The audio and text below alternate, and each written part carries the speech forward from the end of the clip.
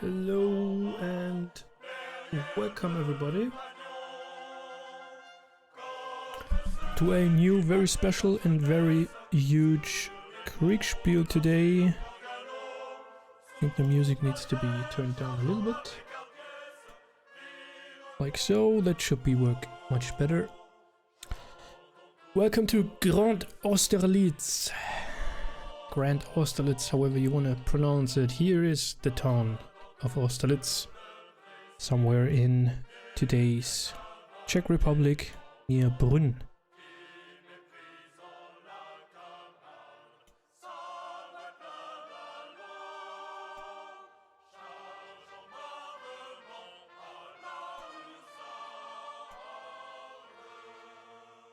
We'll be playing today at the International Kriegsspiel Society with, I believe, 29 players, but I'm not completely sure.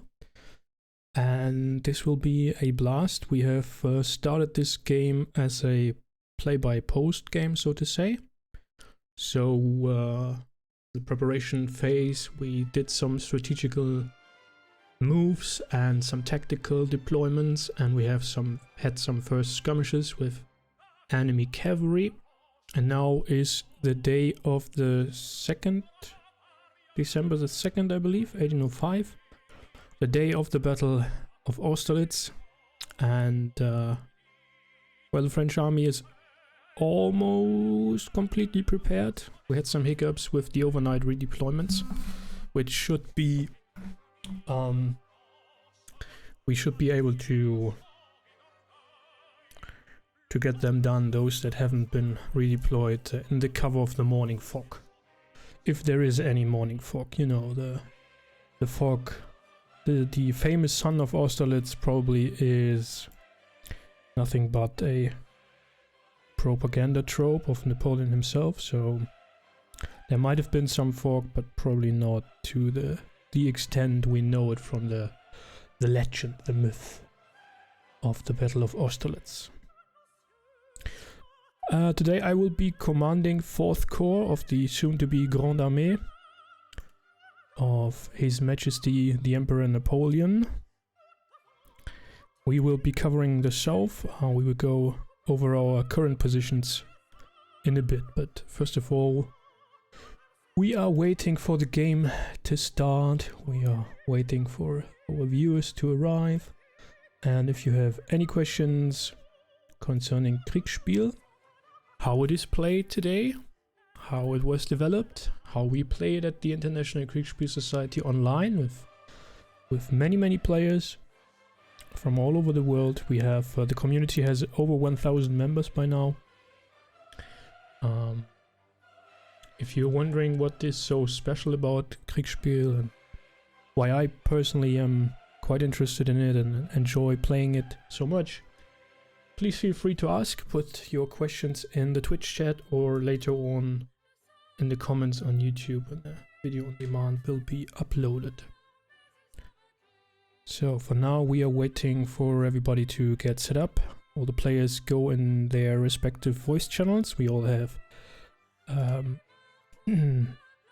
restricted private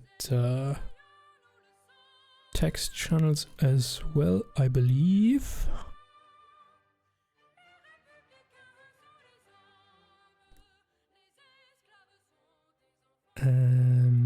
Should be the case. Right now I only see my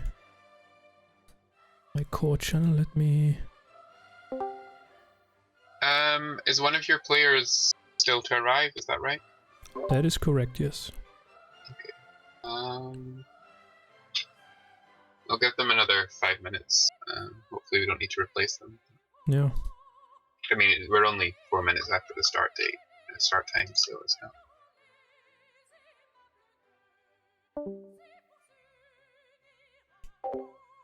And that was Blazzertrail, who is the lead umpire of today's game. He has designed the scenario. Well, it's mostly the historical scenario, of course, but with some slight variations.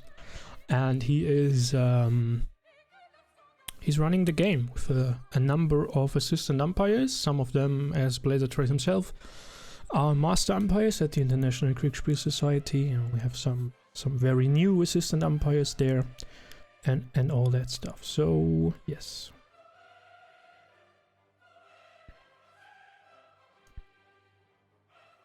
We are waiting for General de Division Van Damme, who has not arrived yet in the voice channel. I hope he'll be around. Let me ping him. His call.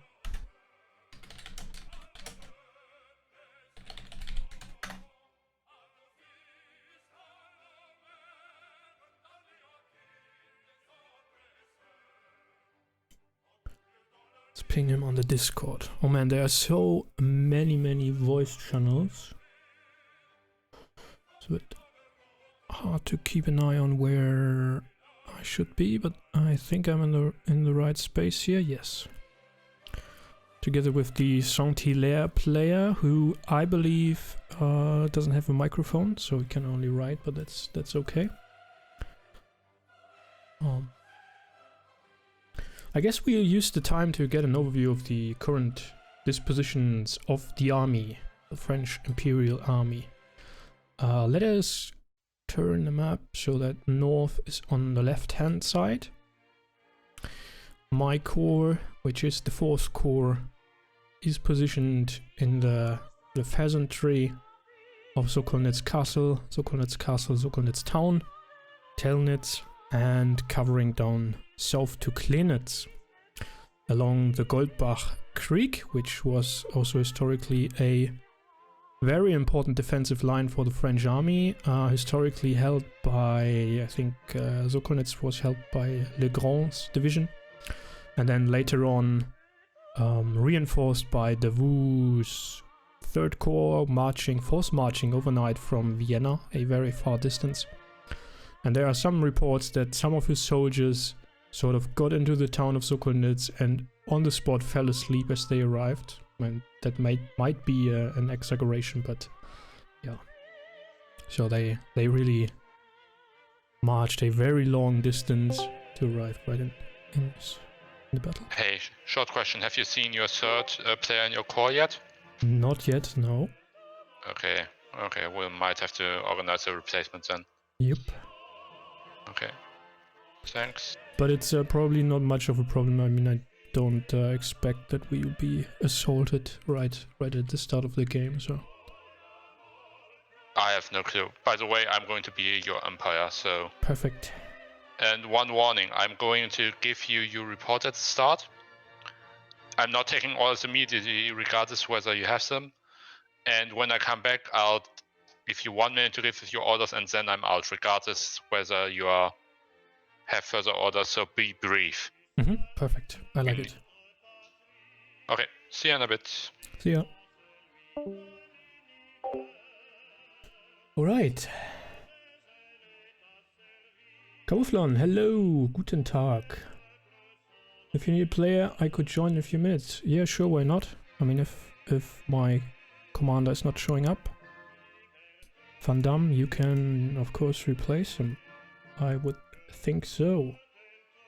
He's online on Discord, but absent and does not reply to pings and notifications, so you might want to write in the general chat on the IKS Discord that you would be available for 4th Corps commander replacement.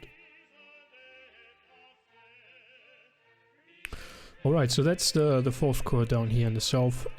We assume that Davout's Corps, the 3rd Corps, will arrive around noon in the scenario, and assumedly in the south as well. So we are much stronger than the historical position was. So far we only had contact with Russian Uhlans and Cossacks in quite some numbers, at least 2 brigades I would assume, supported by some guns on the Pratzen Heights, but they ran into our Grand Battery here, and I probably need to take another color so that you can see my cursor a little bit better. Let me get the blue one for the French, of course. I'm not looking for players. So yes, way much stronger than the historical position and will be reinforced by their VU. We haven't seen any enemy infantry down here yet, but that does sort of align to the approach march a situation of the allied army, of the Austro-Russian army, which only did take positions, I mean, like barely overnight and then on the morning of the 2nd December. Then we have a big gap in the hole, which should have been plugged by the 1st Corps under Bernadotte. They haven't implemented their overnight redeployment orders yet, unfortunately, but they are aware of their situation and they will probably fall back along the Olmütz road and then reposition themselves over here. It's not that much of an issue as we are starting early in the morning. And we have the Grenadier Reserve Division and the Heavy Cavalry Reserve Division under non-sauté of Marshal Murat's Corps, who is currently with 2nd Dragoon Division here of Walter, covering the Stupernitz Heights, and they will be falling back as 1st Corps is falling back and redeploying to this position. Then we have the 5th Corps along the northern part of the Goldbach with 5th Division on the far left flank. They just arrived overnight or at dawn, I believe. That is Marshal Lannes' 5th Corps and the 6th Division of Suchet, which should be deploying into Bellowitz and Slapernitz. Hasn't done that so far, and I think the Treillat Light Cavalry Division is also part of the 5th Corps. And then we have quite out of where they should be, and they also should have been redeploying overnight, the Imperial Guard Division under Marshal Bessier. They will have to redeploy immediately as the game starts. They are supposed to be on this hill with the Emperor west of Bellowitz. We had enemy movements, and I have to turn on this thingy. Opa, opa, opa. Opa, Kamerad. There was quite a heavy enemy push in the north, actually. We had some standoffs with cavalry here. As I said, a battery and cavalry here. Up here in the north there was actually even enemy infantry to be seen. And a combination of Russian and Austrian batteries. Hello. Since it looks like the is it Sushi? I think. Or no, Van Damme. Yeah. Going to be here. Rankin's going to take his place. There we go. He said he might have to leave, but maybe the original Van Damme will take their place anyway. So if you want to catch him up on what's going on, let me just assign your channel. So you are the 4th Division. Which is. Yep, that's correct. So yeah, give me the law dump. Who am I? Where am I? What am I doing? Your initial reports pretty soon. Yeah, do you have the module open? No, I literally just discovered this existed. Okay. Where do I get Could you send me, link perhaps? quickly? Yeah, sure.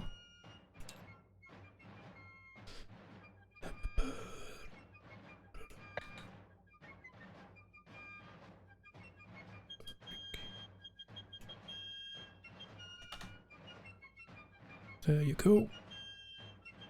Thank you very much. Thank you very much.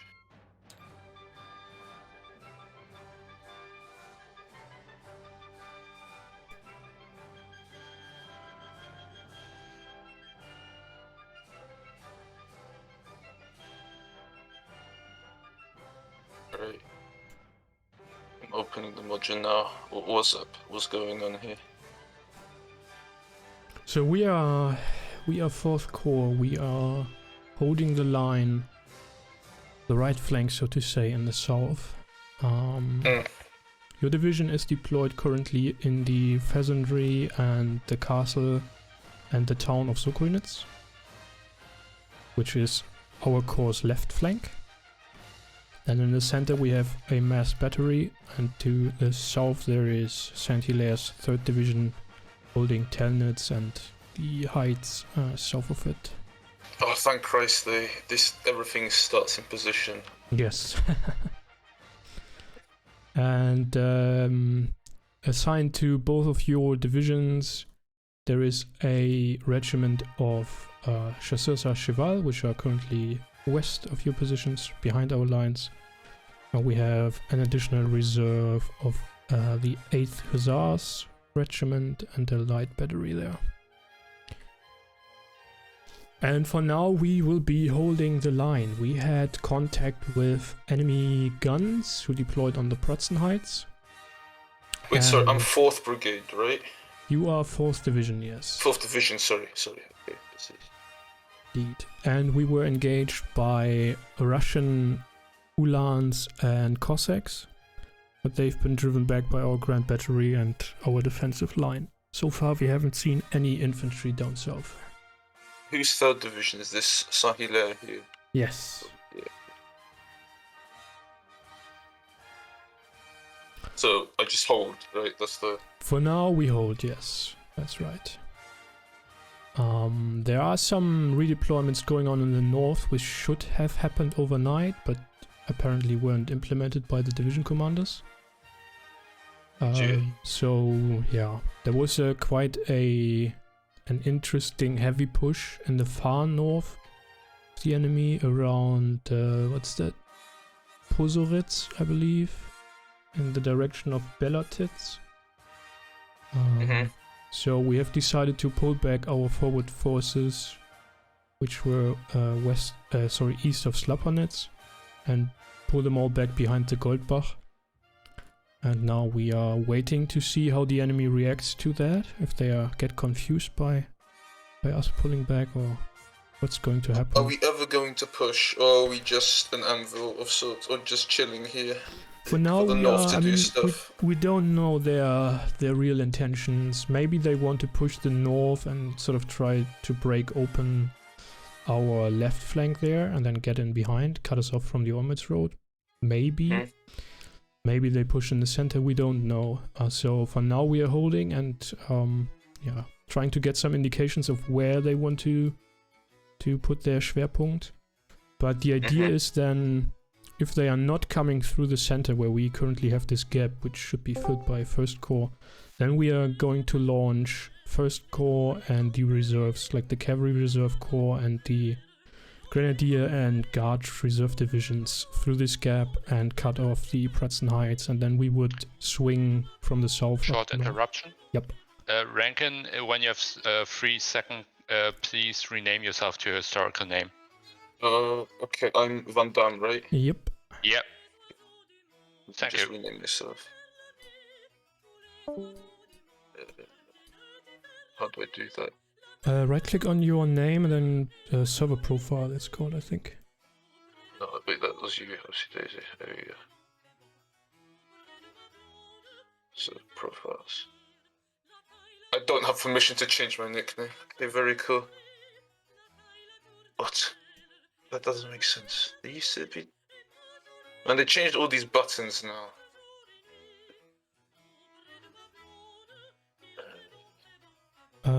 Does that not work on the, let me see, profile? I have to search for this server, I think. What's it called again? Kriegsspiel.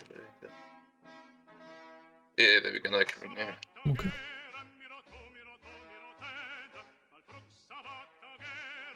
Man, I got a new keyboard and it fucking doesn't have half of the bloody, like, symbols, man. Worst investment of my life. Okay.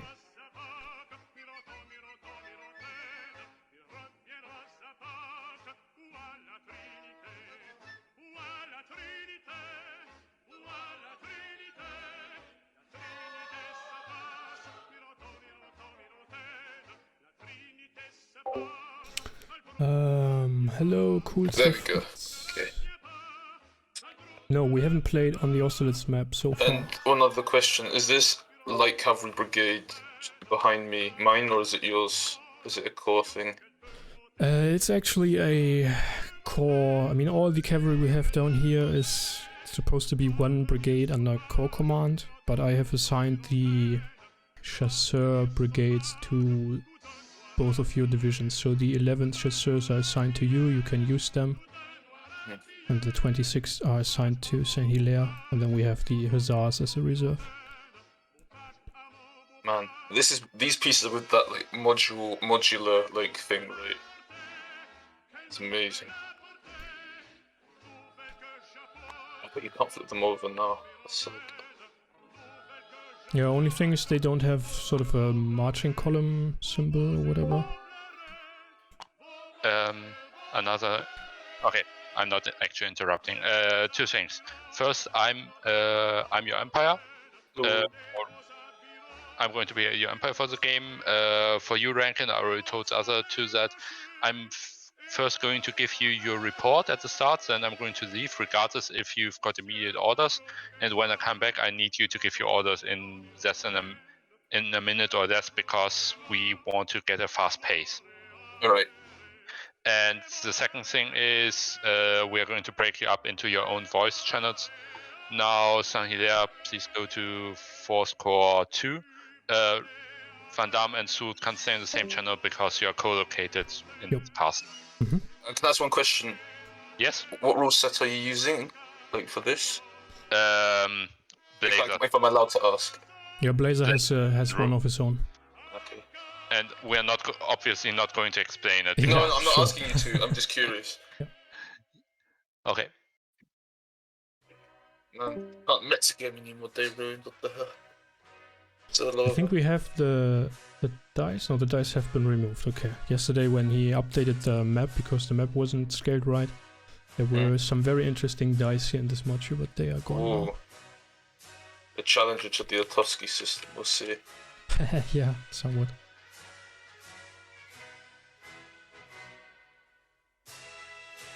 I've never played or tried to use the Otovsky system for more abstract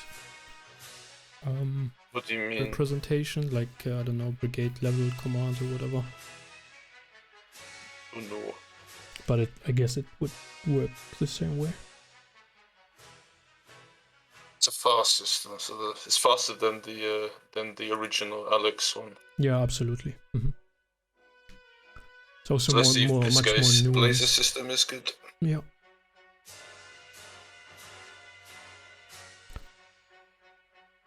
Okay. I'll be back in a minute. So let's go to the chat. Sorry, Camouflon, for that, but I guess there would potentially be more open slots. So just as I said, ping Blazzertrail in the general chat. Let him know that you are available as a replacement player. Otherwise, you could join our voice channel. Oh no, it's restricted. Sorry for that.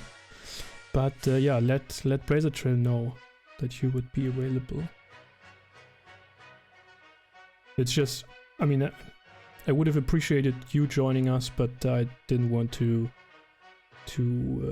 oppose Blazer there. He's the lead umpire, and the umpires, especially in this phase, in the beginning phase, they need to get things sorted very quickly, so I don't want to go back and forth and discuss with them. Do you need replacements? Currently not. The Rankin has arrived as a replacement commander for Van Damme's division, but also Amentus, put it in the general chat on the IKS Discord if you are available as a replacement. Kurzer fragt, maybe there were multiple Telnets towns. I'm not sure. Probably.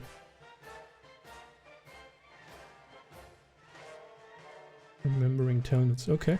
Yeah, maybe. Maybe there was one. I don't know.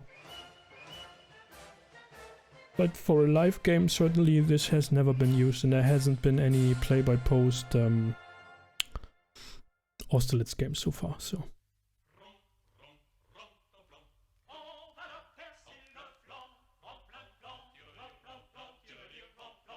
Mantis, I'm here, but I've seen your map. Yeah, sure. I mean, if you join the French team, that wouldn't be a problem, you know? Because the French have the same planning module as we were able to coordinate our current deployments overnight. It's just the early morning right now. Okay.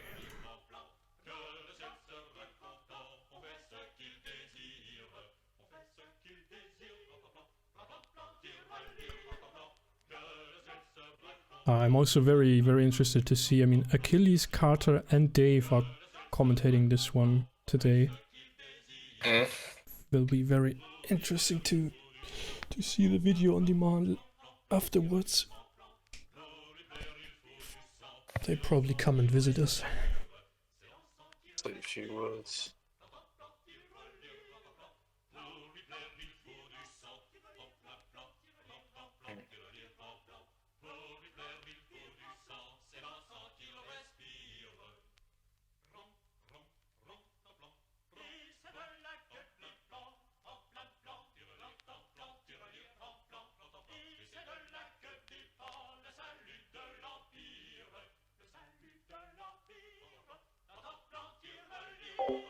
Today I've put on some Napoleonic march music for the ambience, for the atmosphere. Yeah, we see if I get a Twitch strike for that. But the game is set for about 7 hours, so I guess there will be some pauses in between, some downtime. It's a bit awkward if there's nothing but silence.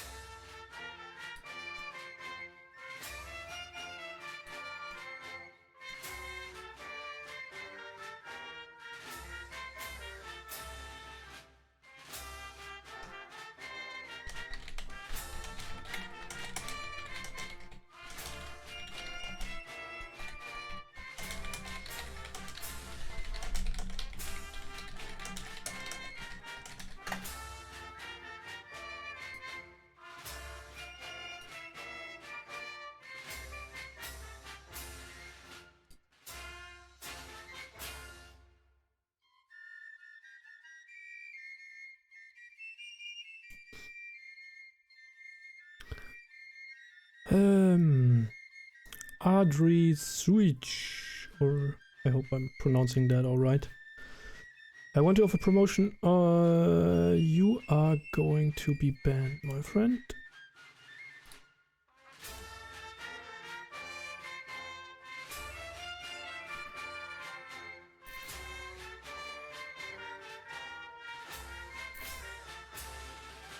There come the bots and the spam and whatever.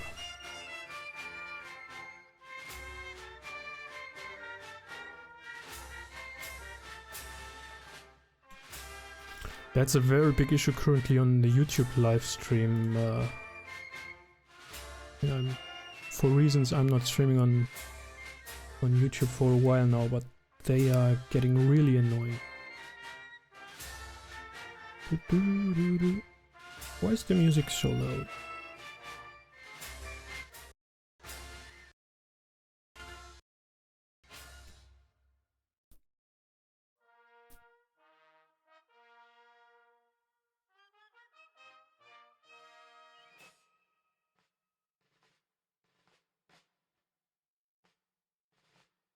No, it's just like very low.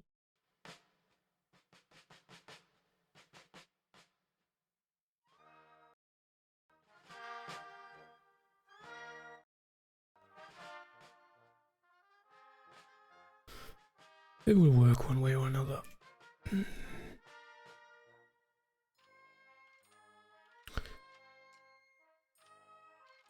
We got our first screenshot, huzzah! What can we see? Fog.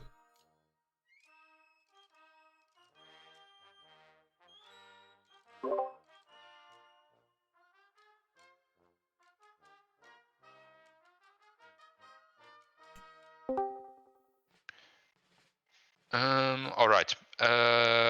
Marshal Sud, General Van Damme. You woke up in your from your warm beds in your castle, and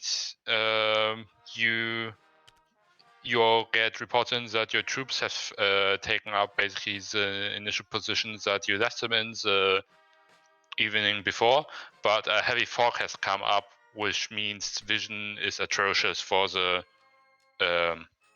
remainder of the beyond a few hundred paces. Any Sure. questions? Nope. All No, right. that's good. I'll stay here. If you want to give orders, just give them, because down here I can only ride. Okay, so the only thing is what I've already put in the channel. I want to send some vedettes of the 8th Hussars to the south to keep an eye on the road that's going west of the Menitzer Teich, and a small group to Mautnitz and Rosalia just to keep an eye on our far right flank. You want to send some vedettes? What are Yes, vedettes? that are small scouting parties.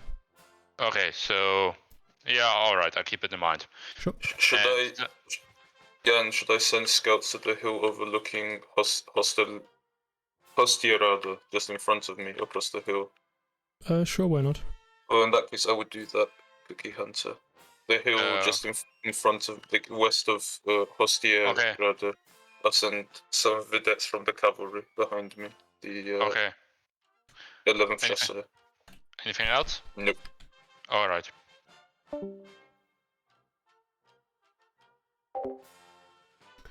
Yeah. It begins. Yeah. Alright. Yeah, I'm accepting bets now. Do you think these lads will actually go through it quickly? Or do you think it will be a disaster? I don't know. Or in between? I don't know.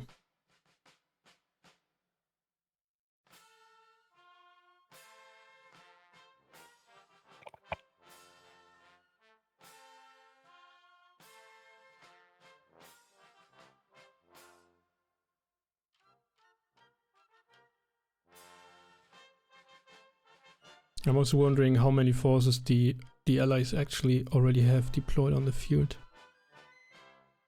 I'm sorry? I'm also wondering how many forces the coalition actually has already deployed on the field, or if there are still some coming up in column. I mean, if they are already there, then they must be somewhere between, I don't know, the Pratzen and Austerlitz in covered positions. Wait, did he say how far we can see? Because weather's shit. But Yeah, only a few paces. I mean, like a few hundred paces. okay.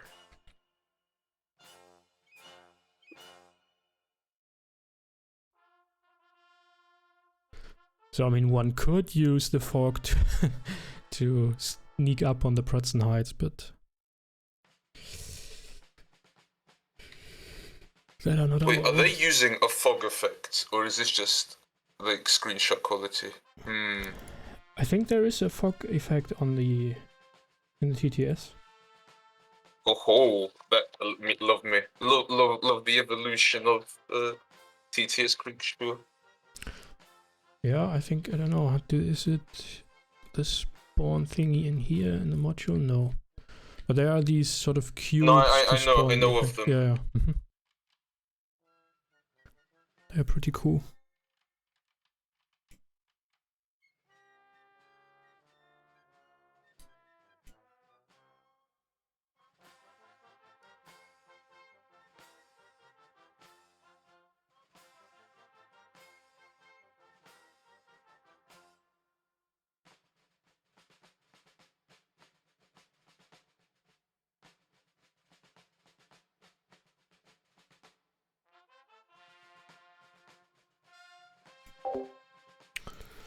Alright.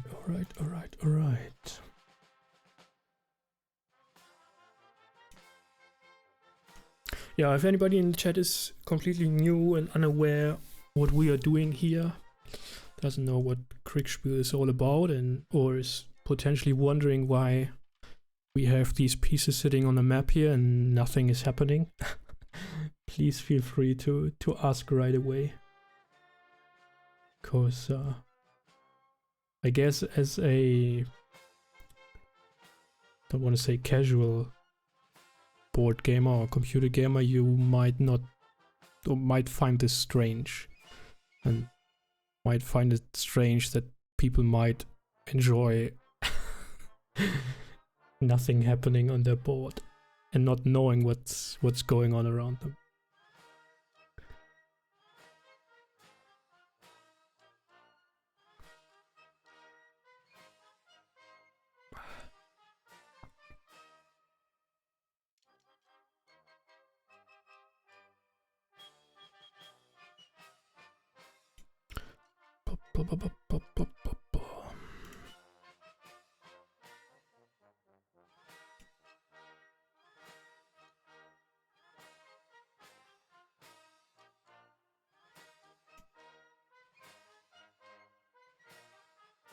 So who of you has actually played already? I guess only Amentis, right? Putz probably not. Camouflon also not. Who else do we have there? Uwe, I don't know if you have played Kriegsspiel before.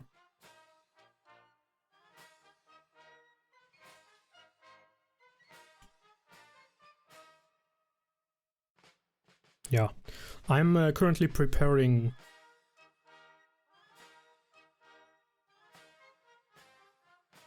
Let me think. What should I say now? Should I say I'm preparing a game or some games or 3 games? Anyways, there have been some ideas for several months now to host a medieval Viking themed game. Yeah, there you go, Amentis. Totally agree.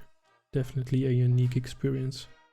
So a Viking themed game for which I currently had or recently had some, I think, nice new ideas how to set it up. Because I want that to be a little bit more roleplay heavy, so character oriented. I think the secret objectives in the Jersey scenario played out very well, and this idea to implement them there actually came from a discussion I had about the Viking game. So yeah, that would be even more heavy on roleplay elements, which I think makes even smaller scenarios much more interesting. Gives them a little bit more depth beyond just pure tactical thinking. And I mean, if we want to approach sort of historically inspired settings, then I believe that is an important aspect of it, because historic agents, so to say, actors, people, they had opinions and they had plans and objectives of their own, and they often did not act in a reasonable manner.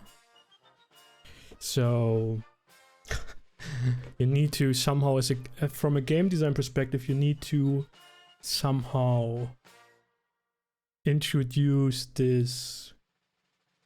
I mean, it's sort of part of the contingency of historical scenarios, but also a very personal level. So again, for me, Kriegsspiel is all about people. I think I've said that before.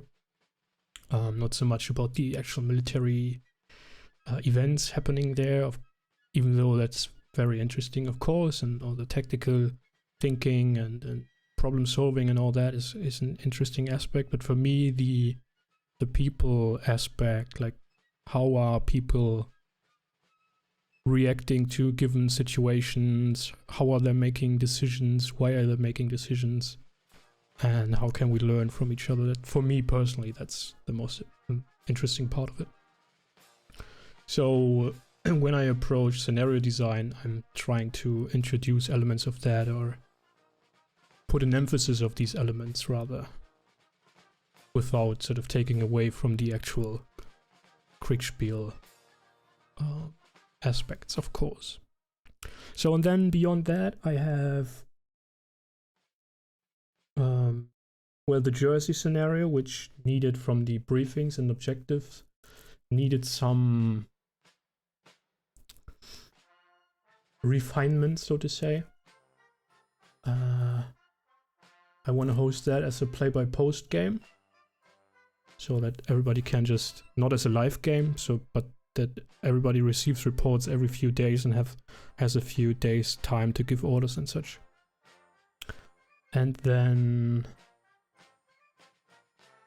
I have ideas for a Napoleonic or French Revolutionary Italian campaign scenario, which probably will also be play by post or play by text, however you want to call it, just because of the size of it. I think in the Bohemian Incursion Kriegsspiel there was a Vordertelnitz. That's, yeah, you're absolutely right about that. Exactly, that's up in the hills, right, in the north, where when the forces come down this main road from Peterswalde. Yeah, they are going through Vordertelnitz. Exactly. And we got a new screenshot, and it shows exactly the same.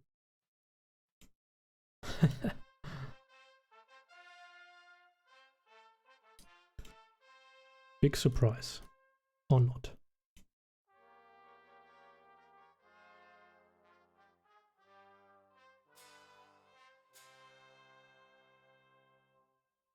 And I see there is potentially a spot for Camouflon to join in later on. That's great.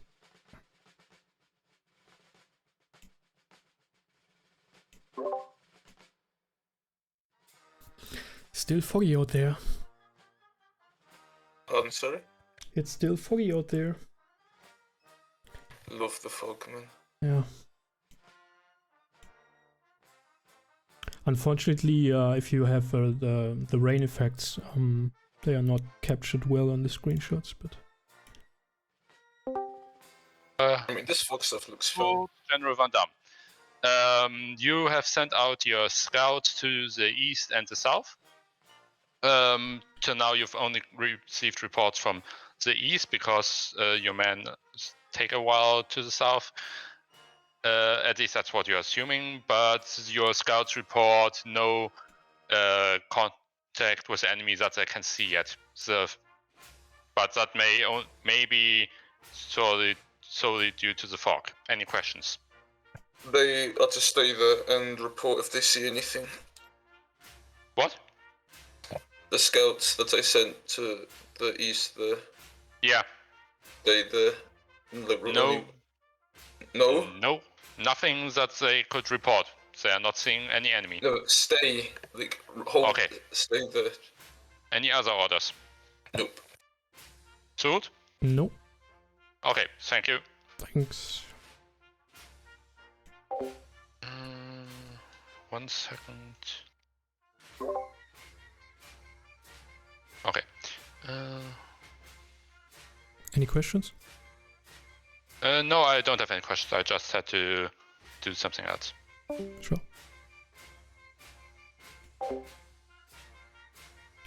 Alright. Some words about your general strategy. Okay, yeah, I did that in the very beginning, but of course we can, as you joined in a little bit later, let's talk about it again. So, we pushed forward yesterday to, let me grab the pen again. So along the main road, we came from Brünn basically, you know, the big town here, along the Olmütz road into this forward position, and here on the Slapanitz Heights, and down south we basically just deployed on this line and stayed there. So let me delete this one. Apparently the enemy did try a very interesting, weird cavalry, artillery and even infantry push into this direction. So they had batteries here, they had infantry sighted here, they had cavalry here, here. Well, and here they got repulsed by our Grand Battery and potentially, most likely, retired behind the Prussian Heights. So all we know in the south is at least 2 brigades of Russian Ulans and Cossacks and enemy batteries on the Prussian Heights. That's all we know here. We haven't seen any infantry yet. Then apparently in the north there was this push by enemy cavalry, infantry and artillery. For some very weird reason, the Guard division was thrown into this position over here to cover the far left flank, which is absolutely weird because this terrain here is impassable. So they are standing with their backs to a wall, basically. They were ordered to redeploy overnight to get back into defensive positions, or reserve positions rather, down here where the Emperor is situated and where the cavalry has already redeployed. That is mostly Murat's Cavalry Reserve Corps, which was on these heights and returned back. The Dragoons are still there, which are also part of the Cavalry Reserve. They will be falling back as 1st Division, or 1st Corps rather, is falling back. They as well had orders to do so overnight, but apparently the division commander didn't follow those orders, so these guys are somewhat exposed over here. They are ordered to fall back and close the gap right here, where we have nobody covering this area now. It's not much of an issue because of the fog, and if the enemy pushes in, I mean, the heavy cavalry can counter push, and we have the Grenadier Reserve Division here as well, which can block that approach. But to sum that up, in the north, that means we are currently in the cover of the fog, pulling back 1st Corps, and then eventually we'll be pulling back the Dragoon Division of the Reserve Cavalry as well, which leaves the, unfortunately, the very well defendable position of the Santon Heights, the historical position of the French Grand Battery covering the Olmütz Road, and the Slapernitz Heights completely open to the enemy. And we hope to, by pulling back on the Goldbach line, we hope to confuse the enemy and lure them into attacking us. I mean, it's still not sure if this attack in the north was just a distraction, or if they actually try to get around our left flank and sort of drive a wedge in here between. Okay, so Van Damme's showed up, but he's going to be an ADC to you. Okay. Since they were late, so. Yep. Well, welcome to the party then. Hello. I mean, if you want, you can take my place and I'll just chill a bit here. That's fine.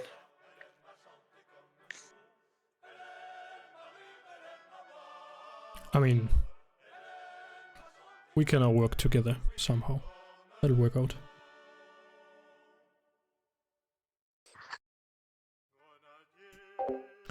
Alright, so we are leaving this area completely open to the enemy. Let me draw that. Basically this sector here, to confuse them and pull them in on our position. And as we don't know their intentions yet, we are just holding a defensive line along the Goldbach. Basically this line here, like so. 3rd Corps under Davout will arrive about at noon, which is in about 6 hours in-game time, somewhere in the south to support our position. It might get redirected to this gap position where 1st Corps will deploy, and which might be the origin or the start-off point for an attack. So if the enemy is actually pushing against this line in the north, which should be well defendable,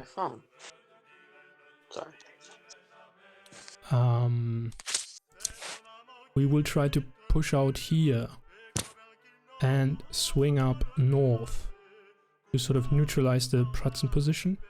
And we can then push in here the 1st Corps, the 3rd Corps, and the Grenadier Reserve, and the Cavalry Reserve Corps, with 2 divisions of battle cavalry. So Dragoons and Cuirassiers. That should be quite something. The only question is, where is the main body of the enemy infantry? That we don't know for now. We are waiting. Sitting and waiting and trying to learn from where they are coming and where they want to put their Schwerpunkt. Maybe they are preparing a new attack. Yes, I assume they have just arrived with the bulk of their forces overnight. And maybe they are still arriving in the morning right now. How long do you think this Kriegsspiel will go? It is announced to run for 7 hours. Might go longer, I don't know. If the 7 hours actually include the debriefing discussion or not. I'm not completely sure, but I like that they are quick pacing the turns and that you don't have much time to give your orders. That's an additional challenge, which I do appreciate. It might be something very difficult for, especially for new players. It's something you need to learn and get used to, certainly.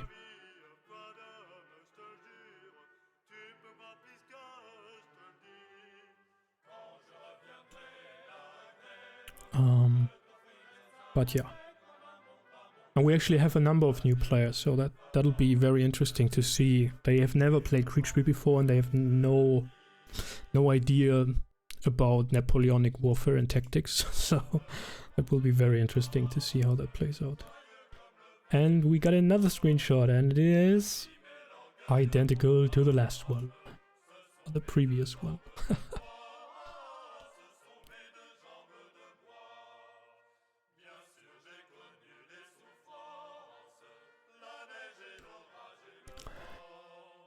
Yeah. I mean, the typo there is quite right? Eiletz der Feuertaufe, or we are going in the Traufe.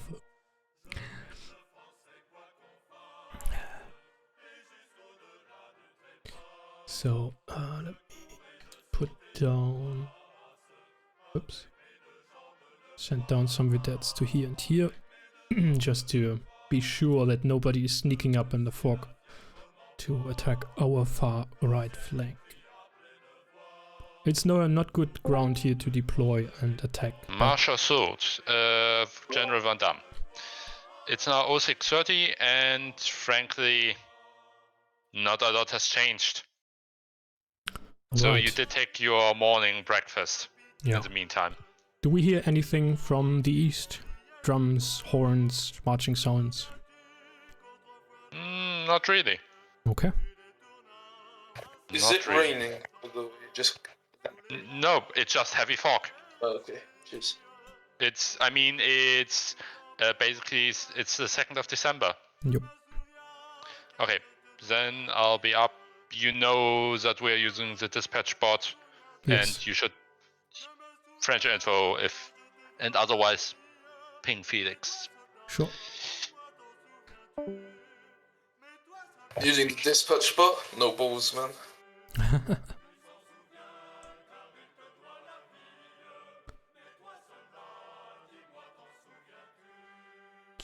I mean, I'll probably send a dispatch at 0700 to let the Emperor know that nothing is going on. We need to do a specific formula for the dispatch bot? It's just exclamation mark dispatch. Could you copy paste it to me in DMs? That'd be very nice if you could do that. And then you can just write it however you want. Let me...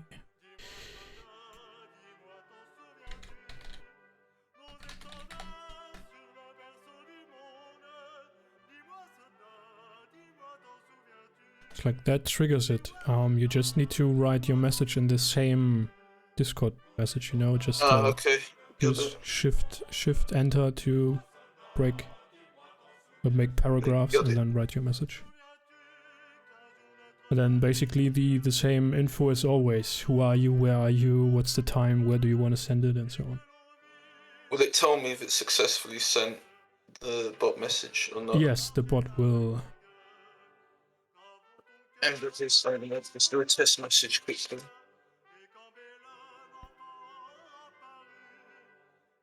This.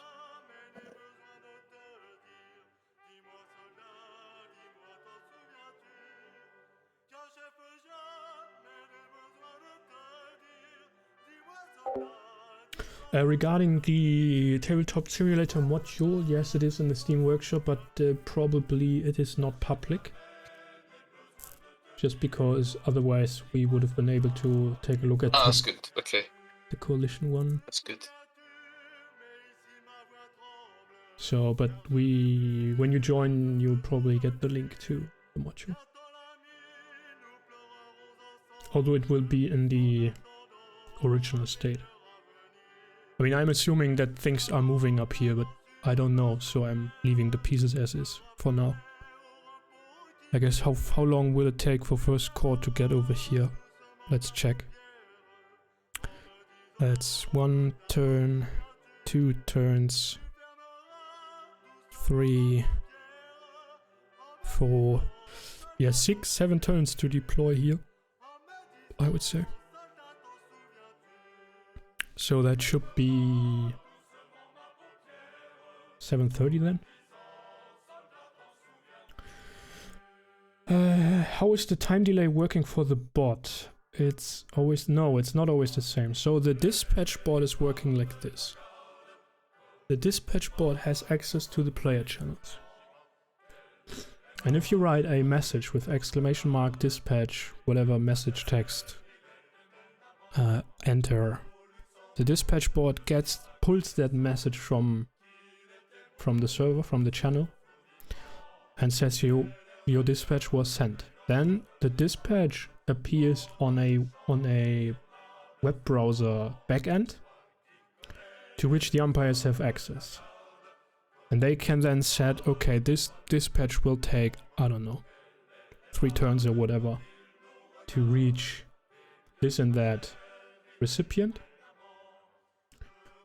And then once, like, the bot gets a notification or an input from the umpires every turn, like 1 turn has passed, another turn has passed.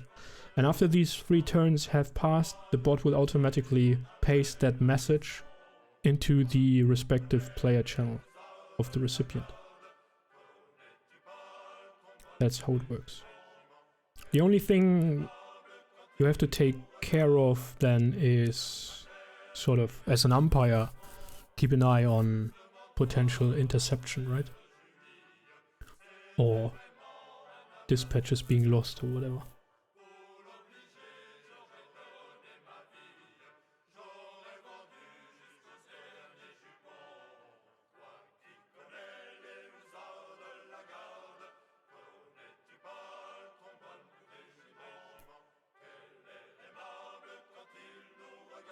Yeah, semi-automatic, right. But that's really the only way you can do it, right? If you want to use a bot. I mean, you can of course just go in as an umpire, copy-paste, put it on a token or whatever in a TTS and move it by hand. Or, I don't know, put it in a text file and check back every few turns and see if it would have arrived by then. I'm not absolutely sure how the other bot did work. I can't remember. We had one program for the Gettysburg game which then was not finished and then basically was never used, but I think that was slightly different. But I believe it had a back-end control for delay as well. I'm dreaming about mapping the actual data from the map into a grid. What do you mean by that? Like, assign terrain features and sort of delays by terrain and so on to a grid? and then have that impact the travel time. Fancy scripts like pathfinding. Oh my god. I mean that should be possible with TTS, I believe, but I imagine current or like frequent crashing TTS sessions. Is it possible that you sent me the briefing you get? Yeah, it's a bold dream. That's a bold dream. I'm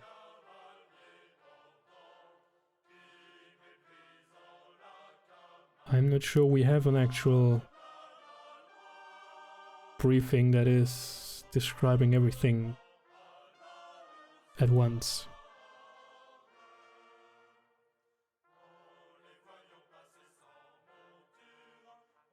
Who would you be replacing? Which division is that?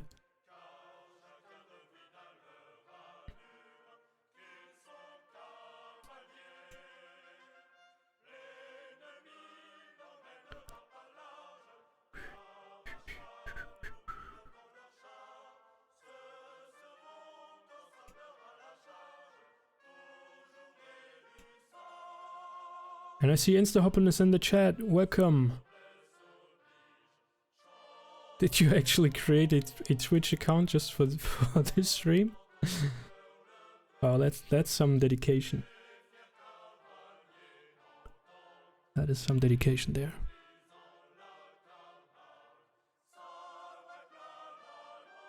Moin.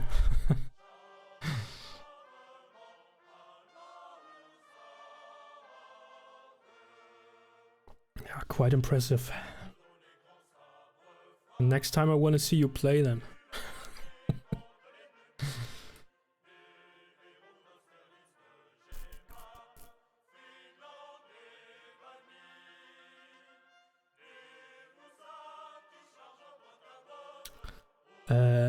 François Antoine Bourset. Who the hell is that? Bourset. Let me check the order of battle.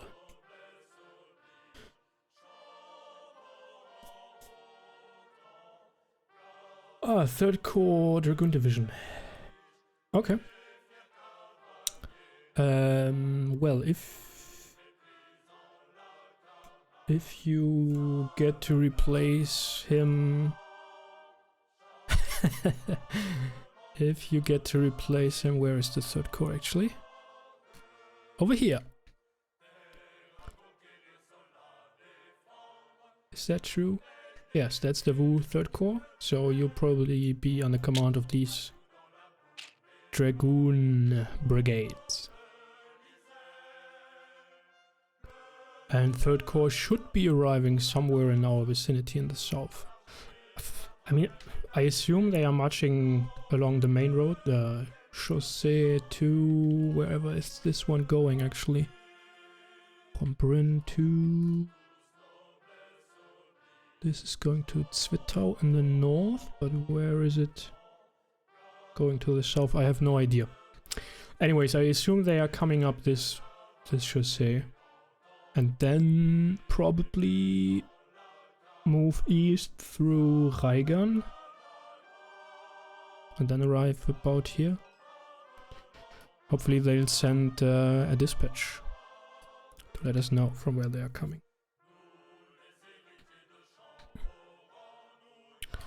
And there's our next report. 6:45, and it looks exactly the same as the previous one. Who would have guessed? Who would have guessed? Well, I mean that's part of the scenario, right? That's part of the scenario and of the plan as well. It's early morning in early December. It's freezing.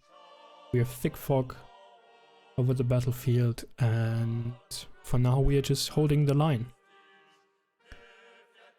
We are looking forward to find out what's going on, what the intentions of the enemy army are. And yeah.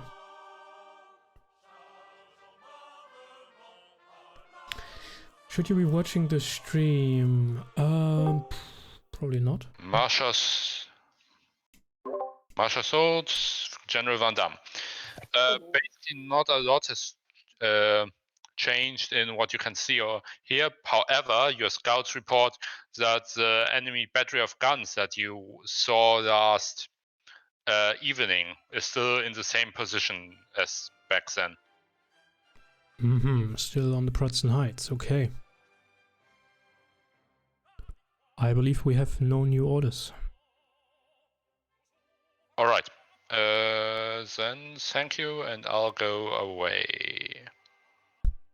Away.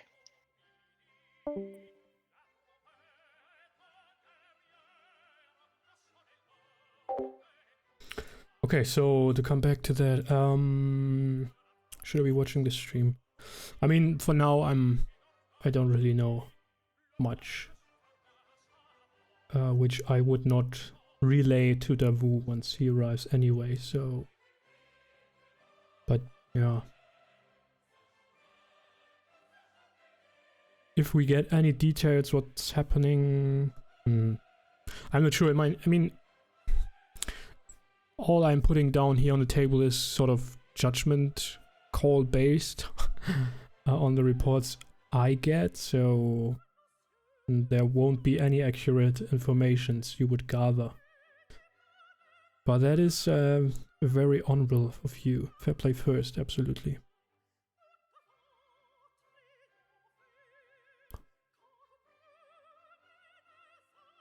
Alright. So, and for everybody who is new in the chat, we are playing Kriegsspiel today at the International Kriegsspiel Society, which is a international community of over 1,000 members by now. If you want to check us out, you can do by visiting kriegsspiel.org. There's also a link to join the Discord server if you want to. We are playing live games every Saturday, plus ad hoc games and a growing number of play-by-post games, also via Discord, text-based. If you don't have the time to attend a 6-hour live game, then that might be more convenient for you.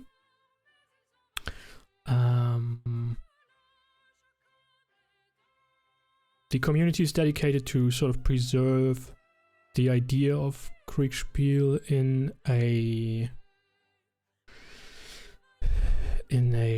civic manner. I mean, Kriegsspiel and modifications of it are obviously still used by the military today as training tools. And we actually have members of the military as well in the community, of course, but we are using it not to develop any actual modern day training rules or test any actual combat situations or approaches, but it's sort of how can I describe that? So I've mentioned before, for me it's mostly about the people and how they interact and react to incomplete information, and how they make decisions of which they know that they are based on a lot of guessing and assumptions, and how they deal with that. But of course there's also the historic layer on top of it, so we are putting much effort into studying history and developing a variety of systems that is able to portray historic combat situations and dynamics. So new players who join the community, they are often a bit confused that first, Kriegsspiel is not like any other board game or computer game. So as a player, we always say, you are in command but not in control. That means first you basically know only very little of what is actually going on around you. And that is a major thing many people need some time to wrap their head around, because they are just used to being in a godlike position where they can give direct orders to the troops and the troops just go and do it. Whether they are reasonable or not, or I don't know. The troops might not do what you want them to do. Most of our systems, and I think the most interesting ones, put a high emphasis on morale questions and so on. So, for example, the Napoleonic Wars, they are not so much about killing the opponent. Of course, there were thousands and thousands of injured and dead during the Napoleonic Wars, especially regarding the ever-growing size of the armies and so on. But the actual casualty rates are very low compared to the numbers of soldiers. Combat is, and especially then with the sort of the emphasis, the French school or French army, however you want to, I don't know, doctrine you want to call that, is putting on impulse and shock warfare. It's all about morale. Can you get your men into an advantaged position? Can you hold the discipline of your men up to not open fire prematurely? Can you get into positions where you can surprise the enemy? Can you get all your different kinds of arms like cavalry, artillery and infantry work together to create situations which are untenable for the enemy to stay in? These sort of things. And as the French system or doctrine, I mean, the one big problem with the perception of Napoleonic warfare is that all the things that are culminating into this French approach have been developed over hundreds of years, right? The impulse warfare that is sort of, I don't know, has been developed for at least 300 years during 30 Years' War to some degree, then the Great Northern War, the 7 Years' War, and so on. That might be something people know of, that the Prussian army is about closing in with the enemy and then charging home, and that apparently Frederick the Great, by doing so, lost quite a number of soldiers, but still was very effective and successful. But that was something because the Prussian army adopted the cadence marching system much earlier than the Habsburg army, which also used it during the 7 Years' War, but was still much more slowly in their maneuvers. Oh, we got a dispatch. My skirmishers at Telnitz report hearing movement of horse to the east. Movement of horse to the east. To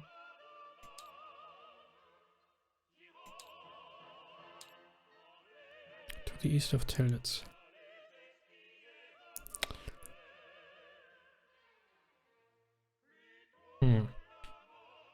How far is it? 6. Potentially somewhere around here, I guess.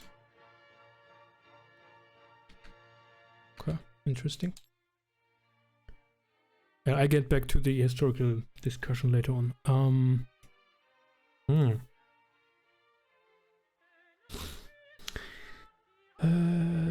Yeah, well, the Russian campaign is something completely different, of course, yes.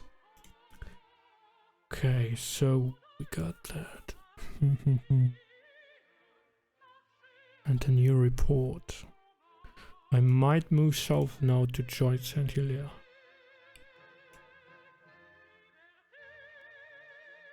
Although he doesn't even have a microphone, so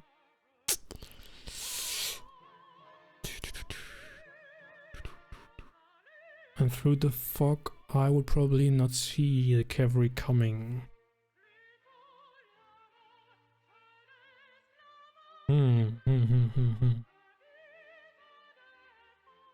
Anyway, I guess I'm gonna join him. I guess I will go and join Saint-Hilaire. Okay. And I will send a dispatch to the Emperor. Should I send one or? No, I will do it. Yeah. Marshal, so General Van Damme. Surprisingly, something of note happened. Whoa! Yeah, your scouts were forced to pull back, or at least get some distance between the enemy and themselves and get closer to the lines, because they were able to see maybe somewhere between 1 and 3 squadrons of enemy cavalry coming up, roughly by their estimation, let's say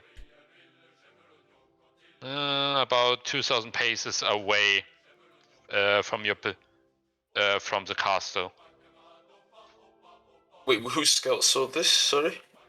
The scouts immediately to your east. Okay. Mhm. They Any saw questions? cavalry, right? They said they saw... They estimated anywhere between 1 and 3 squadrons. Should I send proper cavalry force forward, Jan? Or do I hold them back? No, hold them back. Okay, in that case, nothing. Yeah. Oh wait, I should inform the dude, or you do that. Jan, do you have any orders for me? Yes, I want to personally move south and meet Saint-Hilaire, or yeah, get with him together into Telnitz town and get an eye on the enemy. Do you want to meet him, or do you want to get to Telnitz? I get into Telnitz then. You want to get into Telnitz? Okay. Yes, please. Jan, do I send a message about this discovery, or do you want me to do it? Okay. I will do that. See you in a bit then. Alright. Yeah. So, to Napoleon.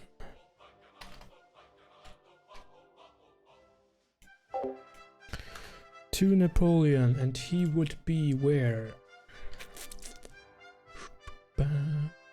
So headquarters.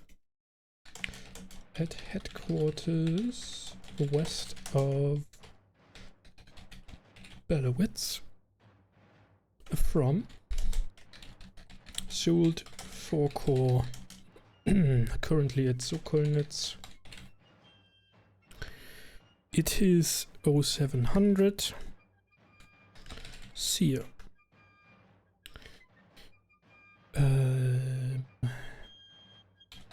Our scouts report the enemy is still holding the Pratzen Heights with their artillery. Their cavalry is closing in from advancing onto our positions.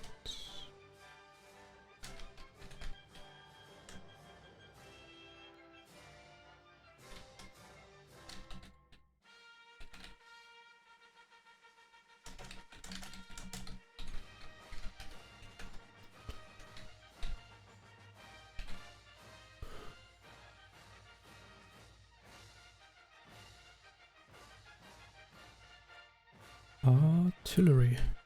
Can't be so hard to spell. The carrier is advancing onto our positions. Or probing, rather.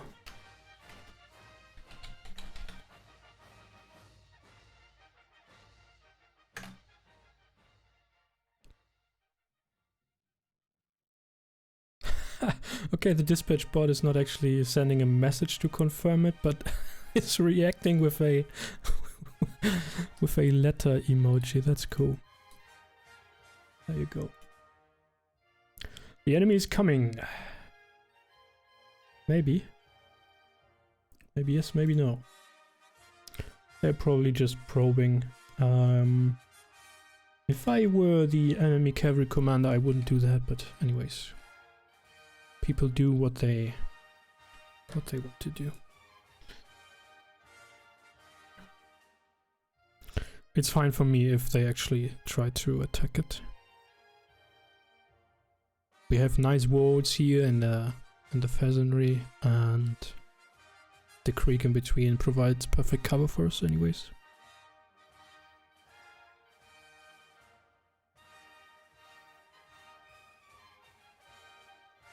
Yeah, I assume those are the same formations we saw yesterday evening, or afternoon rather.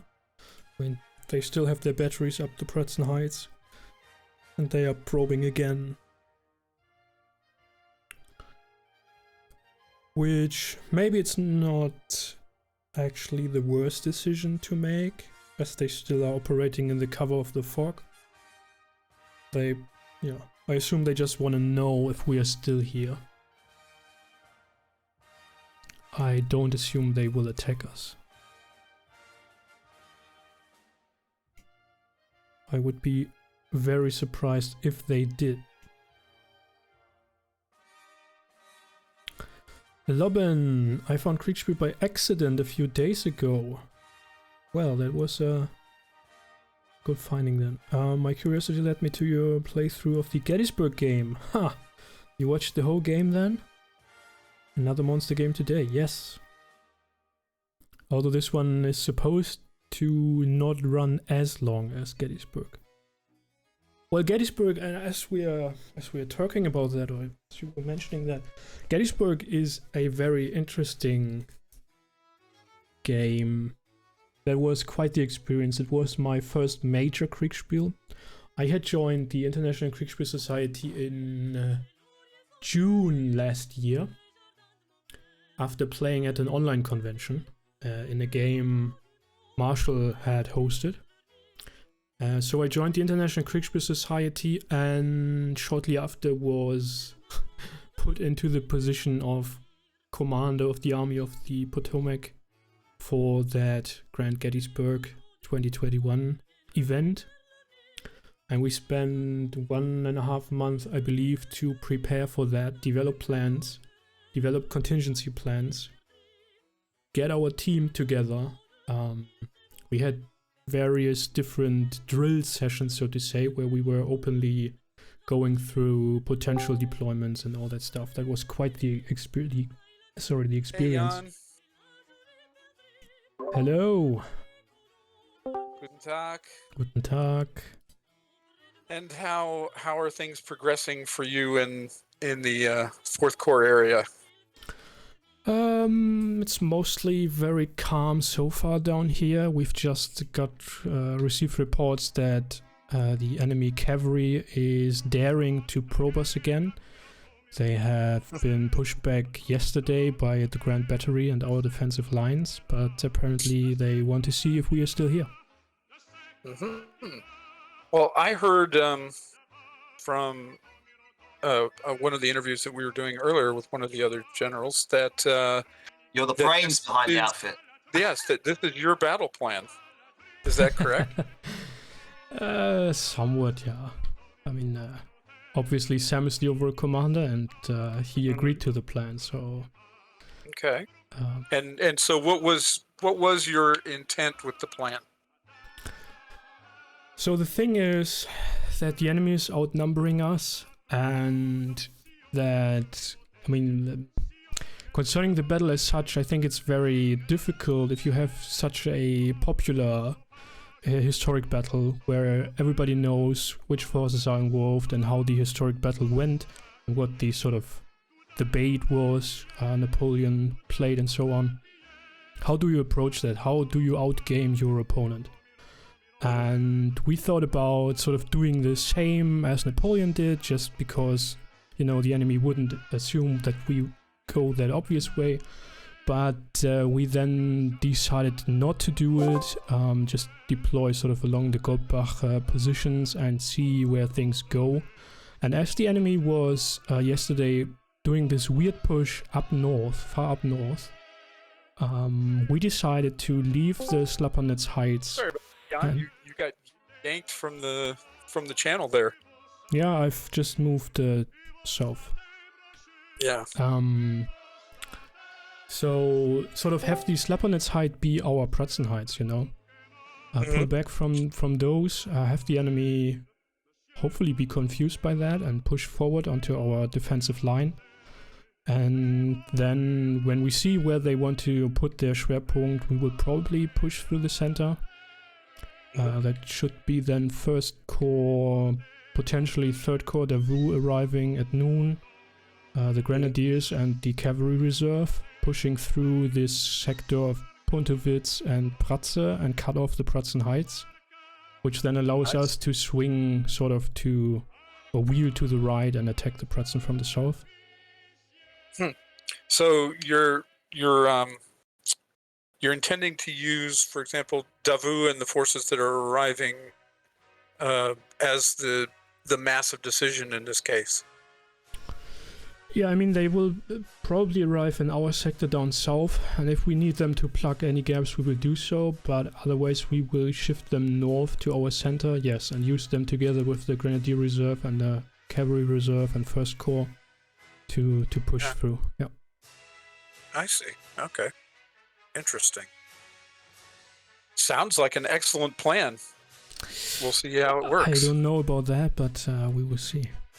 Well, you know what happens to plans. Yeah, exactly. Exactly.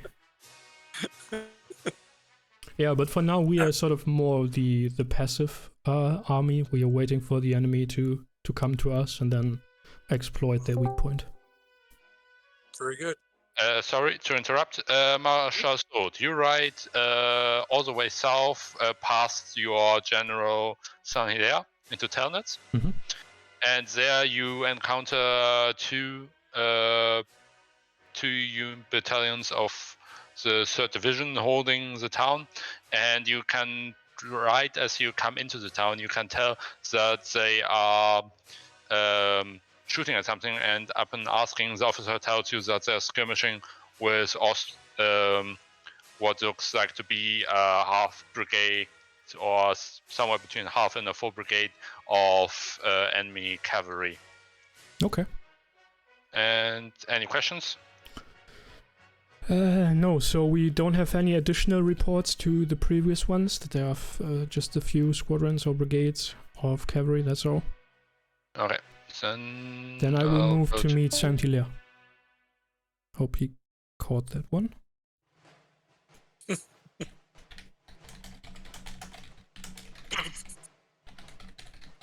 So, and how's the battle going for you?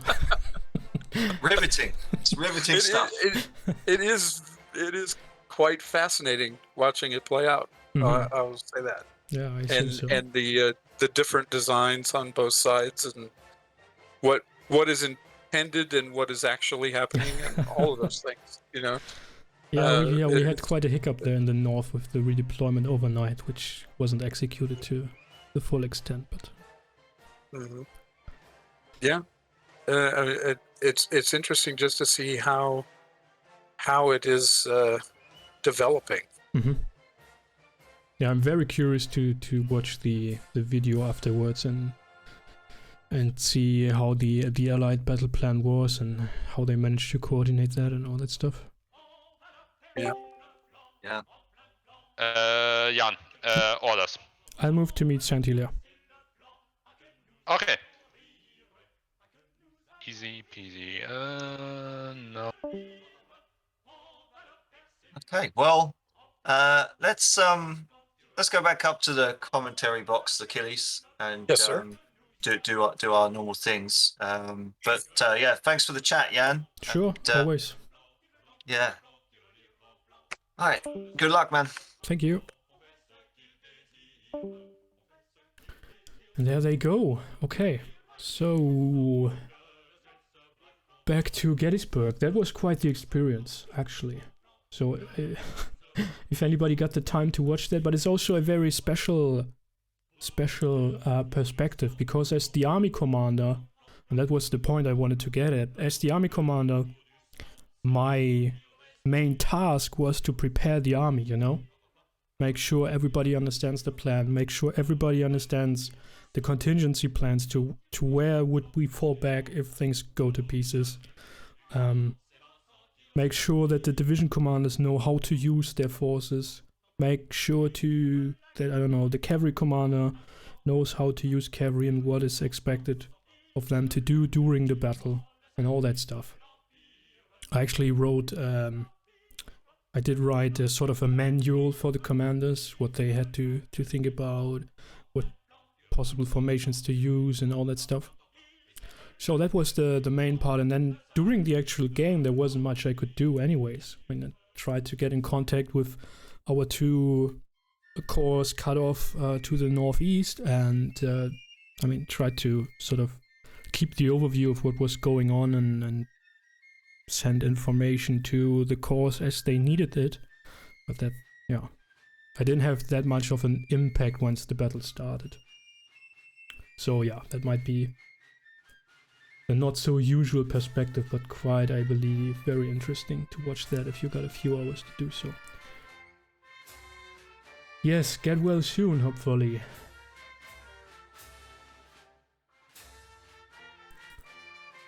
So now, now you have the situation that we are basically sitting here and waiting for the sun to burn the fog away and see where the enemy is trying to land their blow, right? Then outmaneuver them or counterblow. So there is not much tactically or operationally going on right now, which might be a bit boring for you folks, but again, if you have any questions regarding Kriegsspiel or how we run it, if you're completely new to it, if you want to know about specific aspects of it or whatnot, please feel free to put your questions in the chat or afterwards in the YouTube comments, and I'll be glad to answer them. There are so many very interesting aspects about it. Maybe I believe we have some time right now, maybe coming back to the... I'm a corps commander today. I'm commanding the 5th Corps, like all the troops you see right here. This is my corps. I am Maréchal Jean de Dieu Soult today, commanding 4th Corps, covering the Sokolnitz-Telnitz area, the right flank of the army.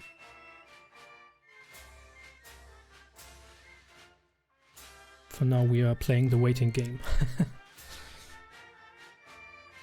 We have very good defensive positions here, so I'm not too much afraid that anything bad will happen to us, or that we'll be surprised by a major attack. After all, the terrain, if you look at the terrain to the east of the Pratzen Heights, that is difficult terrain here with all the creeks and the valleys around them. So, and then the hills back here, that's all rough going. So if I were operating as the coalition forces, I'd probably send forces along this way if I wanted to attack the south. They could use potentially these roads somehow to get into this position. But then again, yeah, we still hold this line, so I don't know. If they focus on here, we get reinforcements of Davout's 3rd Corps anyways. And if that is not enough, our plan is to call the Cavalry Reserve Corps or the Grenadiers to support our position. Although I don't really see how to exploit the cavalry down here, but we'll think about an approach to that once that happens.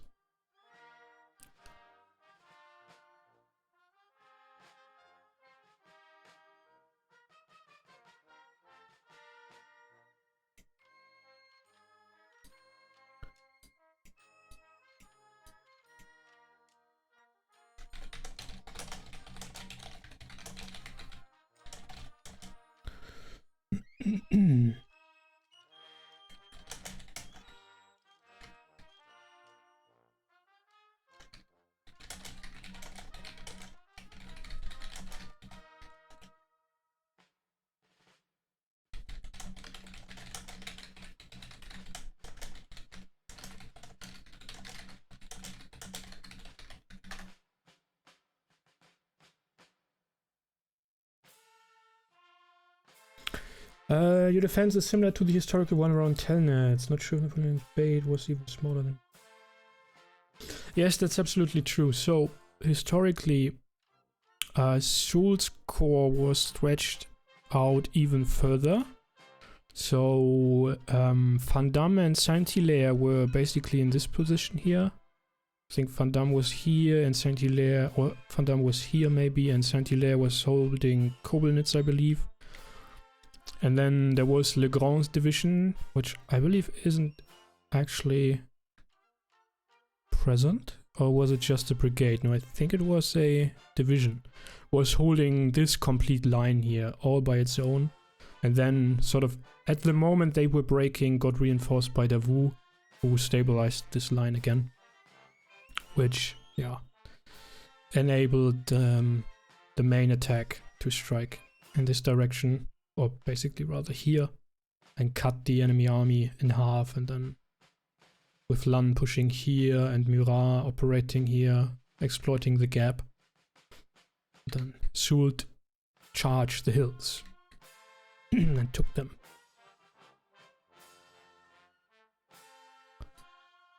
So we are a bit more concentrated, a bit stronger. Another reason why I don't really fear to be overwhelmed unless the enemy brings, I don't know, several columns of infantry to attack us. Then we'll have to make sure to shuffle units around.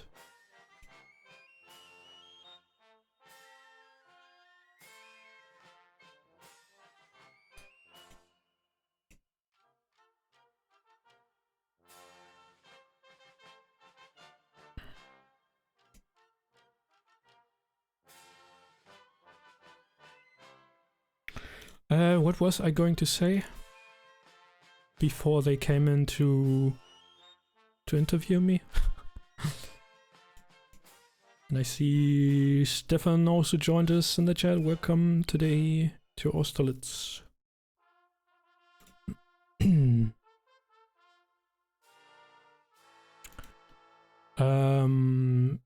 Frage, is terrain in the north unpassable? You mean this area here? North of Kritschen? This here? Yeah, sure. Welcome. Welcome to Lurk. Anytime.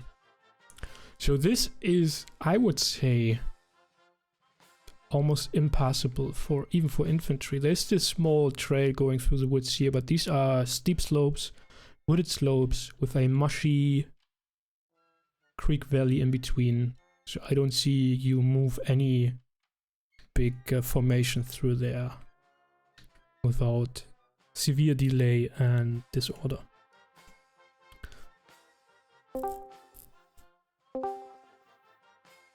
Hello. Hello, Marshal Swords, General Saint-Hilaire. You meet up in the town of Telnet because General Saint-Hilaire comes to you, right up to you just when you wanted to go meet him. Mm-hmm.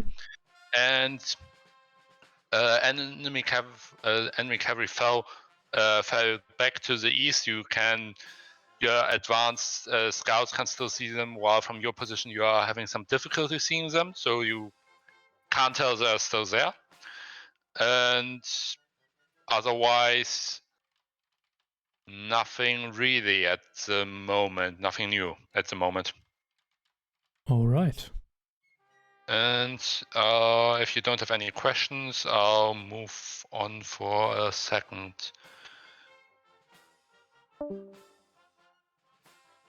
Okay, and the dispatch from Van Damme. 3 squadrons of enemy cavalry in green uniforms have advanced in near firing range. I'm still holding. Yes, okay. Alright, I guess I will move up north again. So, Saint-Hilaire, for now, just hold the line, hold your positions. They appear to be probing our positions and check if we are still in the same positions we were in yesterday. And that's all good. Unless we hear enemy infantry columns advancing. everything is quite good. And even if the infantry comes, we are in perfect defensible positions. Nothing to worry too much about.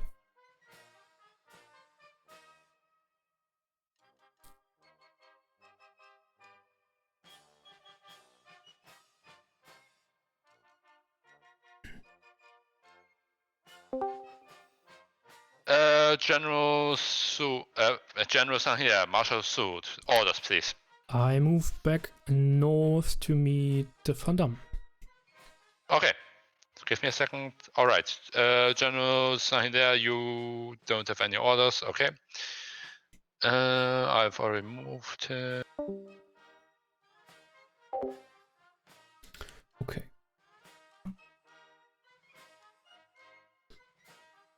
Yeah, I mean, in the end, it's an umpire caller, you know? That is the beauty of Kriegsspiel. There is nothing certain in a Kriegsspiel.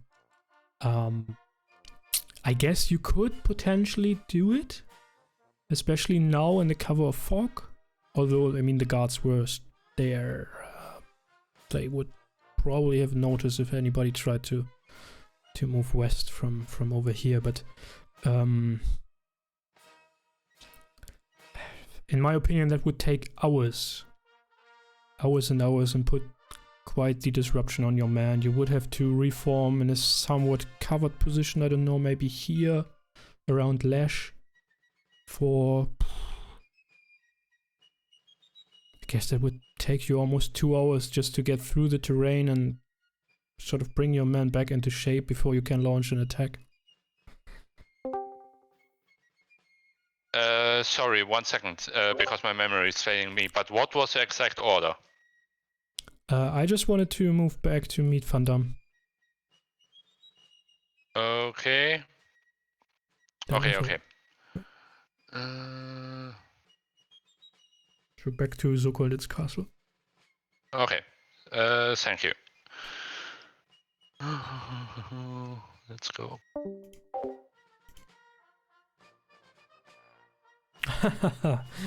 Yeah, I don't know if if you want to compare this position with the Ardennes. Certainly true. I mean, I guess you always have to expect the unexpected, the unreasonable. But with all I know about Napoleonic warfare and infantry, I mean, if you could, I guess you could have some light infantry or Jäger battalions, try to get through, get into Lesch, and then, I don't know, harass the flanks. But where would they go? This is all open terrain here. They have no place really to exploit their strength. They'd just be overrun by cavalry.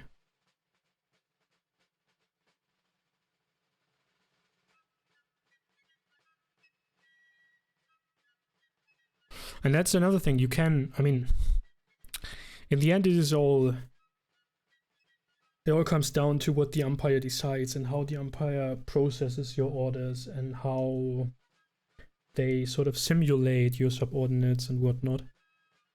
But you can always try to do anything in Kriegsspiel. If it's going to happen, who knows? But you can try. You can give the orders. Again, you are in command, but not in control. And they would be out of communications. Yes, that's another very good point. Although, especially new players might want to try that. Nothing against new players, of course. The core, the main idea of Kriegsspiel, and that is what we try to keep in mind always when we are running games at the International Kriegsspiel Society, even though we are running them for fun and enjoyment, is the learning experience. So everybody is very much welcome to join any of our games, no matter their experience level, background knowledge, or whatever. So we frequently have players who have no idea about the historical period portrayed, who have never played Kriegsspiel before, who have no experience with command structures whatsoever. And Sometimes they do really great, sometimes they don't, but that is also true for the experienced player. So you can have, after all, you can have on paper, you can have the most incredible, perfectly planned out strategy. And still you can lose. As you can in reality, I guess. If you go study the Napoleonic Wars, for example, or any war really, you will find that there are some very, very weird events happening. Like a single battalion just by surprisingly showing up somewhere, coming from behind some bushes, routing complete brigades, and a few hundred cavalrymen making several thousand infantrymen surrender, and all this kind of stuff. And sometimes, I mean, if you are in command of these forces, you'd probably not enjoy it as a player, but sometimes I feel we are even going a bit easy on the players. There could be much more chaos happening, and we often make happen in our games. Which is, of course, I mean, to be expected, because the umpires are also players. They are used to run games in a specific way, even if they are using or developing new systems and whatnot. And so even in that aspect, sort of running Kriegsspiel, hosting Kriegsspiel, developing Kriegsspiel and keeping it to evolve further and further is a process, right? A process that is very true to the idea of Kriegsspiel. We're sort of processing, evaluating, adapting again and again and again. There's also the reason why most of our systems aren't actually available. There are two rule sets that have been written down in a somewhat precise manner, and you can find them via our website as well. The Otovsky system, which we often use for Napoleonic battles, not for this one though, which I think is a very good system. That is available for free. And then we have the Kriegsspiel 2022, or short K22 system, which is much more inspired by the original Reichswitz rules from 1824. So more on the detachment level, small scale engagements, 5-minute turns. Historically there were even 2-minute turns. More streamlined than Reichswitz, because Reichswitz was expecting the umpires to track like every bullet shot and every casualty on the ground and whatnot, which slows down the game quite a bit.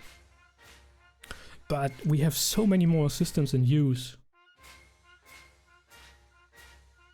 and the reason why they are not available as sort of rules on paper is because they keep evolving and evolving and evolving and being changed and redone ever and ever again.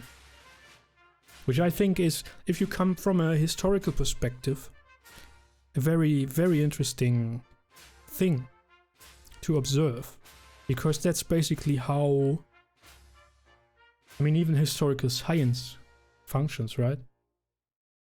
You're working on a subject and you're studying it, and then you get to read new sources which change the perspective, and then you come to the same topic and the same subject again with different questions which lead you into different or to different conclusions, and you keep sort of refining your research outcome, or however you want to call it. In this case, sort of the game design, the rule design. You keep evolving that again and again and precising, getting it more. I hate to use the term realistic, because history is not about realism.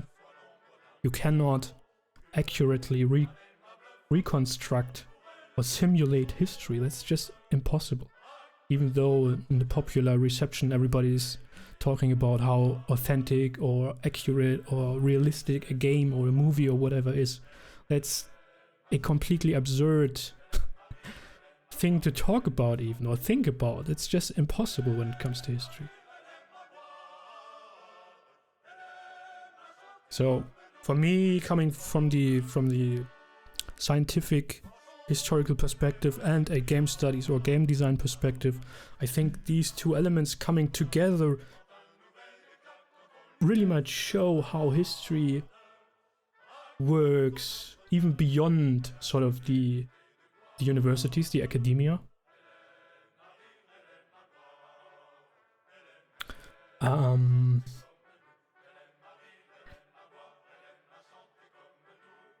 I meant to try to build a dam, but unfortunately the game ended.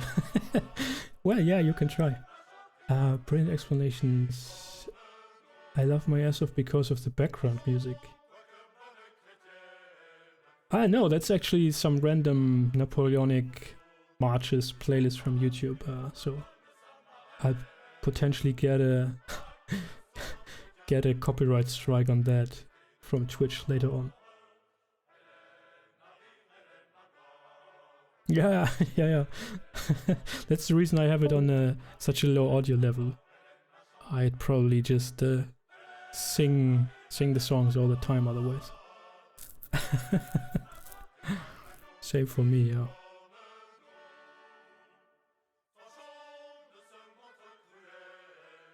Let me see.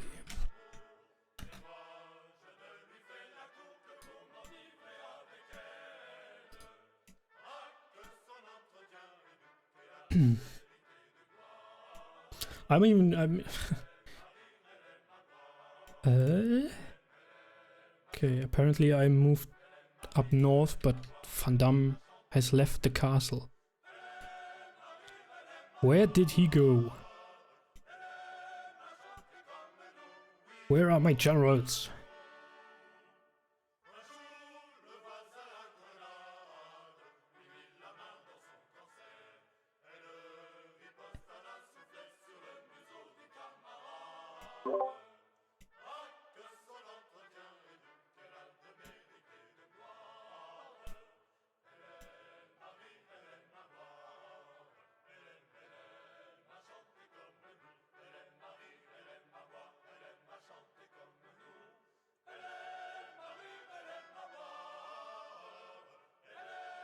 The Empire should be with us any minute now.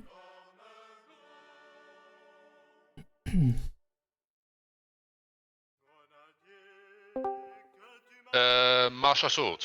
Oui. You ride up north into the Cornets, expecting to find General Van Damme there, but you are being told by one of the aides that stayed there that General Van Damme rode up north, to the north of his northern position, because he heard that there was enemy cavalry force east of Corbinets. Any questions? No questions, no orders.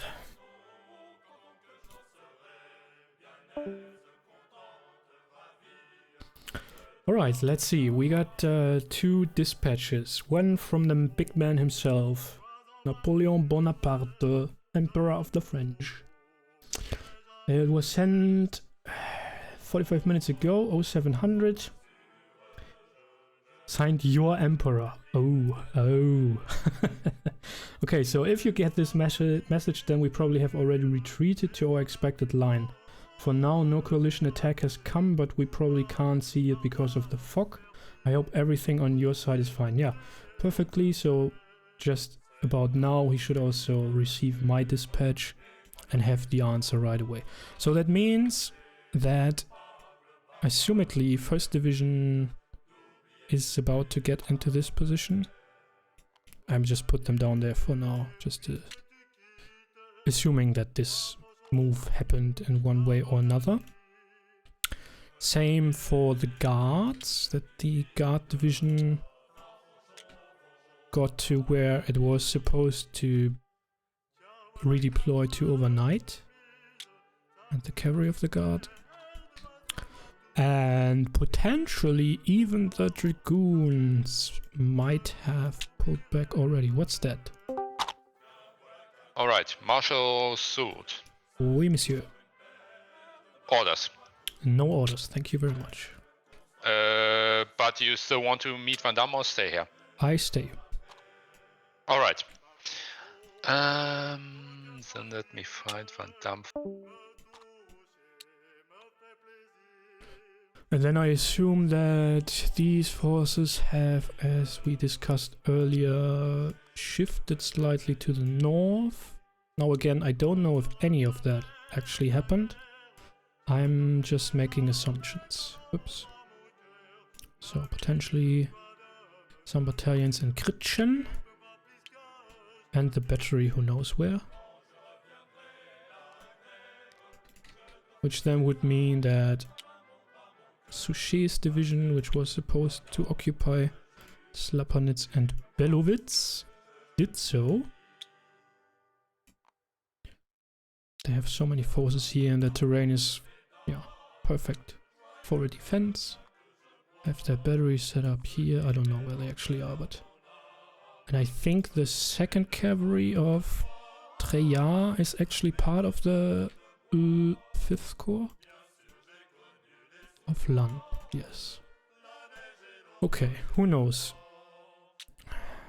Those might have fallen back as well. And now I learned that Van Damme has pushed some battalions into Kobelnitz and might be there himself. Do I like it? I'm not sure. That sort of deprives him of any reserves. Stretching us a little bit thin there.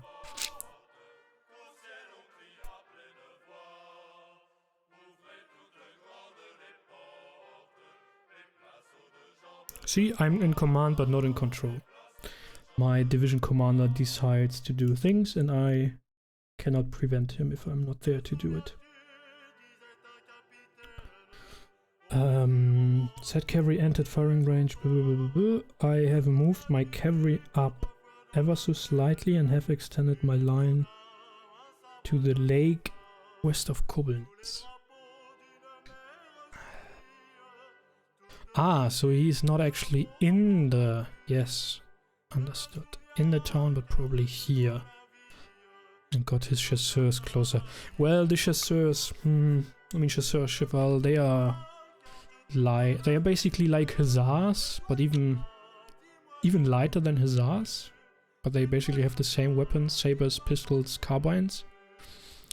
They are... The French Napoleonic army had quite a lot of chasseurs cheval. They were used mainly for scouting, foraging, flank protection and these sort of things.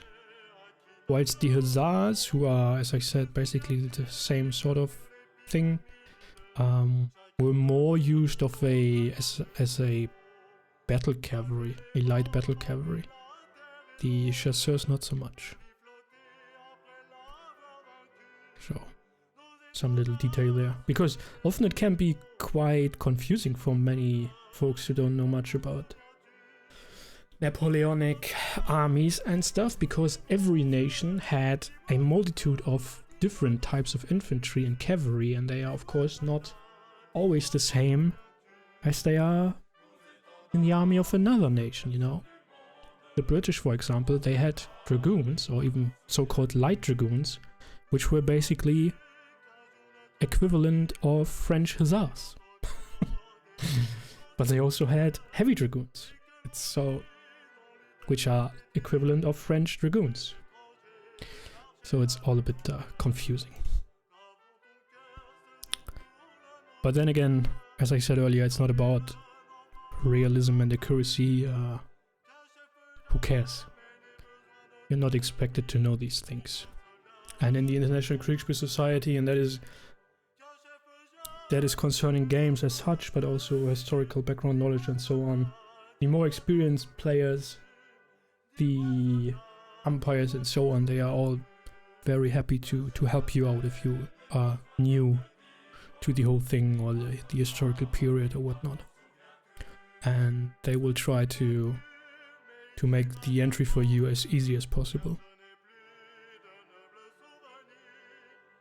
Which I think, I mean, the entry barrier probably, or the perceived entry barrier is probably a big problem for these type of communities, right? So apparently there seem to be some I don't know, weirdos fascinated with warfare and Napoleonic Wars, and they are sitting in front of their computers for 7 hours in a row, pushing around battalions and stuff. So there must be some weird far-right history nerds, right? I don't think that has to be true. So obviously I agree on the notion that there often is this kind of connection, that it is true for some communities, unfortunately. I've experienced that myself. But I think in relation, the International Kriegsspiel Society pretty much takes care of those sort of things not happening, or that we are preventing these sort of things from being the sort of the culture, the gaming culture, the community culture developing. Really everybody is pretty much welcome to join us, unless you're promoting some far right or right wing ideas or whatnot. We have a pretty rigid moderation system on the server, so if there's any harassment or whatnot going on, if you're all the isms and all that stuff, it's not going to happen on our server. And still, and that's what I find so interesting with the community, is that still we have sometimes pretty heated political discussions. So people are getting pretty much involved into these, but not in a negative way, as you often can see on social media and other Discord servers. So staying quite civilized, and if there are some of the few cases where that is not the case, then the moderators are pretty quick to put an end to it. Get people back into more reasonable ways of communication. Anyways, there is another dispatch, 2 actually. Maréchal Davout, the Iron Marshal. I don't know when he sent his dispatch or where he is. That's a classic fail there. The dispatch just reads, from Davout, 3rd Corps to 4th Corps. I'll be at Sokolnitz soon. Are you engaged? Signed Davout.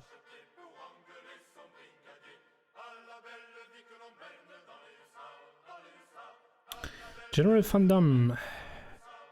Enemy infantry formation is potentially entering Koblenitz. Now that is interesting. Now the spicy part begins. Potential enemy infantry in Koblenz.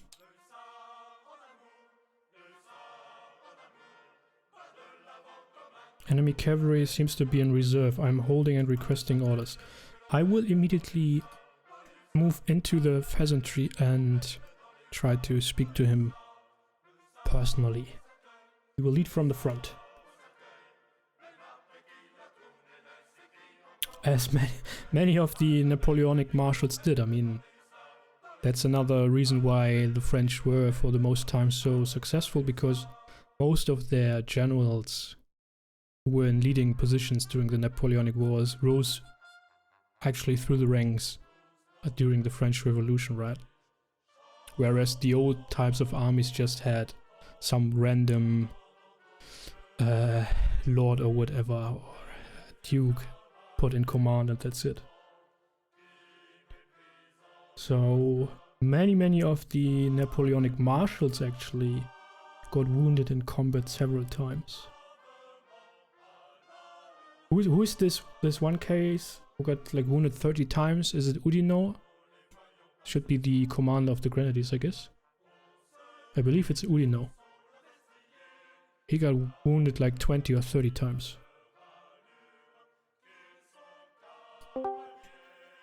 Marshal Suit. Hello. You receive reports from the north that the cavalry around Koblenitz was there, but they pulled back towards the east a bit more. And you also receive a report that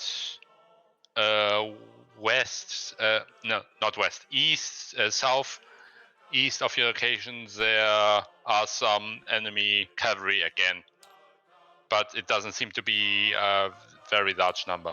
Also, you can now slowly tell the fog is slowly becoming less dense and you can see a bit further. Perfect. Only thing I want to do is move up into the pheasantry. Yup, he will join me again. He's giving a report to the other players. Yeah.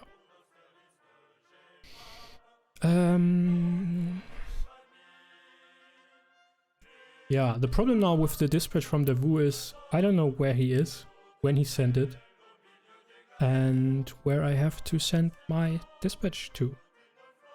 He will be at Sokolnitz. Yeah, as we expected.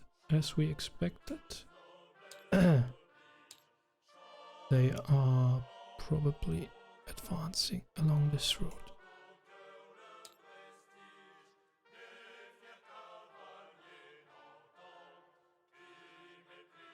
Yeah, just placeholder. No need to get them in any accurate formation. Okay. Yeah, I want to see what's going on up here. And... okay, Marshal Suit. You, in case I forgot to tell, use the Grand Battle. You hear a short, loud interval of cannon fire to your south. Okay, perfect. I just want to move north and meet Van Damme now. Alright. Great. Okay, give me 1 second before I'm away again. Sure. Where the hell are they? Okay, so there are two things I need to do.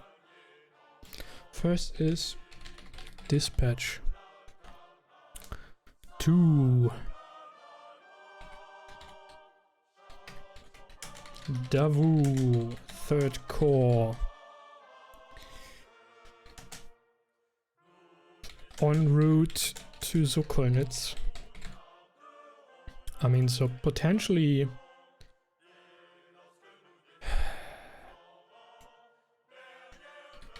assumedly from Raigon, from Soult, 4th Corps, Sokolnitz. Sokolnitz.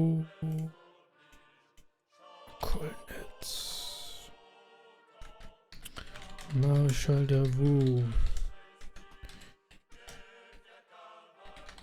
The enemy is probing our line with cavalry as they have the day before. Enemy infantry has just moved into Koblenitz. Meet me personally at Sokolnitz. I will provide you an overview of the army's disposition.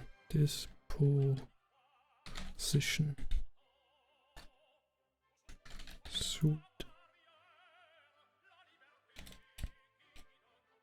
The time, don't make the same mistake, it's 0800 by now.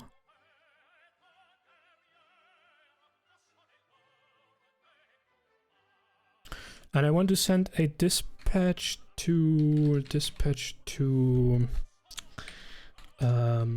Bernadotte, 1 Corps Well, it should be west of Pontowitz. West of Pontowitz from... And I can copy paste that.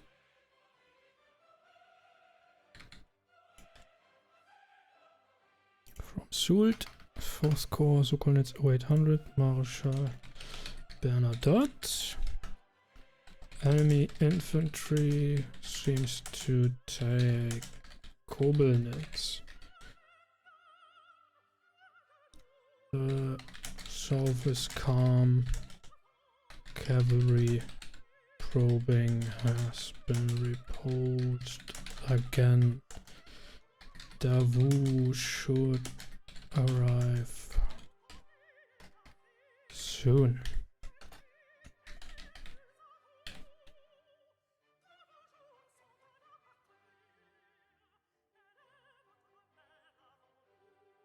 I guess I will actually send another one to Napoleon as well.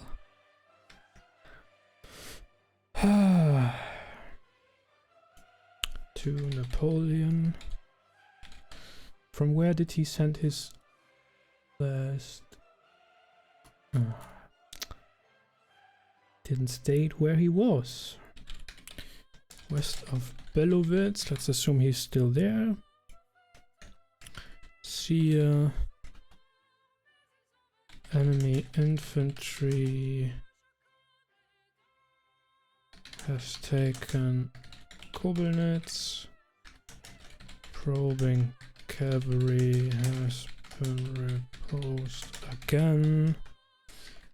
Davout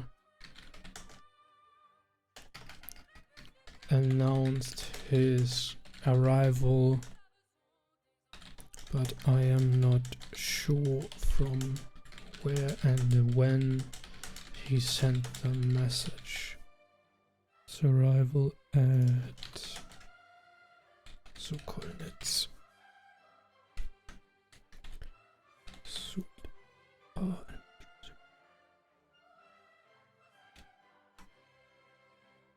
Reports again that were not.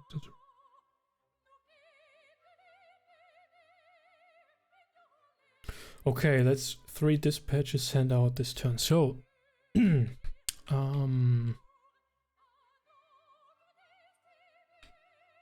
think there was something I wanted to get at, but can't remember right now.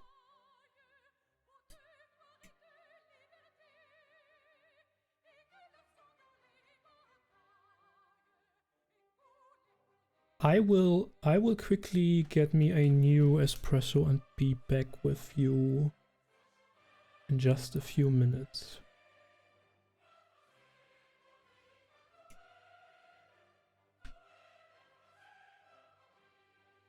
I hope I'll be back before I'm moved.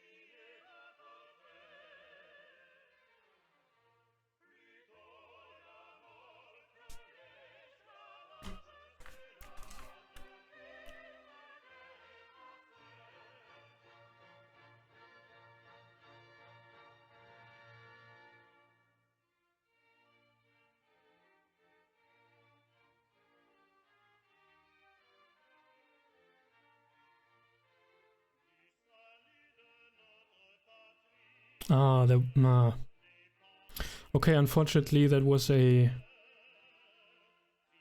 wrong sighting there. No infantry in Koblenz.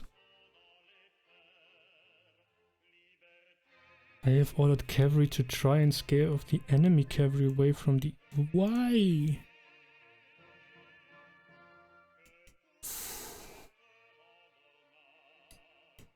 Hold your horses, guys. Hold your horses.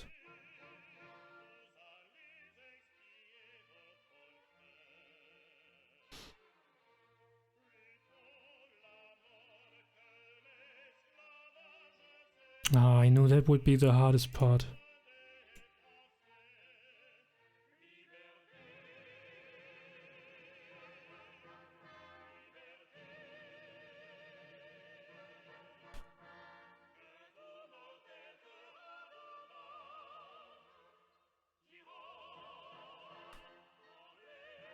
Trying to hear whether my my espresso is already boiling.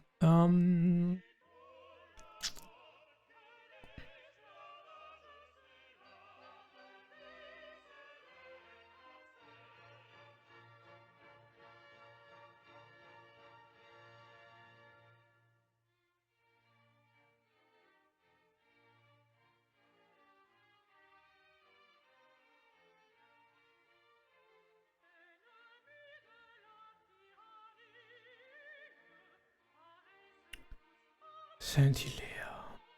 Come on, Saint-Hilaire, why are you asking me these sort of questions?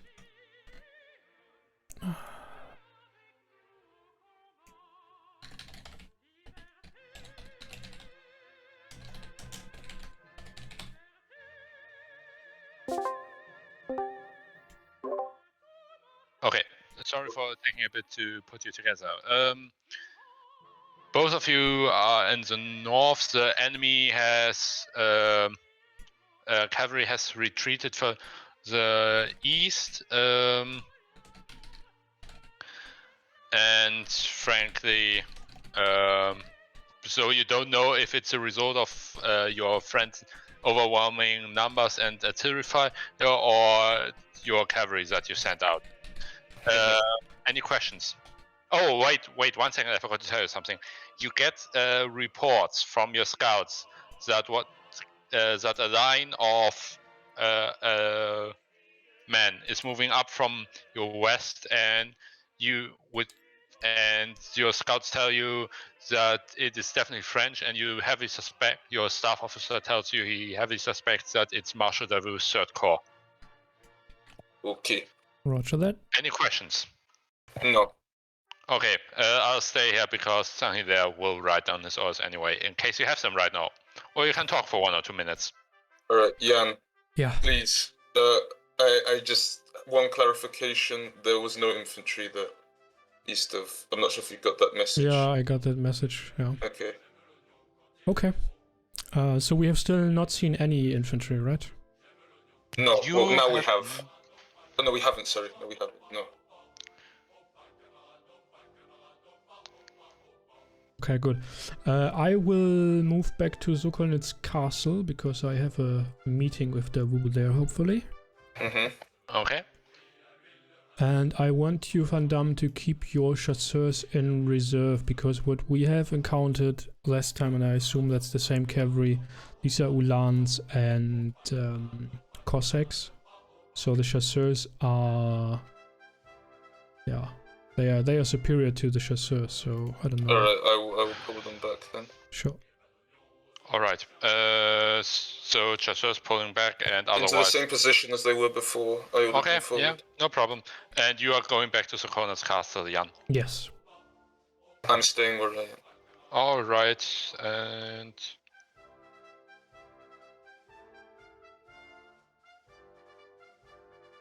all right.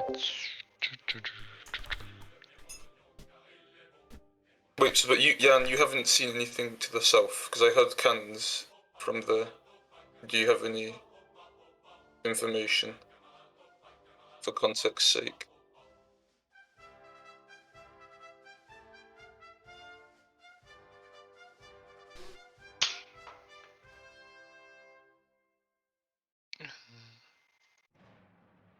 Wait.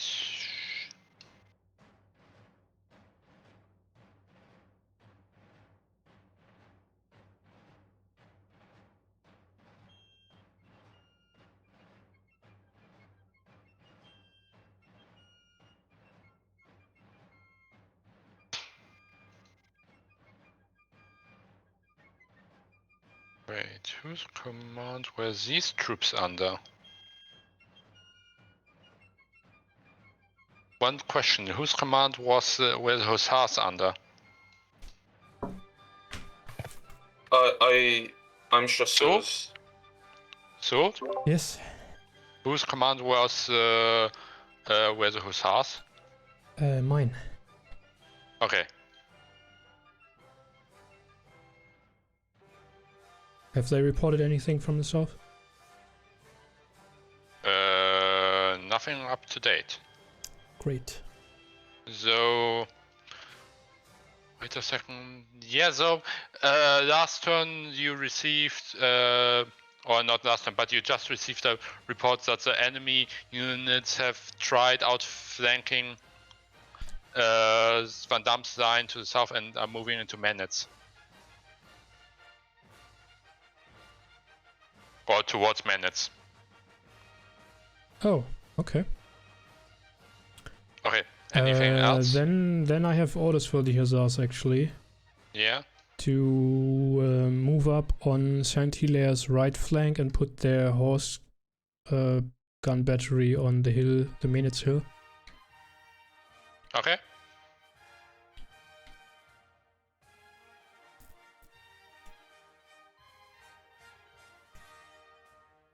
Alright, where is...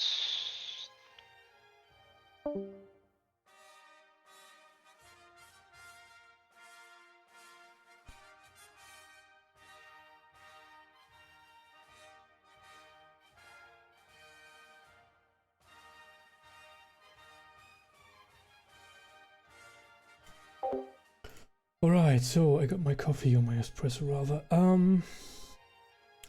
You said that in the Napoleonic Wars the big thing was to keep your troops calm. Yeah, that's true for all... I mean, probably for every type of warfare really, but yeah, so there is...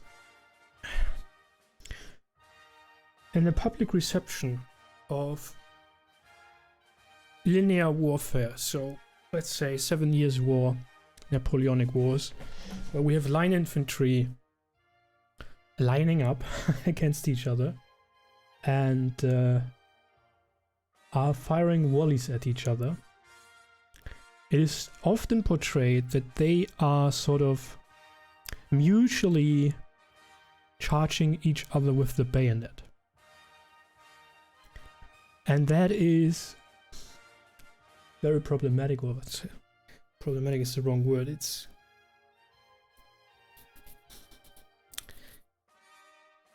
if we look at the Napoleonic Wars, and now we can have a debate what you wanna count in or not, but there is really only a single battle throughout the whole French Revolutionary and the Napoleonic War period, which we know of, in which two opposing formations deliberately attacked each other with the bayonet.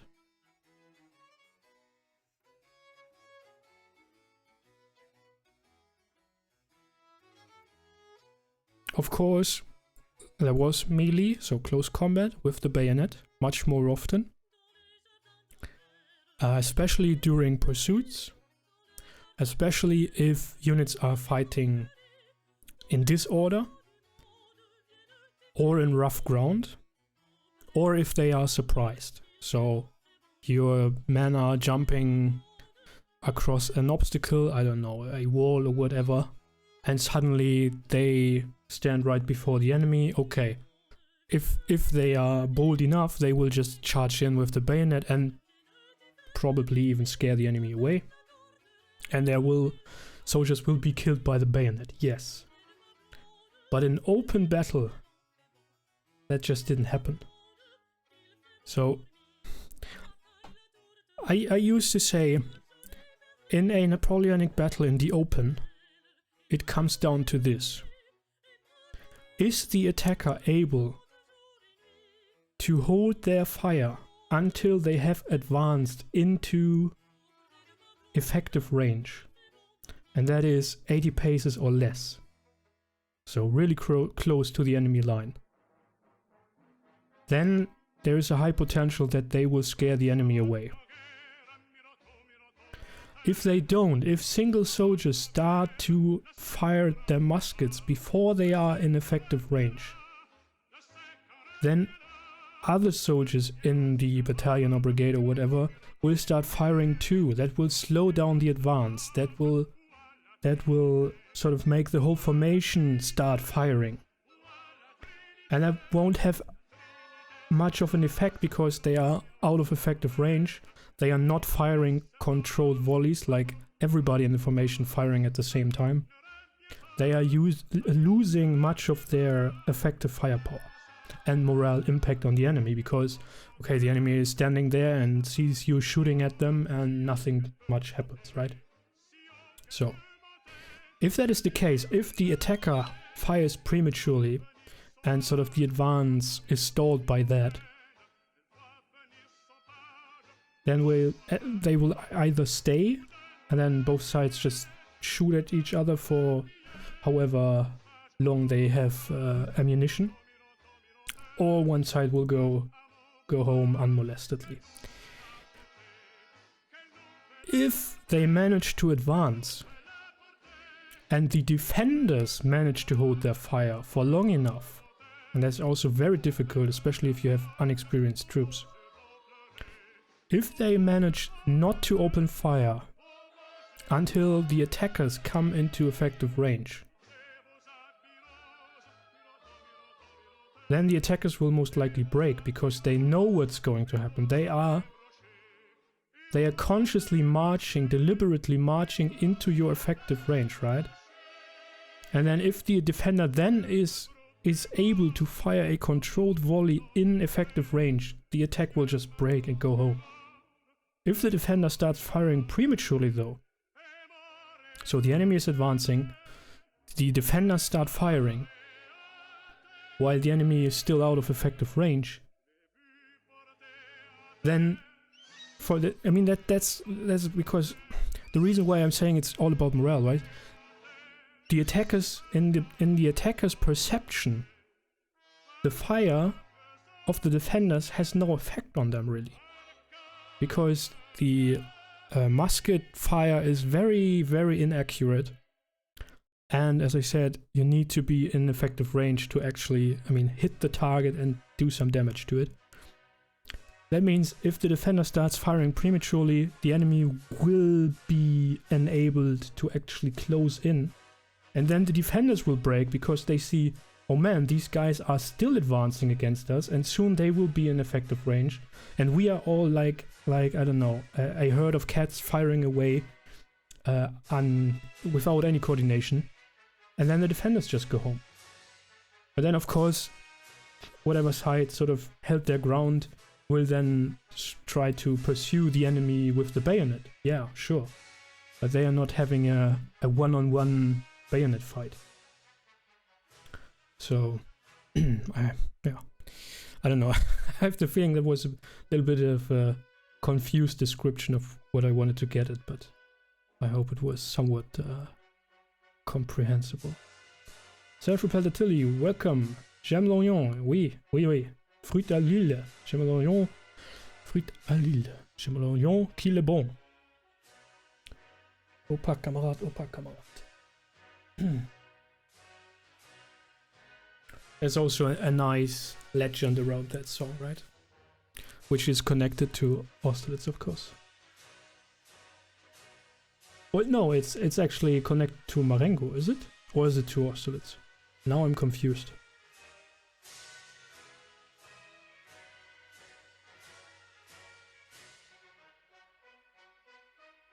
I believe it was Austerlitz, but now I'm not sure.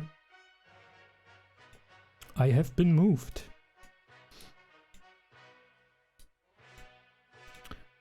Bernadotte, my first division has likely reached its intended position north of your line.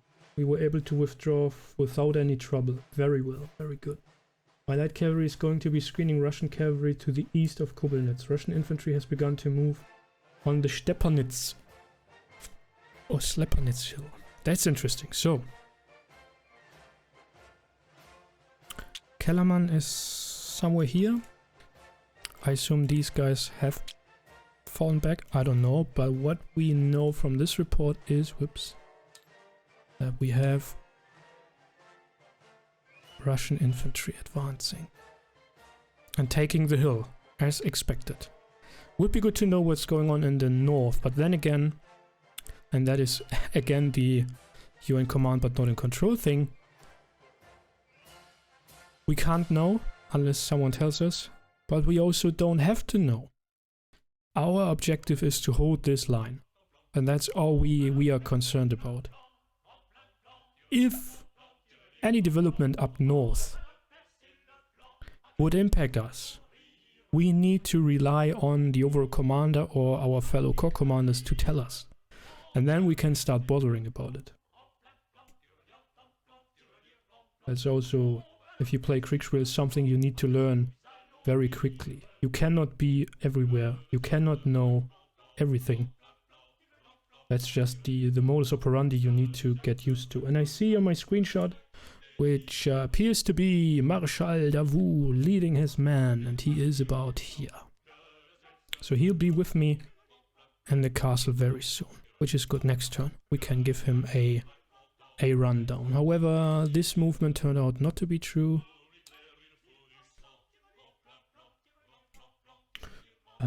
Should I send another dispatch to General Marshal Sword? Yes. Standing on your church castle tower, you can see now to your east.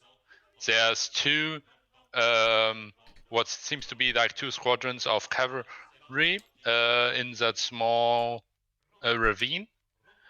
To further north, you see four, what seems to be a demi-brigade of lancers or Cossacks, falling back towards Pratzen Heights while being pursued by a massive, a very, very long line of French cavalry.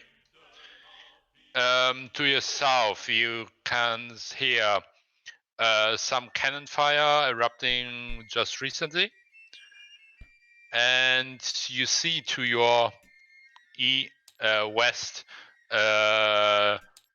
what seems to be the head of the column marching up, and what seems to be the banner of Marshal Davout.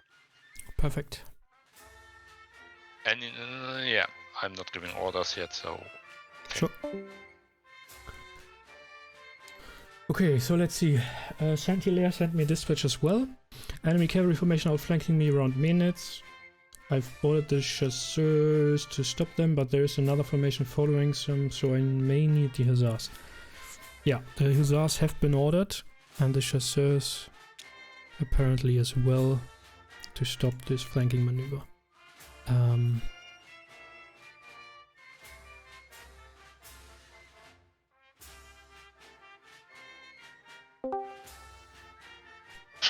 Marshal Sword, orders, please. I guess I will have to stay for another turn to talk to Davout, so I will stay. Okay.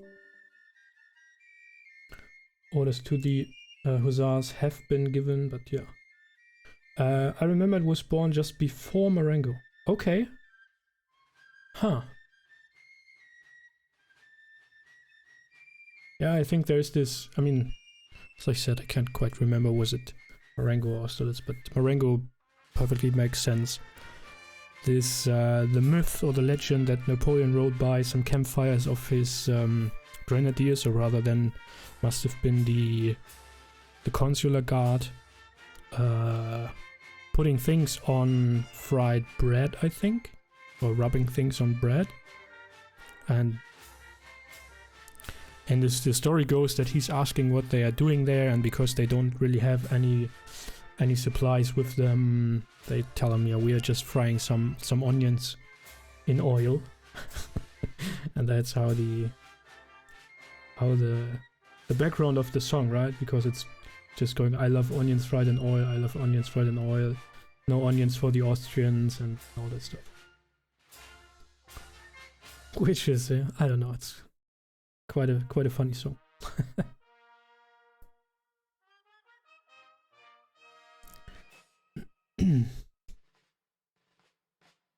But yeah, the whole era, especially the revolutionary era, there have been written quite a number of very interesting songs. Very political, very straightforward even.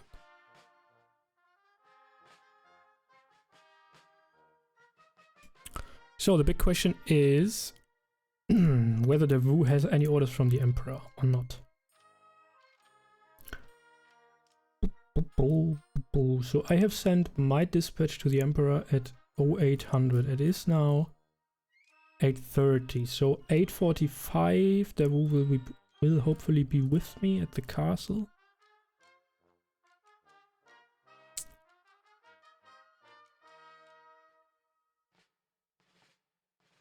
So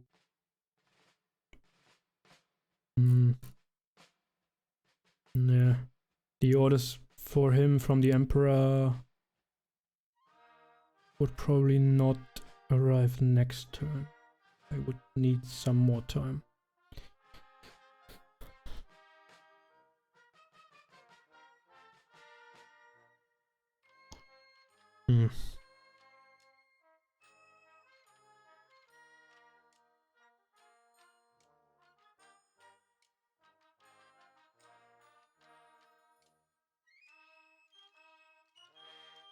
I'm also thinking about this situation down here. Why isn't the cavalry, the infantry covering this area against the cavalry? Unless they are supported by close range artillery fire. The infantry should easily be able to repulse the cavalry here.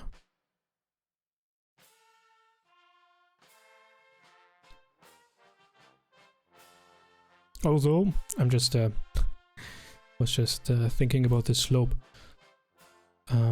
Actually charging uphill is more advantageous for cavalry than charging downhill, despite what you might think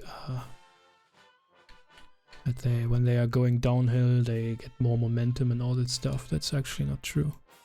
It's much more difficult for the horses to run down a slope than to run up a slope. Because they tend to stumble and fall down, and that means the attack is slowed down, because the horses try to walk more carefully.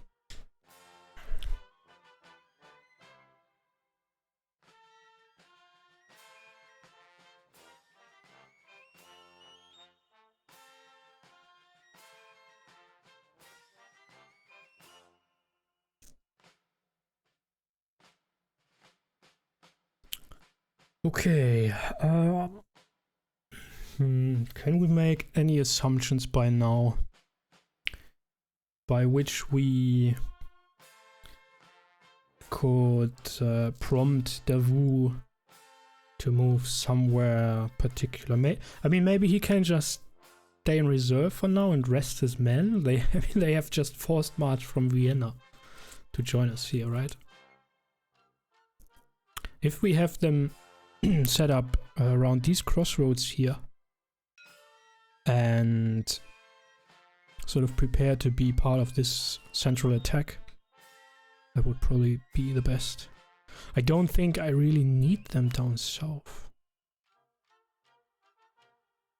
Even if the enemy breaks through here, we can fall back to this row of ponds. I don't know, I think these are mill ponds. So there seem to be little dams here, artificial dams to have them here. Kleinreigern, is there a mill here? Can't say for sure. There's a bridge. The quality of the map isn't the best either. There might be a mill here. But why would you have so many ponds to do that? Is the height difference that much that you need to slow down the water? So much? Or isn't there actually... Where is that one starting? Ah, that might be the reason. Seems just to be pulling water from this area here. So there isn't actually that much water. That is why you need to build reservoirs, so that you can regulate the water flow throughout the year, especially in times when there isn't much rainfall. Interesting. Okay, cool. This map is actually taken from the Josephinische Landesaufnahme from 1750s, I think, or 1770s. Do the umpires keep track of ammunition on every unit? I have no idea if that is a thing in this system. We have different approaches to this. We have systems that do not care about ammunition whatsoever. So there seems to be no marker, but it might be abstracted into specific results of the dice. Then we have systems where a unit can fire X amount of volleys, or like stay in firefights for X amount of turns before being depleted of ammunition. And those systems often have then supply trains providing supply, which can be exhausted. Then we have systems which have ammo depletion abstracted as a general concept of the battalion is using ammunition, the battalion is getting tired, the battalion is disordered, and so on and so on. All abstracted into a sort of secondary die roll result of low ammo, which then can be, if that happens another turn, or automatically on the second turn after that, be the unit is out of ammo, which can either mean they actually went through all the ammunition, which can happen quite quickly, or can just mean the men are tired and need a break. They need to be shuffled out of combat. And that's also a thing for the Napoleonic Wars, which happened in every battle, really. Up north, probably. Okay,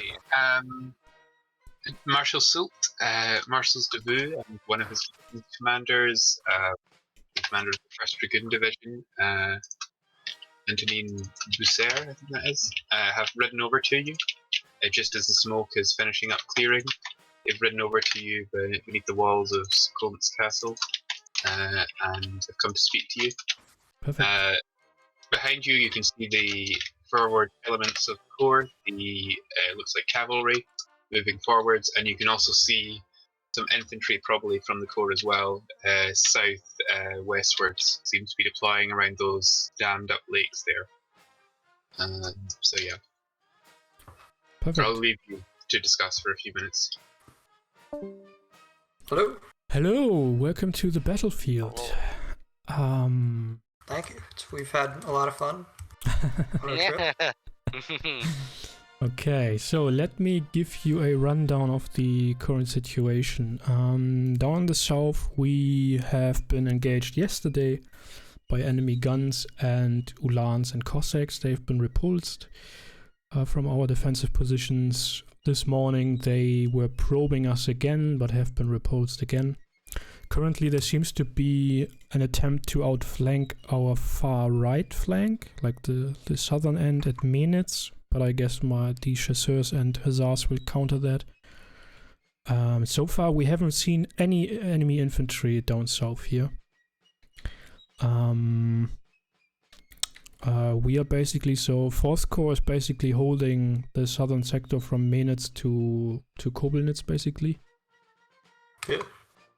North of that we have the 1st Corps under Bernadotte, and sort of behind him up to the Olmütz Road are the reserves, Murat's Cavalry Corps, the Grenadier Corps, the Guards, and along you the... yet? Sorry? Can you give orders, Davu? And So my So point far is, I we don't really think have- I really need you down here. If you want to deploy sort of on the western side of the Goldbach, north of Sokolnitz, and rest your men for a while, you could either then join the central attack or, I don't know, await orders from Napoleon. It's a. I had planned on moving to the north, just west of Koblenitz, because of enemy infantry being spotted in that area. So I don't know who's holding around Koblenitz. Slightly north of it, there is 1st Corps under Bernadotte. Right. Oh. So wait, slightly north of Koblenitz, there's 1st Corps there. Yes. Ah. okay, I need orders pretty much right now from 3rd Corps, so what are you doing? Alright, well, the Just- cavalry is gonna begin... I'll take Suit's orders in the meantime. Okay, I'll still take your orders. You should have gotten the report. Yeah, I guess. I will move south to join Saint-Hilaire again. Okay, I'll move you back then until next turn arrives. Yep, thank you. We'll deal with those later, I think. And the 2nd Brigade? What do you want them to do? 2nd Brigade is to keep marching with the infantry where Devu is going, And where is Davu going? which is north of, where is it? I'll be going to the north a bit, around the heights, just west of Koblenitz. On that. Laser, I already took care of Suit. Okay, great. And you're going with that cavalry brigade, Davu and Bucer, Yep. and the Corps Artillery is going with them as well. Yep. Okay, great.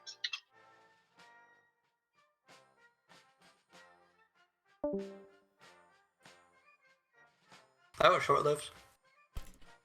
Alright. Yeah. Uh, So yeah, I have not received any dispatches from the Emperor, so I'm not... Okay.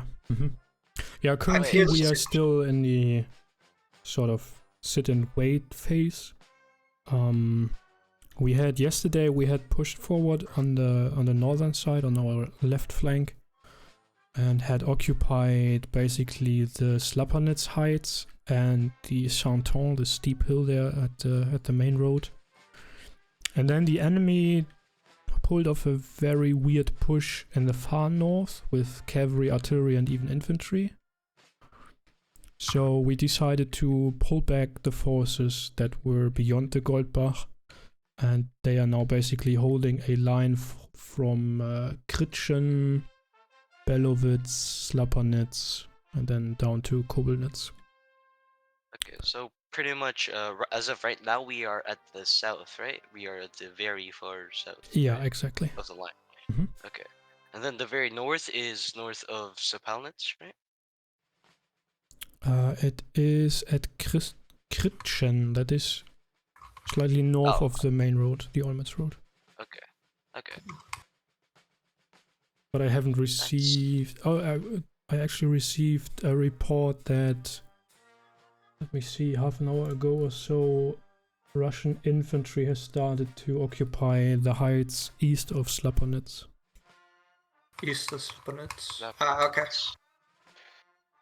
Yeah, so the Heights. idea is that the Slapernitz Heights are sort of our Prutzen Heights, what historically were the Prutzens. We left them to the enemy overnight, and now we are waiting for them to attack the line, and then basically launch a concentrated push through this gap in the center, Puntewitz, Pratzen, and cut off the Prutzen Heights potentially. Or I feel like what we could do is just let us take the southern flank, because well, technically we are the most tiredest corps out of everyone. Yeah. And then just let you go on the main attack on the center. That could also work. But I think it's too much of, I guess it overcomplicates thing in my opinion. Well, it's also, if you want to support the... Do you have a time frame for the attack on Puntewitz and Bratz? Not yet, no. Alright. Well, if I can park some forces on that, on the ridgeline just southwest of Kobelnitz. It also hide some forces. So that way they may think we have a weaker push from the southwest than we actually do. And so we may have a lot of success in pushing. It'll be difficult terrain, Yeah. but hopefully it'll be less defended.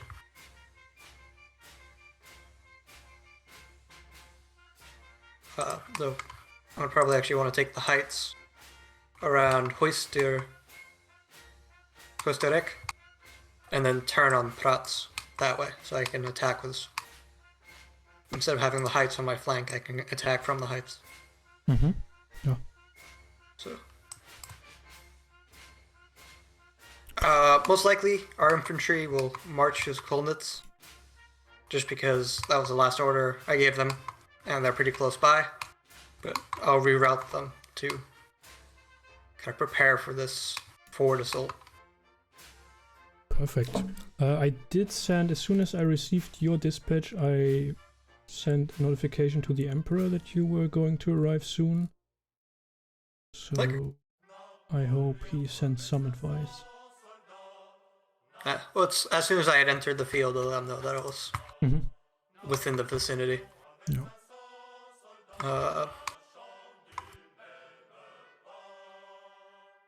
Attacking through a nice little park is going to be an interesting choice. Interesting, sorry, not choice. Interesting ordeal. Yeah, I guess we'll have to breach the walls somehow. Yeah.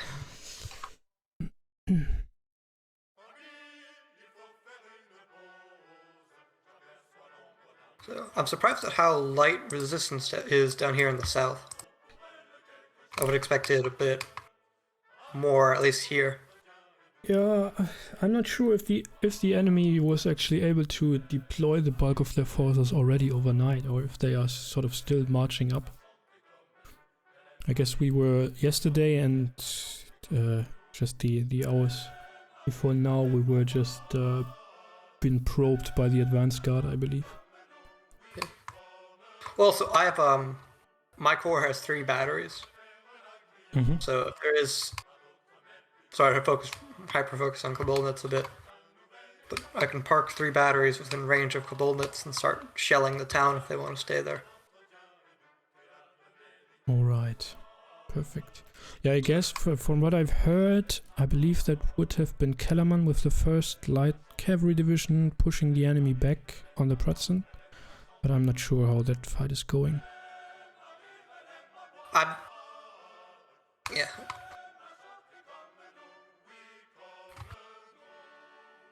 Yeah, I mean, it all comes down to where the Emperor now wants to set our Schwerpunkt and when we launch that attack. Yeah. I'll probably just need orders from... I'll need to get something from the Emperor, because my grasp on the situation is very light. So I don't want to push somewhere and it's counterintuitive to what we want. No. So...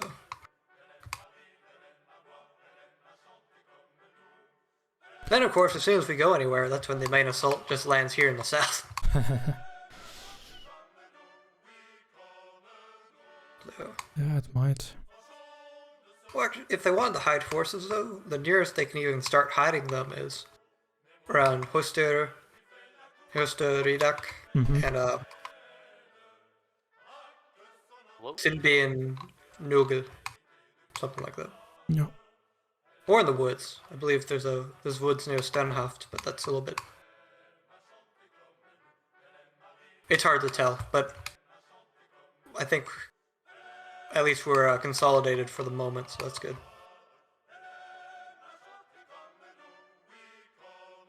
What we also could potentially do is put your infantry division into the garden, actually, and have my 4th division move south, and then sort of that my corps sort of wheels to the left to attack the Prussians from the south. Alright. That could actually, that could work, because I need my corps to rest up a bit. Yeah. I'll probably send at least 2 brigades as cavalry to support you. Yeah, perfect, because I only have chasseurs and hussars. I don't want to reveal my whole hand yet, so...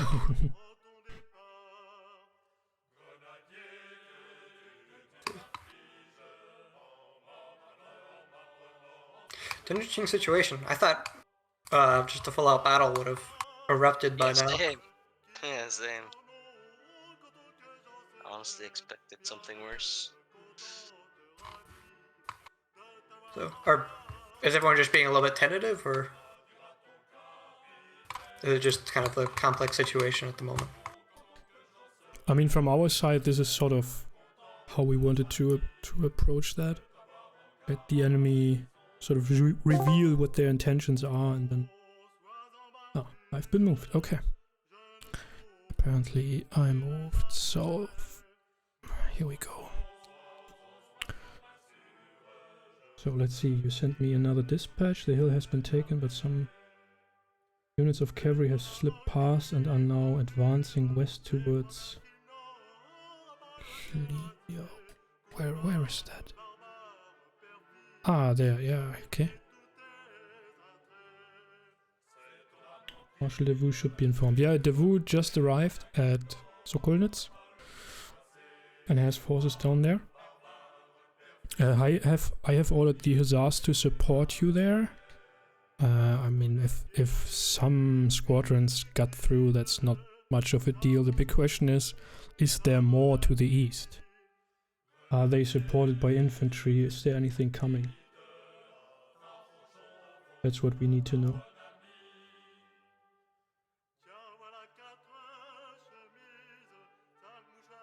And Napoleon just sent me another dispatch. A larger column of infantry is moving to Kritchen, which he believes is the main enemy attack. So in the far north, they continue their push from yesterday. All right, General Saint-Hilaire, Marshal Soult. Basically, you receive reports from your south that the enemy cavalry fell back on the hill between Manitz and the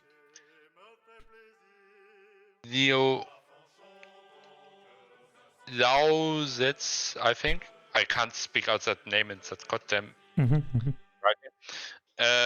Meanwhile, you also report like a brigade's worth of cavalry to the east of your infantry that's on the hills in front of Manitz and south of Talnitz. And your chasseurs are somewhere around Manitz, and your hussars you can see directly to your south. And also you can see in the back the units of the 3rd division moving north, I believe. Yeah, so that's the situation. Any questions? Otherwise, I'll move on to Van Damme. We have still no indications of any enemy infantry, is that right? That is correct. You have yet to see the height or hair of enemy infantry. Yep. Great. Okay. So then, Saint-Hilaire, I want you... Oh, there's my screenshot. I want you to take care of that cavalry fight. Throw the enemy back if you can. My hussars should be supporting them with the horse battery as well. You can give them directions. I will be moving back north to speak to Davout and Van Damme. Let me know if there is any infantry behind that cavalry there. Marshal Sood, General Saint there. Orders. I will move back up north and I want to meet Van Damme. Let's give me a second. Yeah. Okay. Should be in the gardens there. Okay. General Saint there. Do you have orders for me? Or so? Do you want your cavalry down there to do anything? Yeah, I want Saint-Hilaire to basically take command of them and take care of that cavalry situation. General Saint-Hilaire, oh, yeah. By the way, just to make clear, the second line is basically the 36th line infantry and the first line is the 14th line infantry, and if you want to...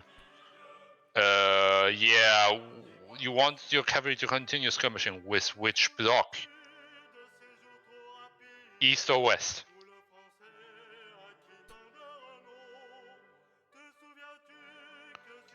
West, okay. Thank you. Since you've received command of the Hussars as well, what are orders for them?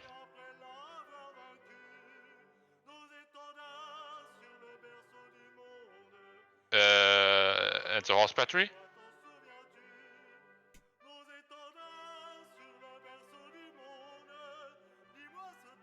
All right.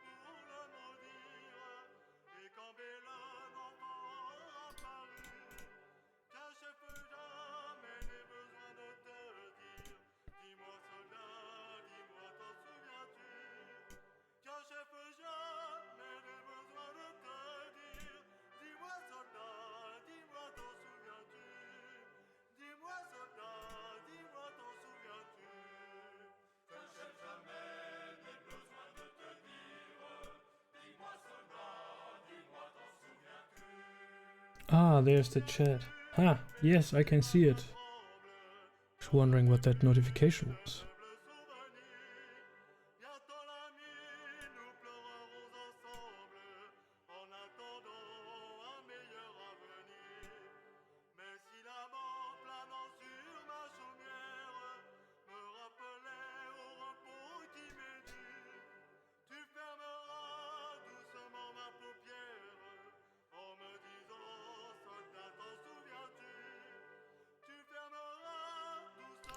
The infantry formed square, that is alright.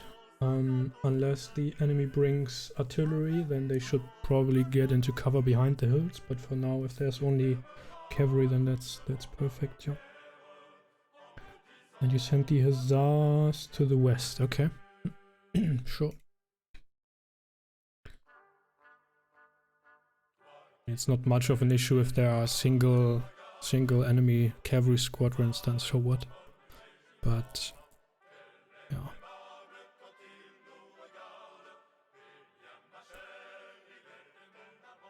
Don't have them run off though, so I guess in about half an hour or so recall them to your position. We will now probably shift the 4th division to the south, which is at Sokolnitz and in the gardens there. They should then be replaced by Davout's infantry division, so that we can stack them up behind you and sort of have wheel the whole formation against the Pratzen Heights and attack them. But we will have to prepare that for some time. And I need to send some dispatches to the Emperor.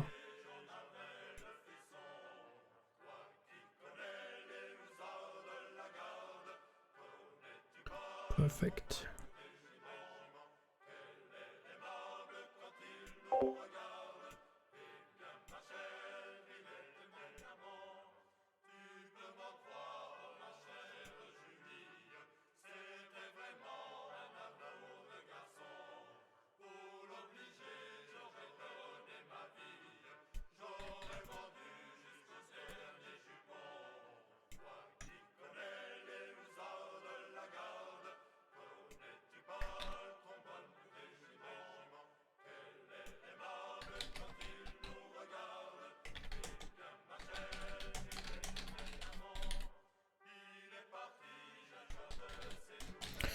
So, let me write a dispatch to the Emperor. The Wus 3rd Corps has arrived. I have them replace my 4th Division around Sokolnitz and support and prepare an attack of my corps against the Prussian South.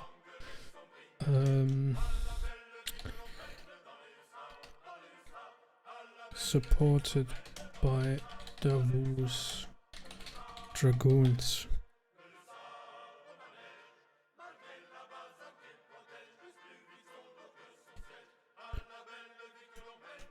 We are still skirmishing with enemy cavalry, trying to outflank our far right.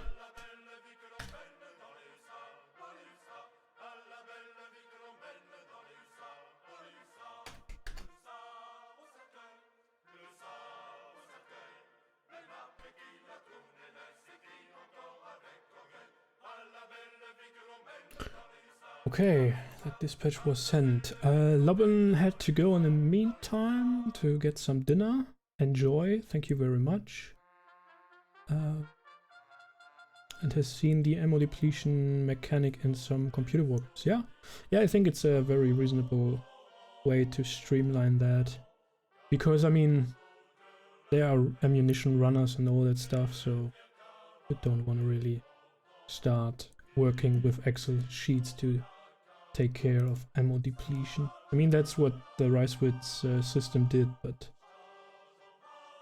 why would you want to do that, right? Especially in a live game.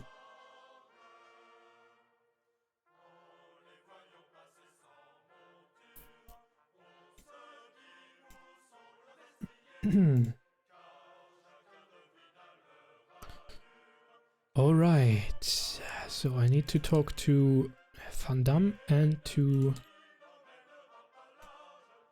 Dev.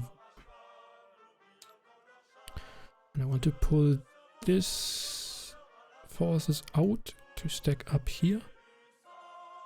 And then we are going to swing up this way. Or we can even send one division this way, one division that way. I mean, the woods here are a little bit of a problem, but that's it. Have the mass battery here, supported by the chasseurs, so that they are not charged or overrun. That could actually work. Have the 4th here, have the 3rd here, have the chasseurs here, and have the hussars, I don't know. Maybe as a flank protection force here. Then place 2nd division. It's unfortunately a little bit smaller than 4th division.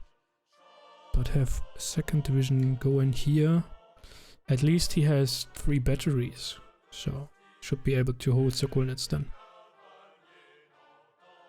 And then we have the first cavalry, which I don't really know where to put.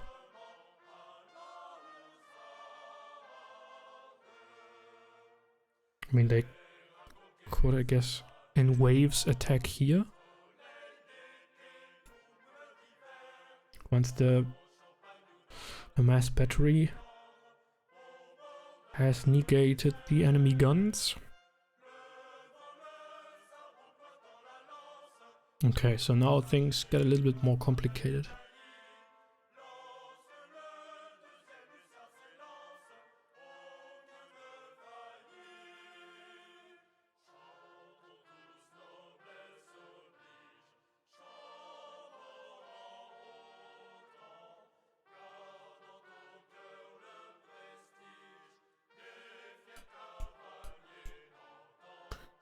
And I still need the confirmation by Napoleon, of course.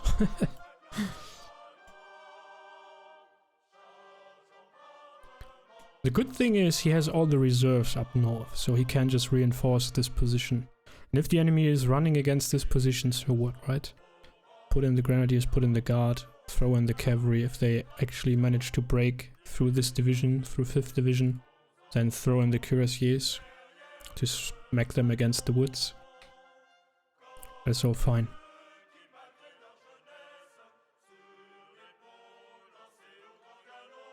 They might actually have just put their advanced guard and cavalry here.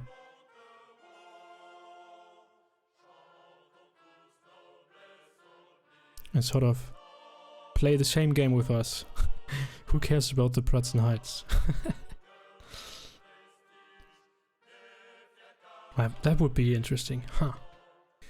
Oh, I'm curious to learn what their plans are. Hello, Mr. Van Dam. Shit. Hi. I've just sat here doing nothing. Like I don't want to break formation. You see? Oh wait. Oh fuck. Oh god. That was something. We're under attack. Oh no. that was right. No. No, the cover in front of us is under attack. Yeah. That's a bit of a jump scare. I'll be fucking sitting here. Yeah, man. Nice, never quiet combat. So, the Wu has arrived, and what I want you to do, make your division ready to march south and leave your position to, what is that, 2nd Division, Friant. Where am I marching specifically? Just prepare for that. Don't give the order right away. So do I? So, So I limber the artillery and stuff. Yes. Sorry, allow me to give a report first before doing anything. Okay, as follows. You could see to your east that the friendly cavalry, maybe they charged, maybe they blundered into a fight with the enemy medium cavalry, what seems like, and essentially they were forced to retreat under heavy enemy artillery fire. Right. And are now being pursued back to your lines. Yeah.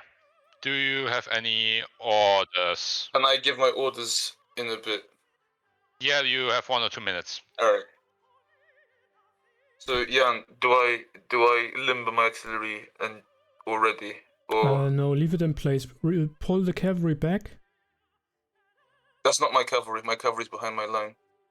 Oh, so that is that Kellerman then? I have no clue. That's interesting. Okay, so you stay in position until the 2nd Division arrives to replace you. Once that arrives... the guys north of me, there. They're coming from the south. Oh, okay. Sorry, in case it wasn't clear, you can tell that the 2nd Division is forming up just west of the Cornets Castle. Cheers. Yes. So these To are the the guys replacing me. Yeah, they should. I need to talk to Davu for a second time, but they should be replacing you in a bit. Will the cavalry follow? Will my cavalry follow me, or do I leave them here?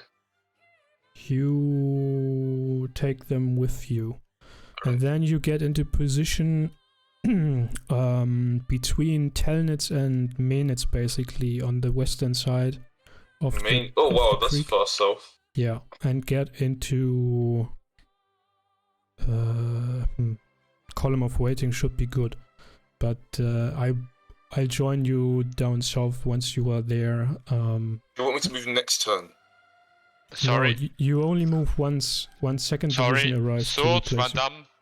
I need orders now. No orders from me. Stay put. I move to Sokolnitz. I want to talk to Davu again. You want to talk to Davu or you want to go to Sokolnitz? I want to talk to Davu.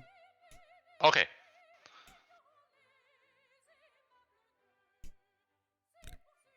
Alright. How's the battle going, Jan? So apparently, Russian infantry has occupied the Slapanitz Heights. Where is that? Is to the north. You see Slapanitz, the town. Slapan. Oh yeah, there I see. And the Emperor believes there is an attack in the far north at on Kritchen, which makes the Emperor believe that they continue their attack on our far left, which they had begun yesterday. Oh, is this a campaign thing here that you guys are doing this battle? Yeah, we had some play by post sort of pre-phase, but not actually a campaign. Alright. So just sort of the day before the battle by text. So what's happening in the south then? Some cavalry skirmish. A few squadrons have broken through Menitz, I believe, but they are chased by the Hussars. And Saint-Hilaire is stabilizing his position there. So why am I being exiled down here, damn it? The idea is to, if Davu now finally agrees to the plan, that we will launch an attack, like, as I said before, sort of wheel to the left and swing against the Prussian Heights, supported by Davu's Dragoon Division, and take the heights. And hopefully by that, pull forces away from the north. Okay. Alright then. But yeah, the preparations for all that will take a while.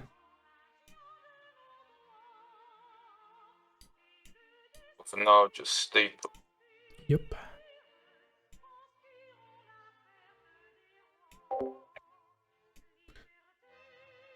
Alright, alright. Interesting developments.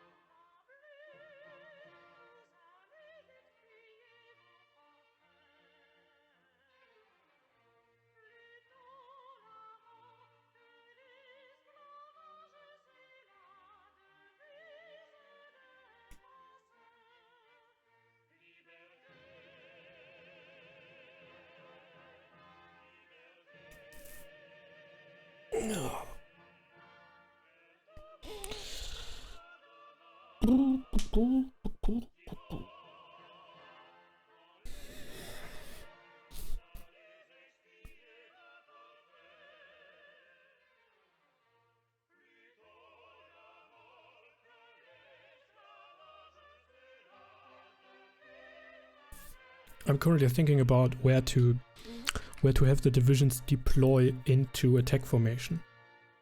I want them to assume mixed order formations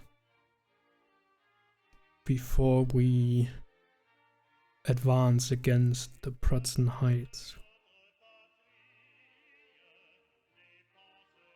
There seems to be something hindering your communication to the Emperor. Well, it's time delay, right? It is, I mean, let's say 2 turns for the message to arrive at the Emperor, then 2 turns to send a response.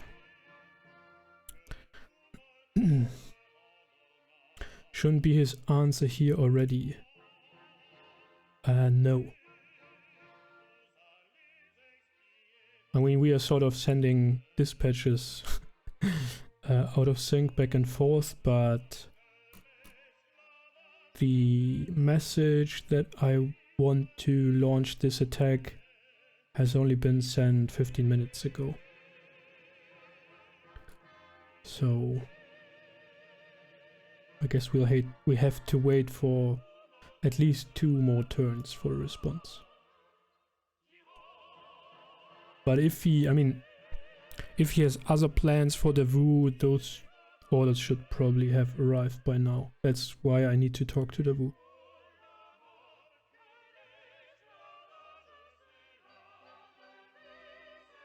If there is a different plan for 3rd Corps, then I have to have 4th Division stay in place where they are. Which would also be fine. I mean, then the attack doesn't make any sense anymore, but I can't go in just with 1 division without any reserves, you know? If we have 2 divisions and the Dragoon division as a reserve, that would be perfect.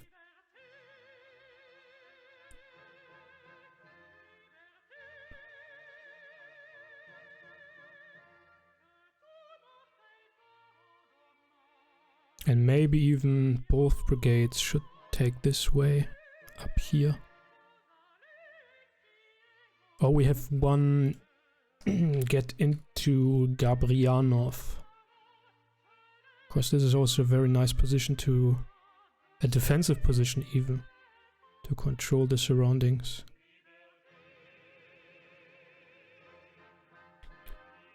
And then the next thing is, if we do this, we probably want to at least have a feint attack of Bernadotte's corps in the direction of Pratze to make sure that the enemy is not able to send reinforcements.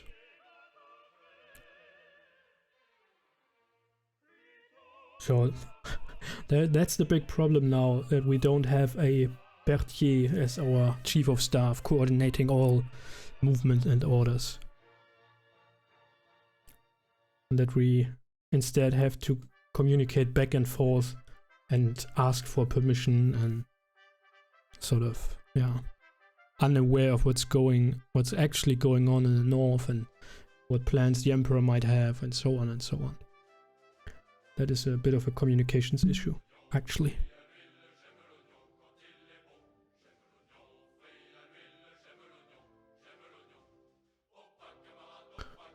Okay, so I guess what we can assume is that, I mean, we do see friendly cavalry here and enemy cavalry here, so there's that.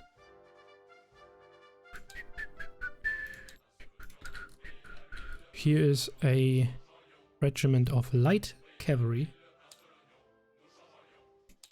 being engaged by enemy dragoons. And I assume those might be hussars of Kellermann's division. But I have no clue.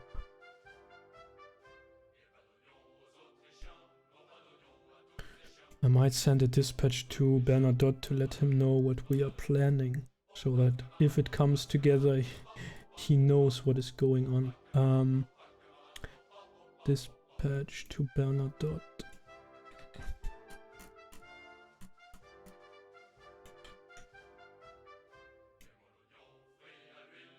It's 9:15. Is he still up there? Assumedly. Marshal Bernadotte. I am about to prepare an attack on the Pratzen from the south with support of Davout.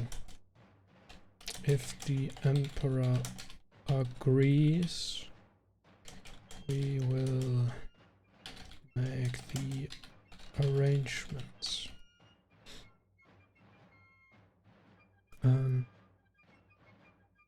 Napoleon asking for reports. Well, my message should arrive this turn or next turn at his position.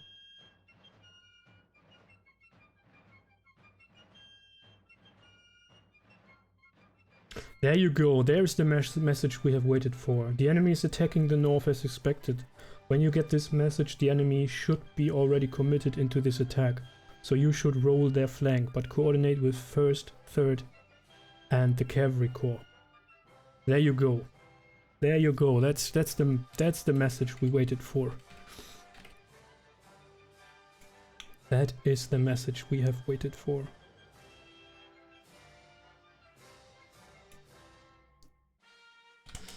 We have orders by the Emperor to roll up the enemy's left. I will prepare my corps and swing onto the Pratzen from the south, supported by Davout. Once we launch the attack, I need you to at least feint against. All right. There seems to be a fairly large gathering of commanders with 3 corps commanders all gathered on this plateau.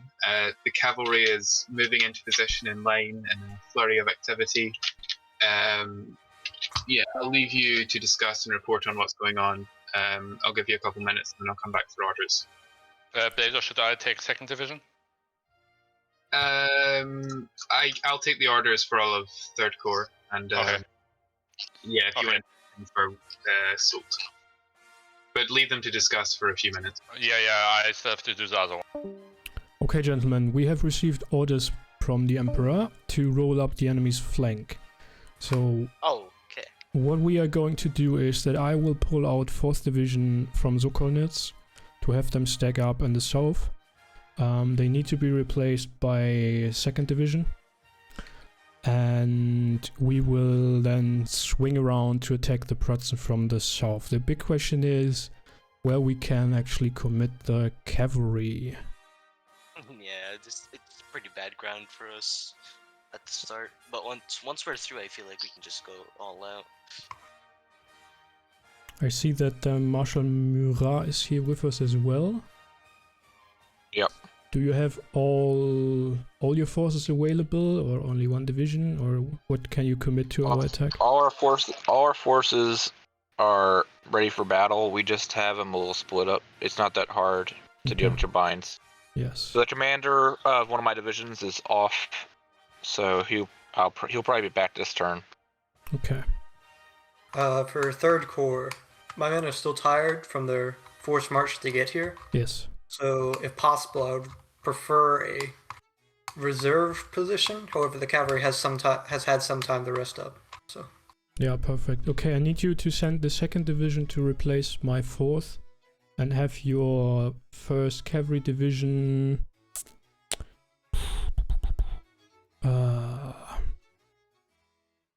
get in position west of Telnitz on these heights there. Far south. Oh, okay. It's gonna take us a lot longer now since. Yeah, we need to make some arrangements, and then I will notify 1st Corps Bernadotte, who is north of us, to support the attack. And I guess that will also be the place where Murat can launch his cavalry into, so Can you that show we me where can... you'll need it? Sorry, go ahead. Can you just show me where exactly you want my cavalry to hit? Sorry for stealing your way, Sword. Do we have any orders? Oh. where do I want to go? Where do I want to go? Get me back south to Saint-Hilaire. To Saint-Hilaire. Okay. Where is your token? Where's your token? Where's your token? You are sold. You... Okay. Alright, I'll put you back until next turn then. Thanks. Thank you. Okay. And just sort of, you've got third, then first, then second, from south to north. So form up in that order again. Yep. Since that's sort of the easiest. Yep. Okay. I have to go AFK real quick. And the infantry of third floor? Is Friant? Friant, are you here? I believe Friant's here. Here. Yeah. So where Friant's exactly here. am I? Oh wait, are you here for orders? Yep, what's your orders? I want to go back to the Dragoons. With I don't know if Walfer's gonna follow me, but yeah, I'll just go back to the Dragoons. Okay. For the infantry, since I don't think Friant's So here. go back to, okay. Do you want to give orders to Friant then? Yeah, I'll give orders to Friant. He's basically going to take up positions in Sokolnitz and replace Marshal Zolt's men that are moving out. Okay. And where are you going to do then? What's your core artillery doing? Core artillery will continue just staying where it is. Did I get any identification for the forces in Kobulnitz? Or? You can't tell, no. Alright. There doesn't seem to be any fighting there, but... I am sending the dragoons to Copperwoods. Who's this? I don't know.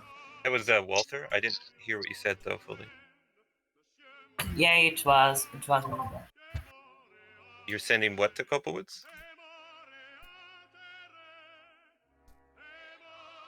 So what's third... I'll move into another channel with you to do. What did you say exactly, Walter? I'm moving my troops to Copperwoods. Yeah, they're moving there currently. Are you personally going? Is that what you're saying? No, I'm just saying that they're continuing. Okay. You're staying here then? Yes, I'm going to stay here. Murat? Yes, I'd be rolling up the flank is my guess. Okay, yeah.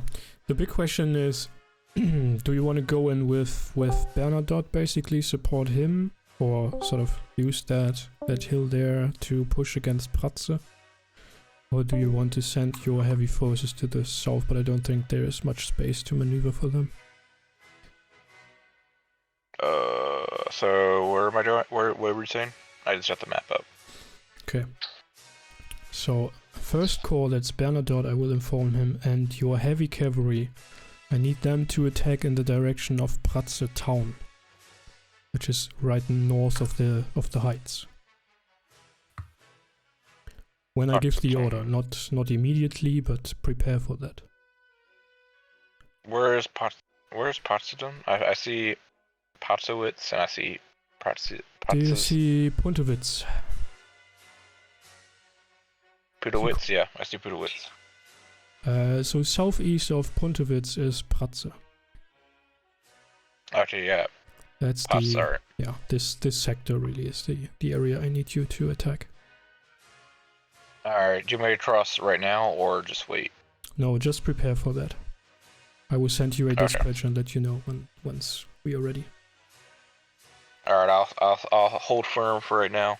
Yep. And I'll wait for you to tell me to move forward. Awesome. But I have to tell Walfer, you gotta get your division in place. That's where we're going to be doing. Try to get your division between Telenitz and the southern part of Stelinitz. Okay. Well, no. Or yeah, just send it to Sertolinitz. Maybe we'll cross there and we'll try to hit him in the flank. I will make sure to write down the plan of attack and send it to all of you. Alright.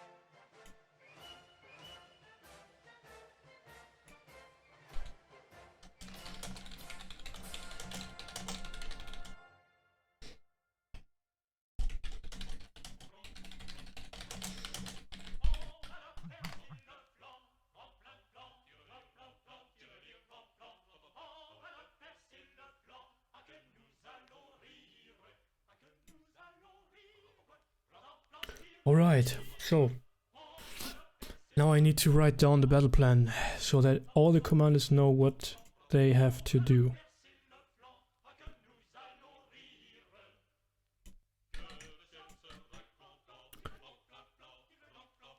And I needed to go to Bernadotte, Murat, Davout,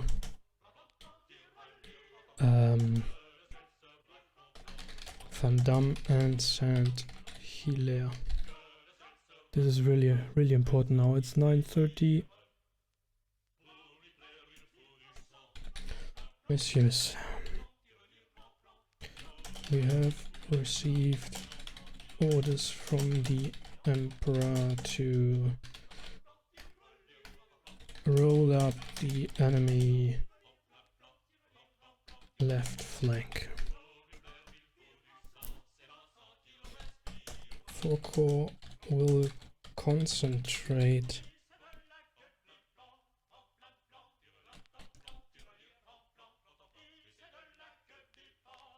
in the vicinity of Telnitz and swing against the Pratzen Heights from the south. 3 Corps will replace 4th Division at Sokolnitz and the Gardens and have 1st Cavalry Division in reserve behind 4 Corps west of Telnitz.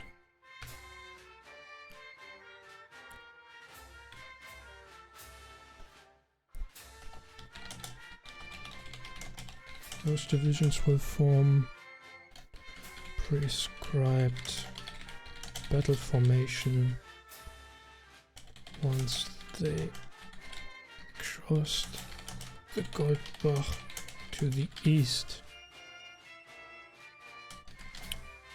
and attack via Sternhof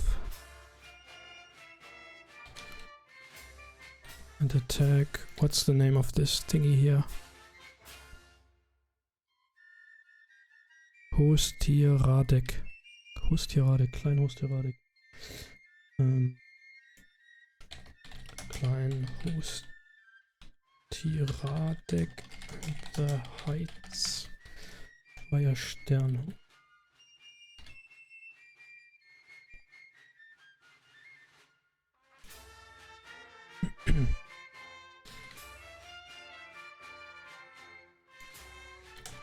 One Corps and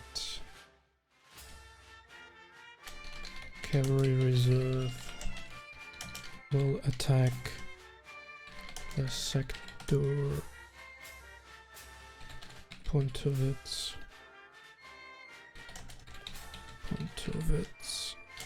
and Pratze.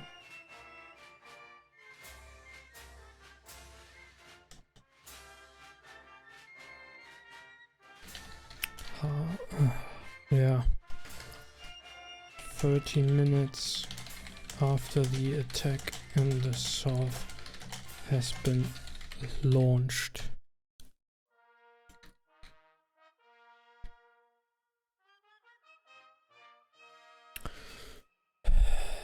So I need them to attack here.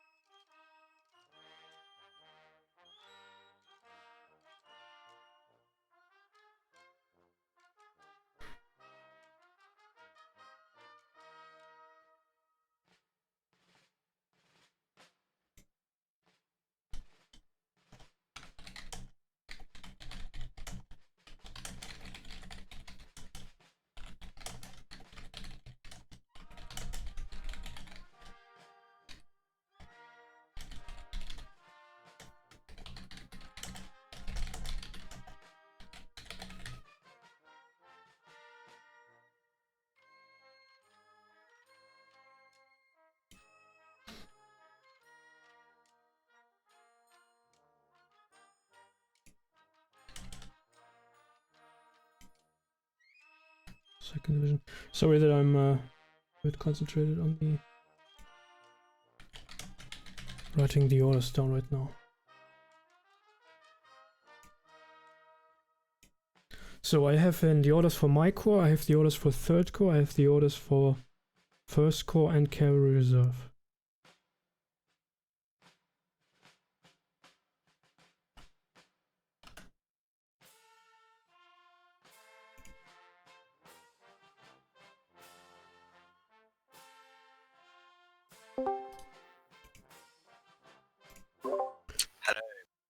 Hello. Alright, so I've written down the orders, so you should receive them next turn. I assume we will need at least half an hour to redeploy in the south.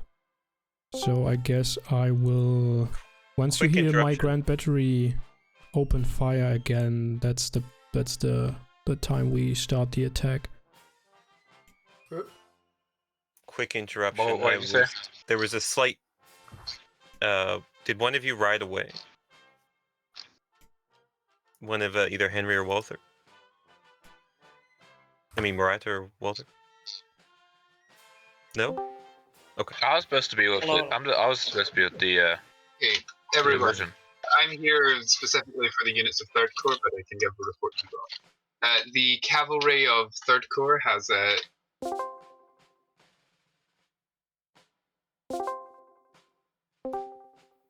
Alright, Marshal Sword. You ride south, but you did not quite... your horse is quite tired by now, and Frank, you did not manage to make it to General Saint-Hilaire, who's further south. Mm-hmm. To your you get reports that to your east, enemy cavalry has fallen back to... What is this town's name? Etemhof, I think? Sternhof? Sternhof, yes. Mm-hmm. Yeah. And your own cavalry is sort of no longer pursuing them. Any questions? Nope. Also, you heard your Grand Battery shooting some stray shots out, but is silent again.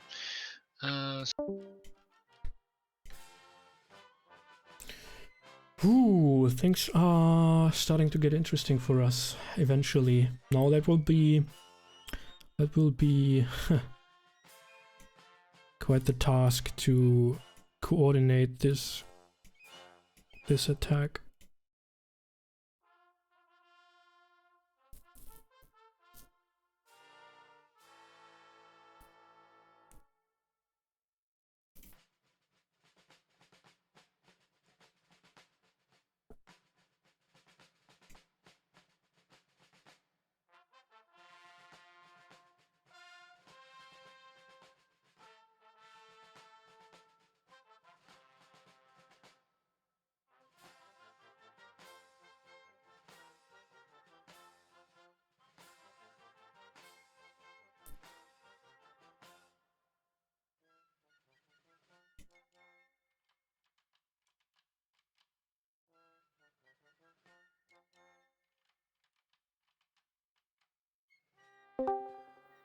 Marshal Sword, do you have orders?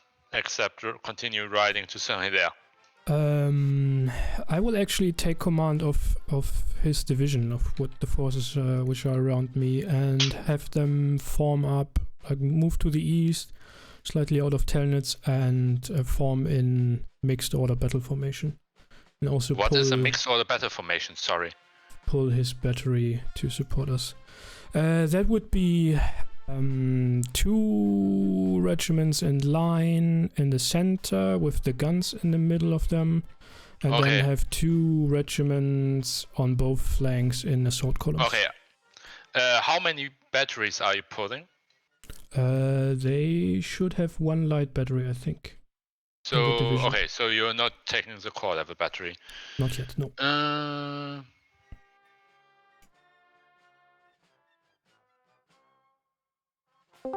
Okay. You want to take to Jan, I assume. Oh, after you, sir. After you. Okay. Yeah, I'm already. You came at the correct perfect moment. I'm done with my orders.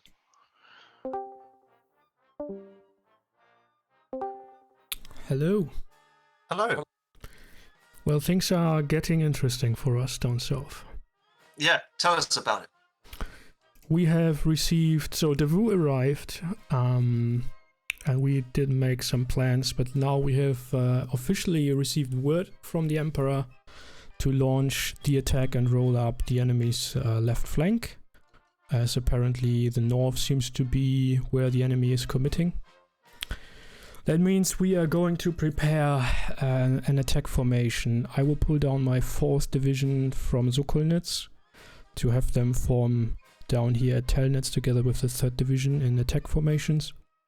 Behind us will be the 1st Dragoon division of Davu's corps. His 2nd infantry division will replace my 4th, as they are still tired. And then we will swing against the Pratzen Heights from the south, supported, slightly delayed by 1st Corps under Bernadotte and at least the heavy cavalry of the Cavalry Reserve Corps under Murat, attacking the enemy center, I believe, the Pontowitz-Pratzen sector, just to cut the forces at the Pratzen Heights off from the main body, and then we will push north.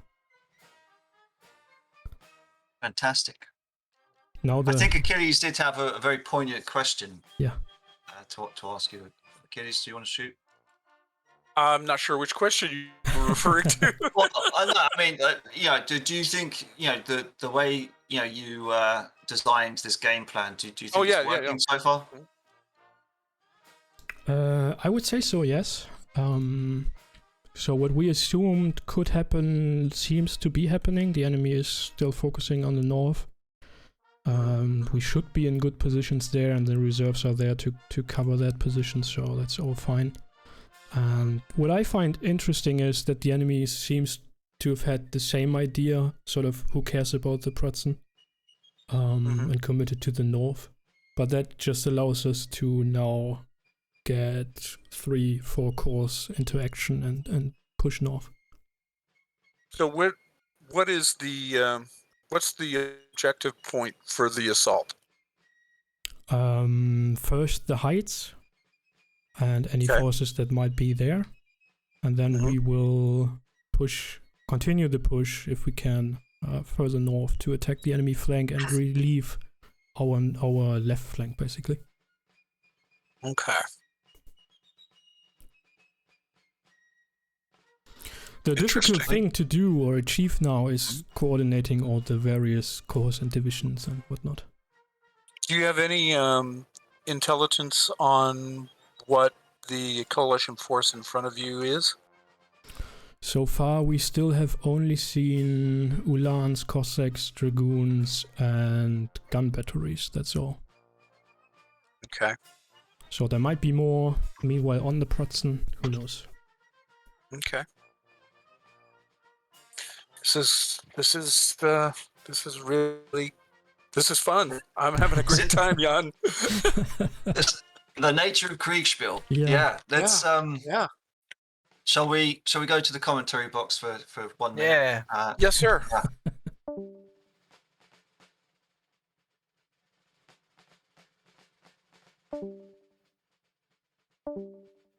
There they go. Okay. Wow, I'm a bit nervous about this. I mean, the attack in the north could still be just a diversion, you know? So they could still be massing forces here, who knows? I'd assume the terrain is not really suitable for that, but could be. I mean, they could even try to outflank us from the south. But that would take quite some time.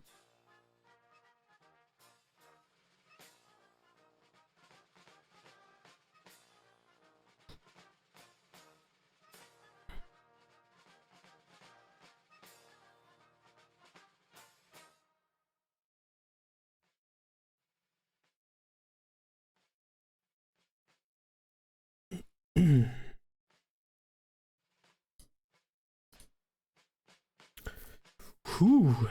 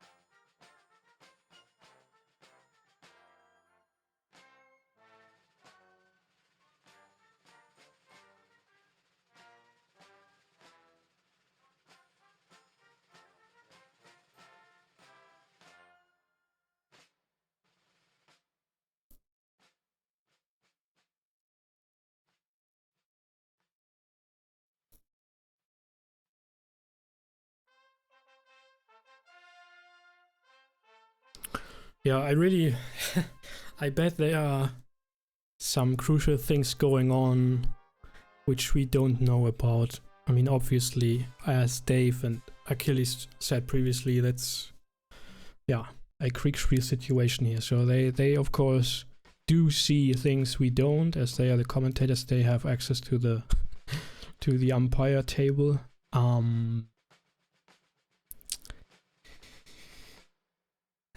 Well, who knows, right? All we can do is work with the information we have,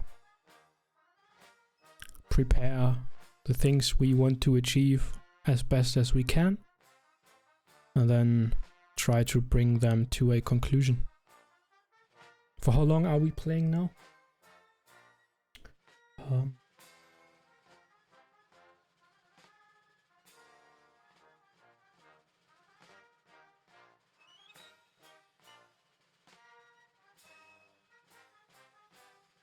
4 hours, about 4 hours, so 3 hours to go. And in game terms, we have played 3.5 hours. That's quite good, actually. That's a good pace for a live game of this size, anyways. So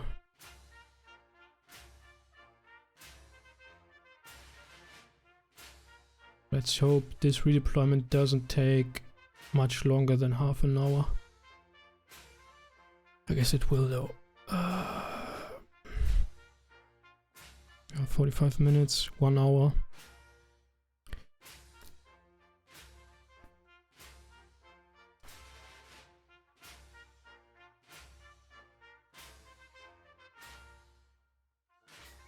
I need to order the Grand Battery to stop firing now.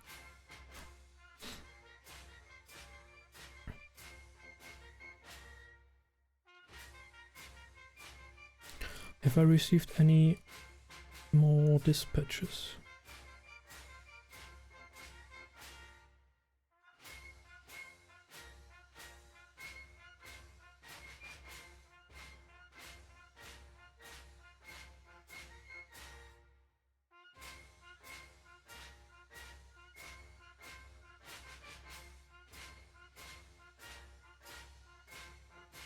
So from all we know, our plan really, or everything we expected to happen so far did happen. So our plan sort of comes together now, which is nice. Still, we might be surprised what's going to happen soon, for we don't know.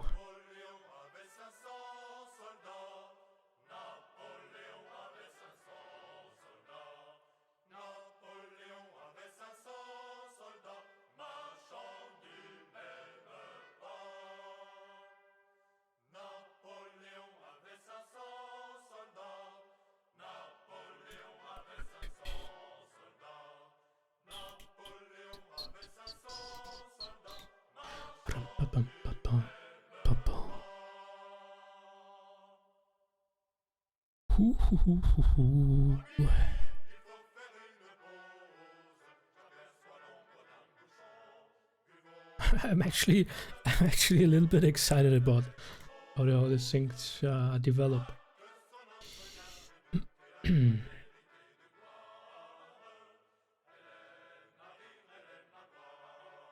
I feel like with a battle of this size,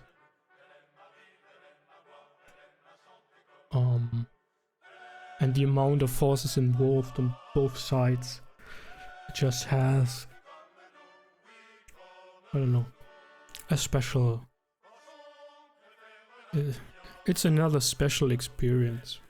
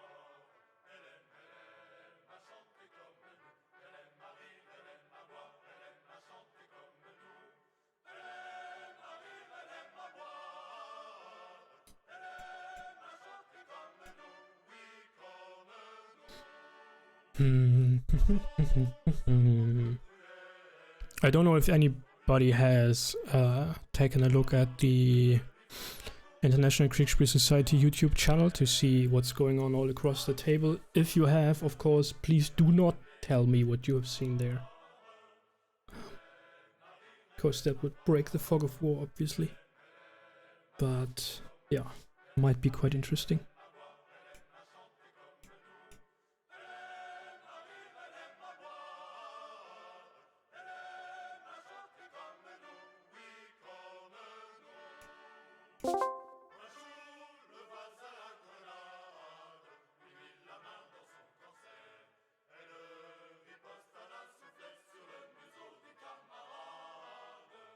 Alright, I have started to get your division into battle formation. If I see correctly on my screenshot, you have arrived with the cavalry. Is that the case?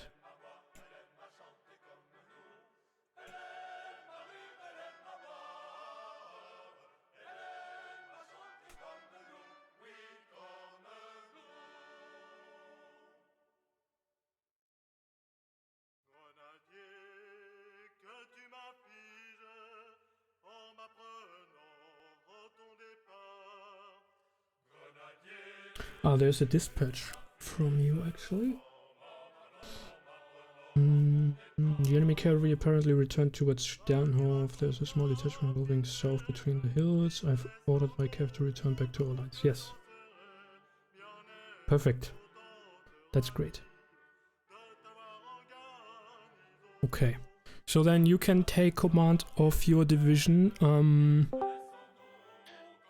General Sahel, General Marshal Soult, the enemy has pulled back as far as you can tell from Sternhof, and I assume, Marshal Soult, you've already told General Sahel what you were up to. Yes. And now your troops are streaming across the bridge, preparing to set up east of Telnitz. Perfect.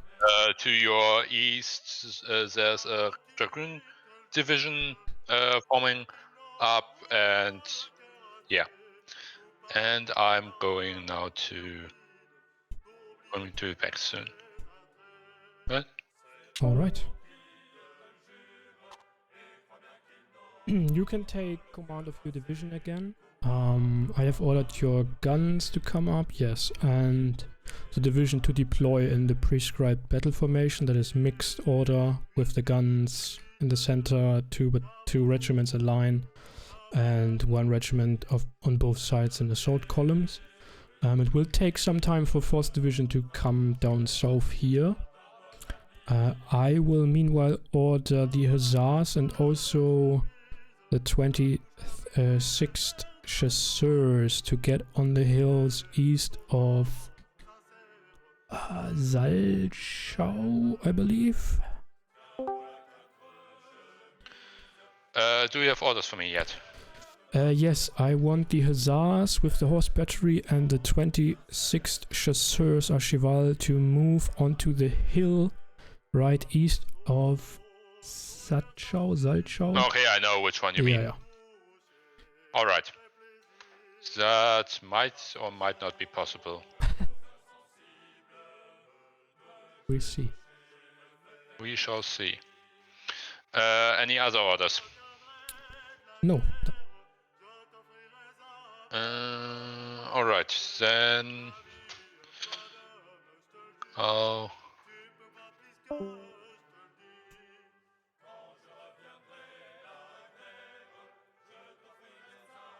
Would be interesting if there were enemy forces there, but anyways. Okay, so I guess it will probably take at least half an hour, maybe 45 minutes for 4th Division to move down here. And then we will launch the attack if nothing unsuspected happens in between.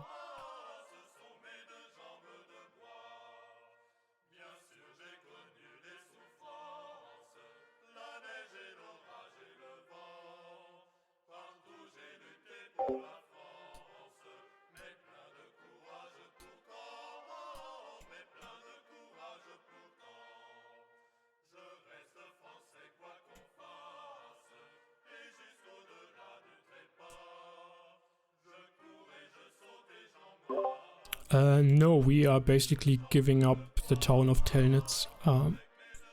All your forces can go into battle formation now.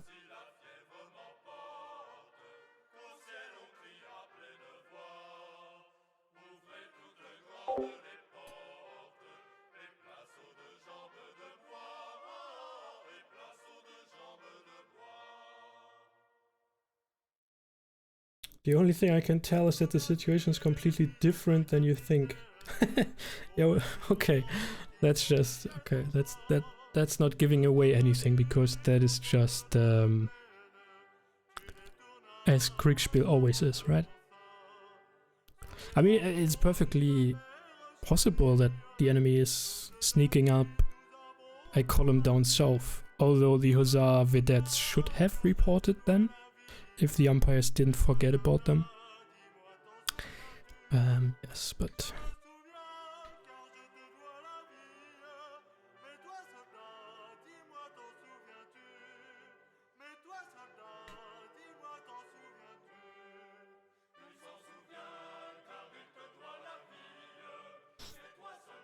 I'm so curious to watch the overall stream, the view, the umpire view. That's always another experience after you have your very subjective own perspective of the battle and how you experienced it. Then go watch the umpire table if you can, if there is a stream on that. That is just always, I don't know, very special. Often hilarious to watch how the situation differs from what you thought it to be. That's always great.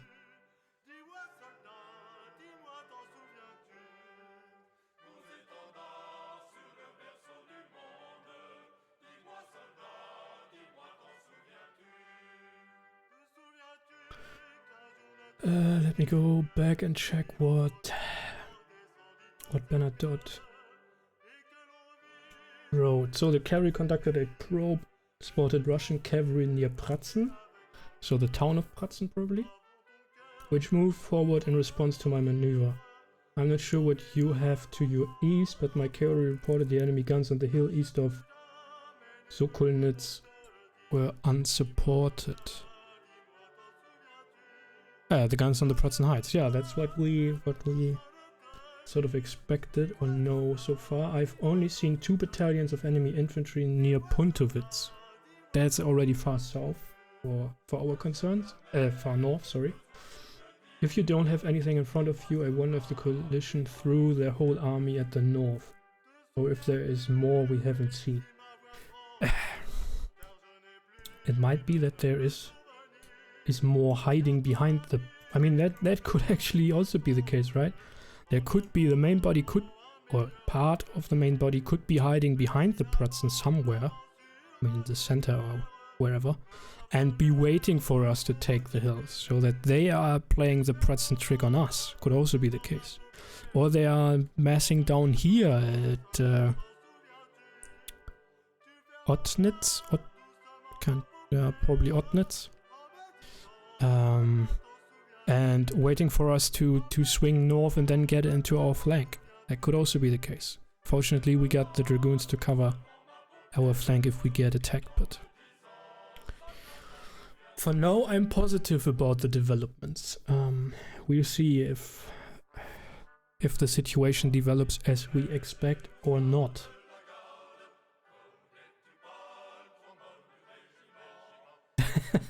It's like an 8-hour solution of a riddle you tried to solve. Yeah, absolutely. That's a good way of putting it.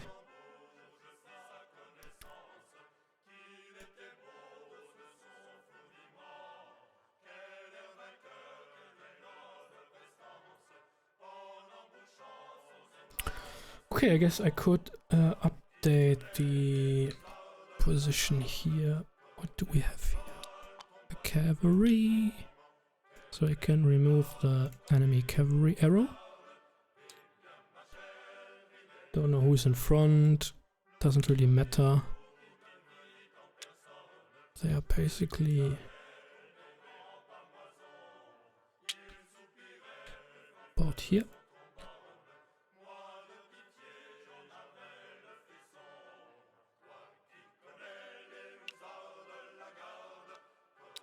They are starting to form up.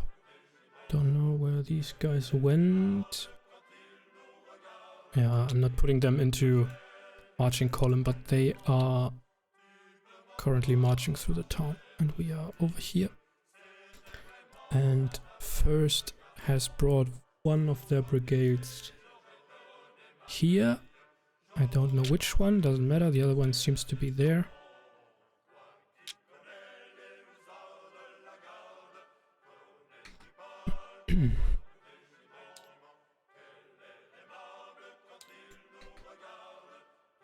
So we are forming up here.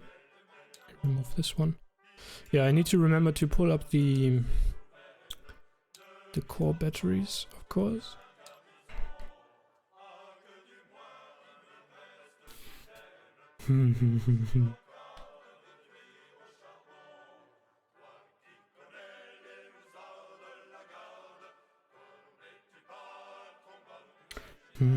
What I'm thinking about is, I'm not sure if we can actually conduct the full redeployment before going in, because the enemy will be watching. The enemy will be watching.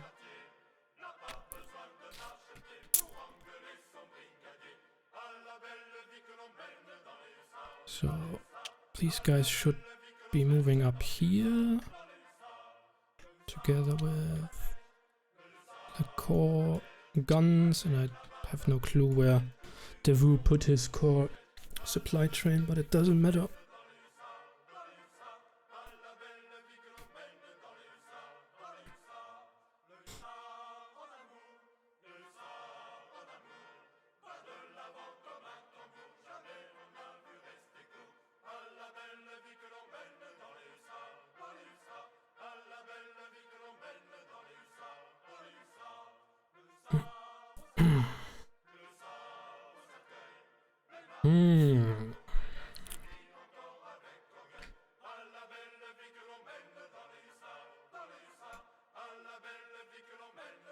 Let's see if Saint-Hilaire did write anything else. Nope. Okay, so all that is going according to plan, which makes me even more nervous actually. If things are going according to plan, there might be something wrong. There might be something hiding in the bushes somewhere.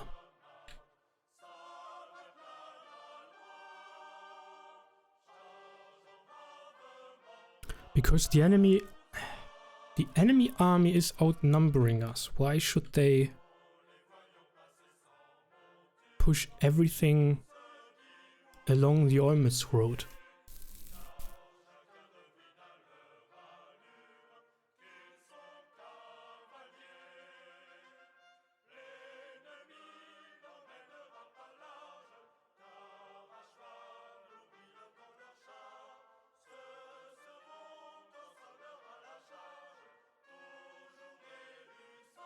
And that is the moment in the Kriegsspiel where you start getting paranoid.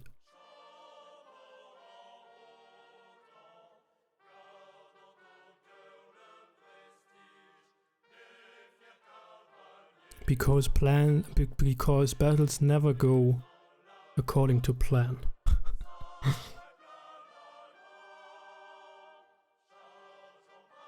And things can always be different. I mean, that's just contingency, right? Which is a core element of reality, and thus of history, and thus of warfare, and so on and so on.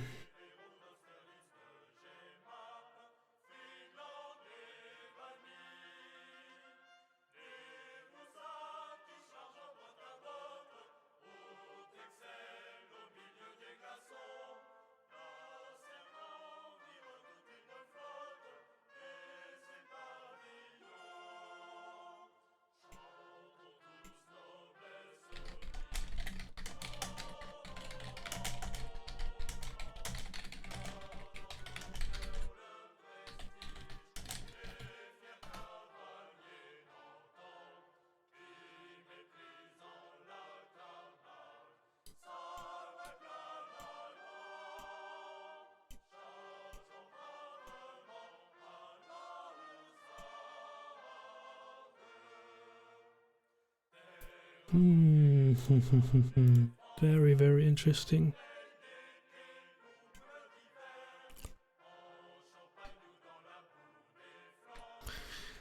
I'm also wondering where I should actually be.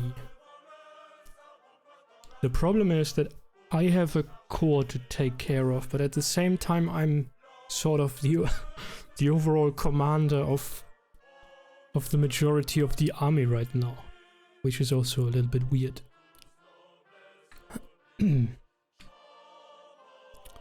So I'm trying to be Soult and Berthier sort of at the same time, you know? Trying to coordinate and manage the redeployment and battle deployments for 3 corps basically, and trying to take care of my own and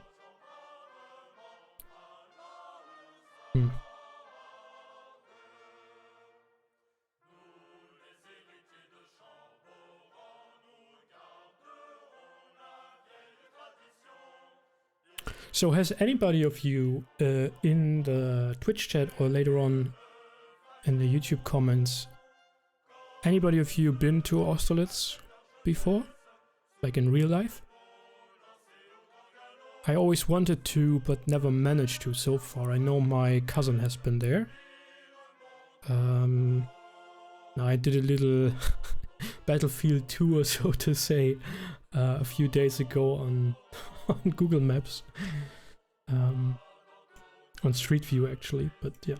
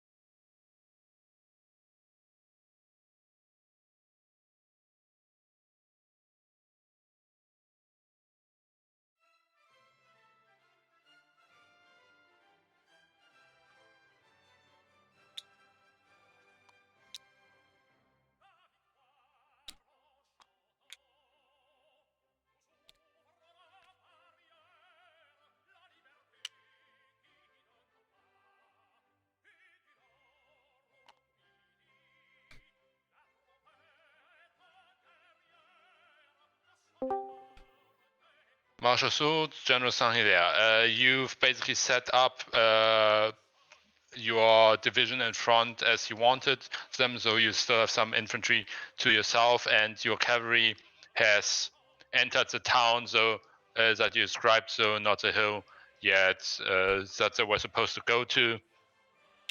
And yeah, to the north you can tell there's some massive movement, major dust clouds, but otherwise that's it. Any questions? No questions, thank you.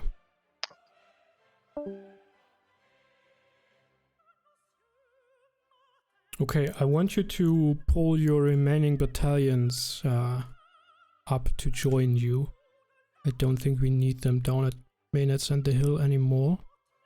As the cavalry is not reporting any contacts to the east, southeast, I hope the flank is clear of enemies.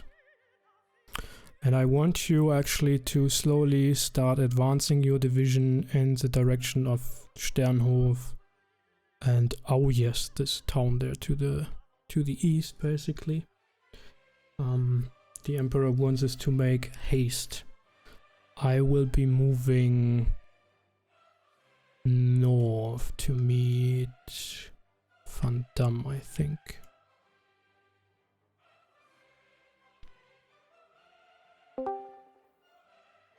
All right, Marshal Sud, General Sanghilea, you have orders for me. Yes, the cavalry that is currently moving through the town should continue to the Silberne Kugel. Okay. Yeah. I will be moving north to meet General Van Damme. Okay. You are moving north to meet General Van Damme. Give me 1 second only.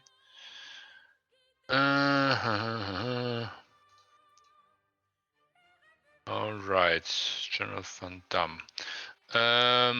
Orders from. Okay, good. You're still writing your orders. Let me see. Where is General Callum?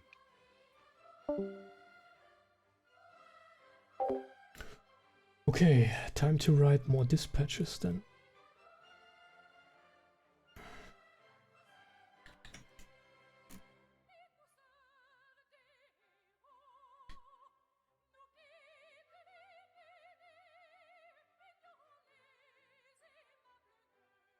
Or should I?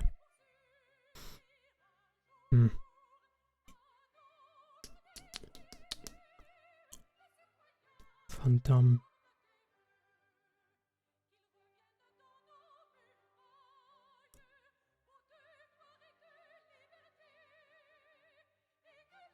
Where might they be? Where might they be?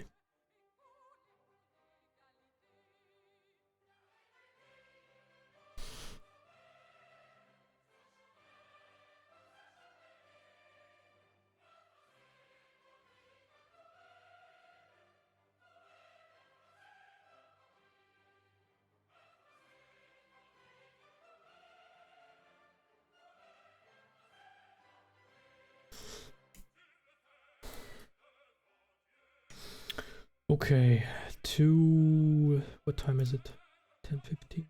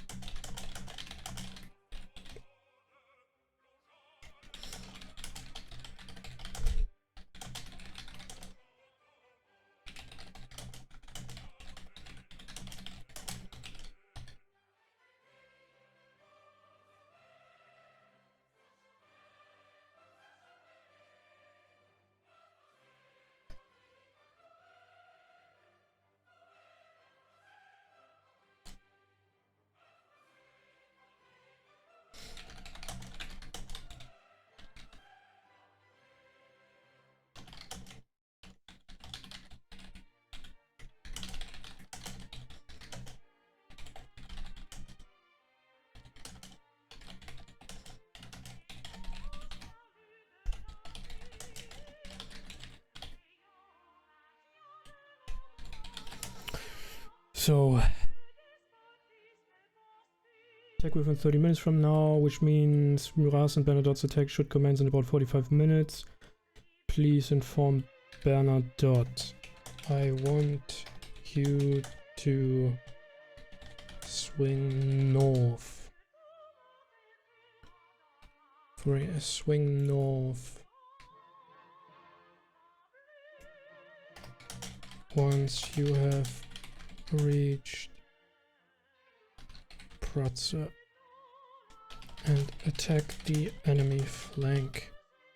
Don't wait for us.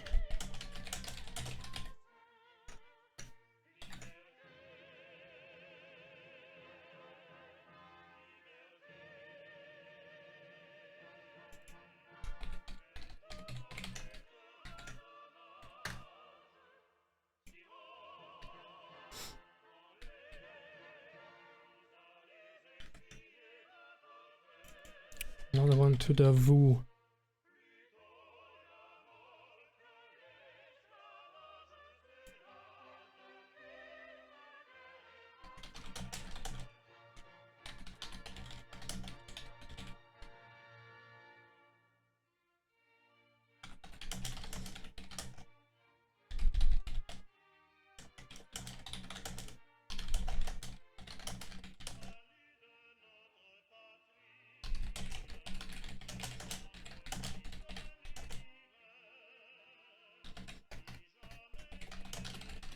The army's left flank.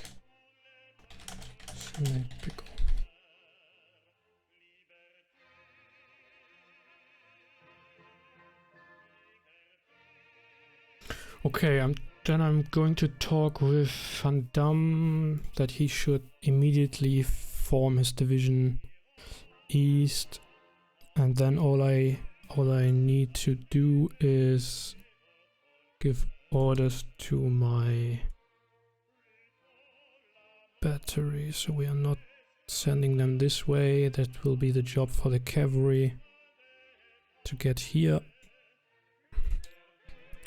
which they should be doing right now. They should be about here, then get to their next turn. The next turn I will order them to advance here and support this attack. Perfect.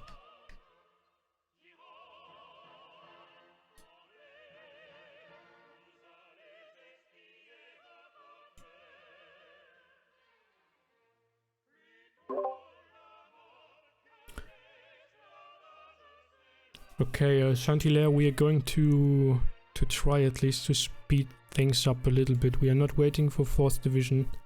I'm moving to 4th Division to speak to them to deploy to the east immediately. And I want you to advance on the town Auges Sternhof already. And then afterwards continue in the direction of Klein Hostierade, which is right on the east side of the Pratzen Heights. The cavalry will be on your right flank at Reichmannsdorf and support you if there are any enemy forces to your right. And I will start to bring up the core artillery on your left flank. And north of them there should then be 4th Division forming. I have also ordered the Dragoon Division of Davos Corps to come up behind you and support you in case you are being attacked.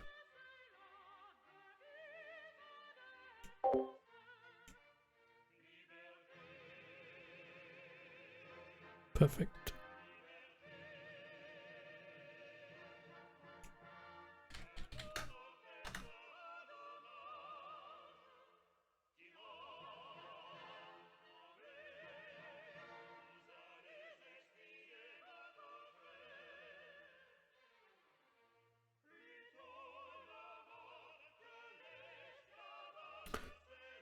Never been to Austerlitz.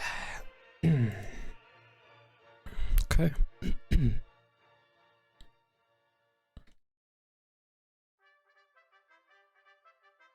So the Preston is really a very interesting position, I think. It is not as steep, so to say, as it looks on this map. Although that might be due to agricultural usage, of course. Like terraforming, so to say. But it is quite a hill, yes, indeed. But much more smoother up the slope. Today at least.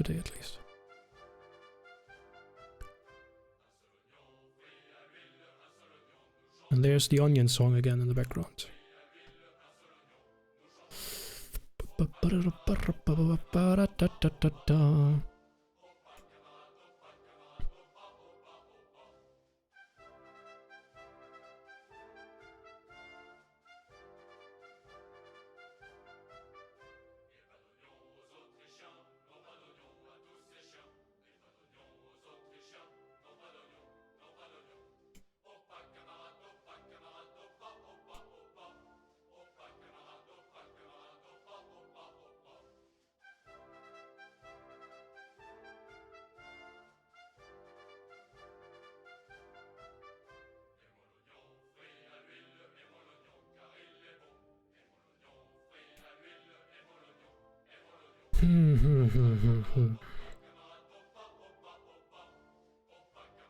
Can they hold in the north? That's the big question. Can they hold? Or is it... yeah. That's... I mean, I guess the... whether we can win the battle or not now depends on how quick our attack from the south is going, right? How fast will we be able to actually make progress and threaten the enemy flank? That's what it comes down to.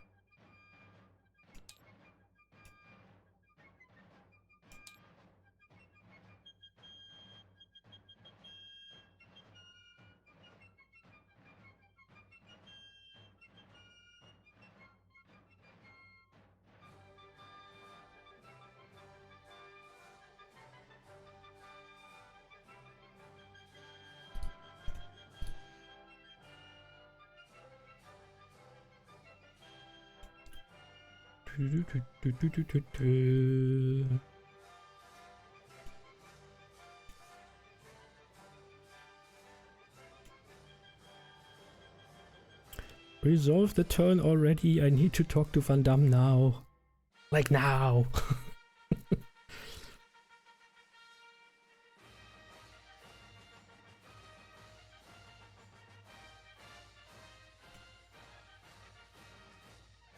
Can the push in the center divert some forces? Divert some forces to the north directly. Yeah, hopefully so. I've sent a message to Murat to inform also Bernadotte that the north is somewhat in a bad position right now and that they should push here and quickly turn north then. And not wait for us to come up. So... hopefully that does the trick. I mean, they have the Grenadiers and the Guard, which probably are supporting this sector.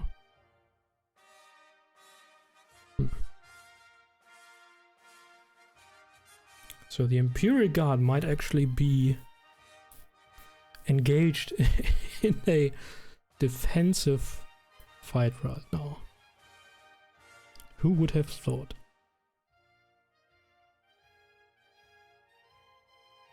Yeah, I just hope that it comes in time. Because, I mean, still they cannot launch immediately, because then their flank would be open, right? So we need to start this attack before they can start theirs anyways, which delays us further. But that's the big problem with the overall message delay. That it took so long for the Emperor to give the order. Or for us to become clear of where the enemy Schwerpunkt was. Their main effort.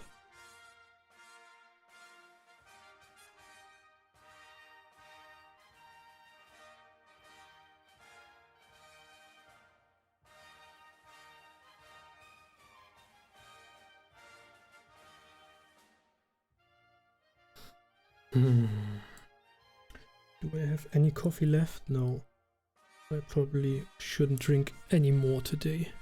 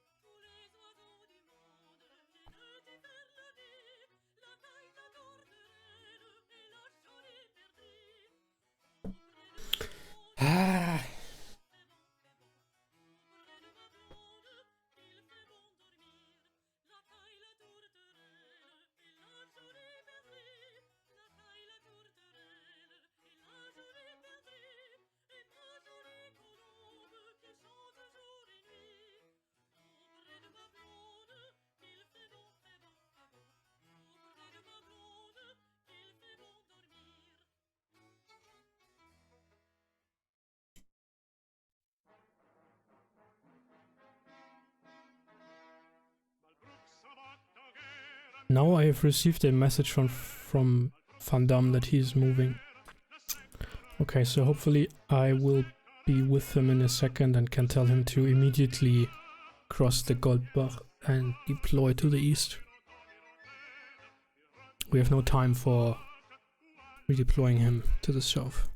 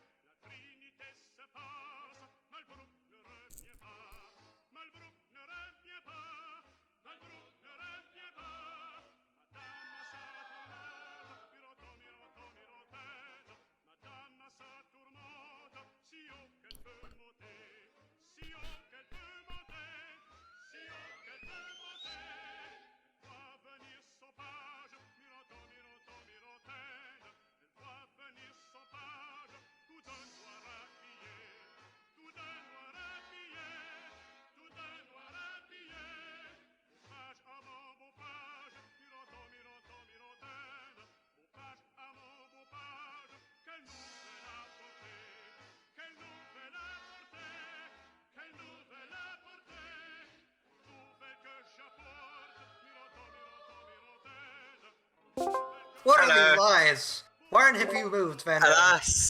Hello. Okay. You're close enough to be co-located. 4th Division is holding position under Van Damme, just in front of the elegant chateau of Sokolnitz. Behind them, 2nd Division is moving up. 2nd Division, some of the soldiers of 2nd Division jeer at 4th Division for not advancing into the attack, as there is now a large cavalry battle and the sound of artillery fire to the east. I can't tell exactly what's going on, but there seems to be a large cavalry battle. You see some of your units retreating, but you can't. There's still some of your units are fighting and some are unengaged. You can't tell exactly what's happening. Looking south, you can also see 3rd Division moving eastwards. Okay, I'll leave you to talk for a few minutes. Hi. Alright, so we need to speed things up a little bit. The 4th Division hasn't moved. Yes, I have. No, you haven't. You've been here the whole time. Yeah, I know. I was waiting for 2nd Division to start moving. Yeah, 4th It's Division. been behind you this whole time. No, I couldn't see shit. I need the 4th Division to cross to the east now and deploy, even if it is in the direction of that cavalry battle. We need to speed up the attack. Where is that cavalry battle? To our east, apparently. Yep. Look, is there anywhere more specific than go east? You should aim for the crossroads on the Prutzen Heights. The Puntovitze. Oh no! Oh, sorry, I missed that. Right. Wait, where? Sorry. The Prutzen Heights. The big hill to the east. Do you see that? Hostierdek. Klein Hostierdek. Look due east of Sokolnitz. Okay, I'll take orders from you now. So, Debu, what's your orders? All right. I want my battery to get here, and then as soon as it does, we're going to be advancing eastwards towards Saint Anthony. Okay, so you're advancing through 4th Division, is that right? Negative. 4th Division should be moving up before us, hence us waiting for the guns to get there and then moving. So you want the guns in front of 4th Division? The guns are going to be in front of my 2nd Division. So behind 4th Division in front of... So between your 2 divisions there? Yep. Okay. What's going to be happening is that 4th Division is going to split off kind of northwards, and then 2nd Division is going to be be going in a more eastwards direction. So that's how that will work out. Hello? Sushi, you're not here, sorry. I think you might need to wait till next turn to come here, sorry. I came from 10:15 to 10:30. I'm actually on their screenshot already with them. Are you? Yeah. Okay. Okay. Are you sure you're not? I actually was told to go here. Okay, sure, if you say so. Friant, what's your orders? I mean, just move up behind the 4th Division. Sorry for seeing you. Did you already give your orders, or do you want me to take them now? I want to give you orders, and I want my concentrated battery to move up on the left flank of 3rd Division. They will be sort of in the center of our formation. Yeah. No. Okay. Do I have any reports from the cavalry? Which cavalry? To the southeast. You are far too far away from them to get any reports at least up-to-date reports from them at the moment. Okay, and I will personally move with the Grand Battery in the center of our formation. Okay, Van Damme, you have orders for me, I assume. 4th Division is moving towards the hills next to Klein Hostirade. Klein Hostirade. East of Saint Antoine, or Antony, whatever that is. Yeah, that's the Prutzen Heights. Oh, that's... Okay, this is going to be interesting. So they should be aiming for the crossroads on top of the Prutzen Heights. Yes, and the cavalry will move behind, and artillery will not be at the front of the column. Okay, basically. Okay, I know what you want to do. Give me 1 second to execute all. Alright. That you're going to be here.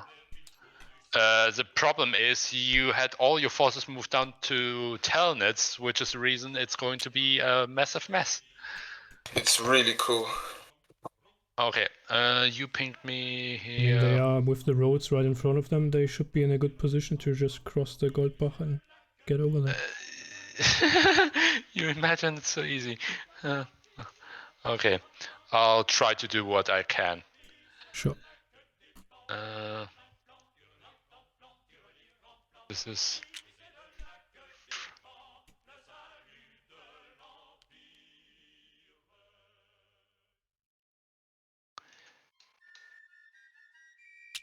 wait, this is... Yes. 2, 3... This is probably working out. I'm sort of abbreviating. Okay, and you are... Wait, not Dro, not Friand, Van Damme. Here you are. Yeah. Okay. Well, tip is done. Not so cool right now. Yeah, apparently the north has some problems, which makes the Emperor want us to speed up. Well, I can finally start doing stuff. I will go in and grab them by the teeth, with the teeth. But, so don't worry. I'm not disappointed. Man, I'm so annoyed. I kept saying to the fucking Emperor, man, if second, like, I'm waiting for second division to replace me. When they're there to replace me, I'll move. And apparently he was behind me the whole time. But Emperor didn't feel that was, like, worth, like, counting as what I said. Very annoying.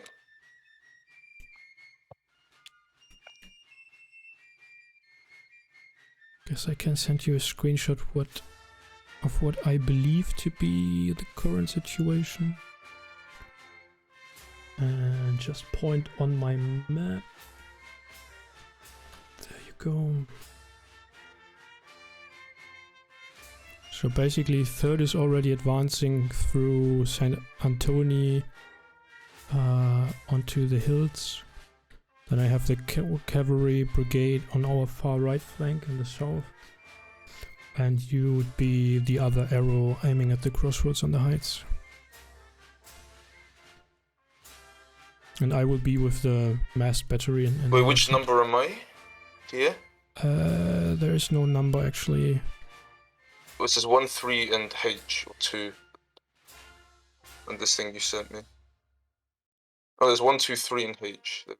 Yeah, that's not one. Wait a second, I put you down for like so.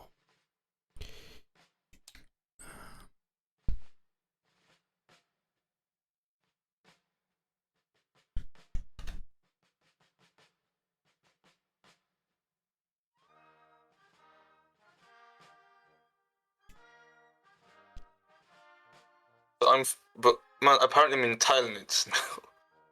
Yeah, which, I mean, on the screenshot you are in the middle of Sokolnitz, right on yeah, I know, all those crossroads. I don't understand. So... Yeah, I'm going there, and I will... If like, what happens if I take the hill? Do I just sit, or do I keep going? Keep going north and continue to Pratze town. I'll make sure that 3rd Division comes up on your right flank then. Alright, I will keep moving until you tell me to stop. Perfect.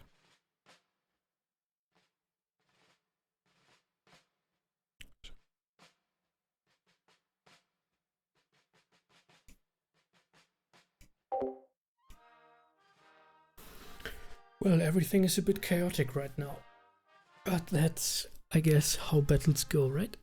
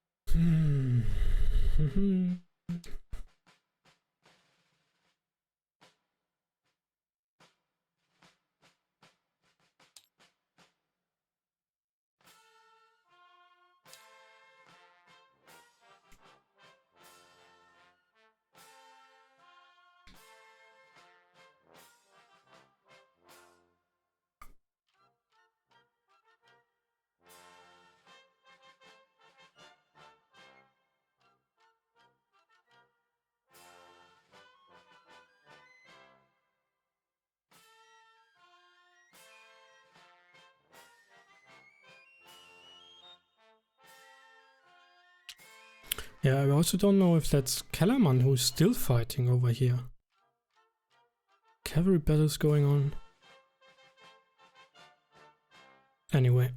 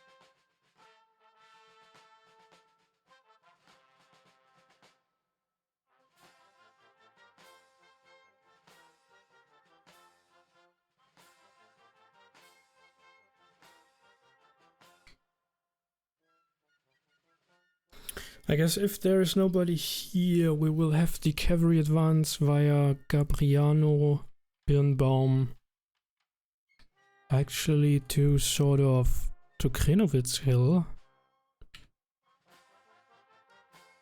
We cannot cut off the enemy lines of communication by taking these hills, but because there's this, the main road is here, but just to secure the far right flank if we swing up north, because then 4th Division will be advancing this way, 3rd Division this way. We'll have Murat in front of us, we'll have the Dragoons of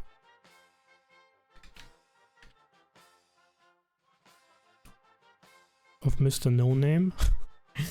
Who's commander of the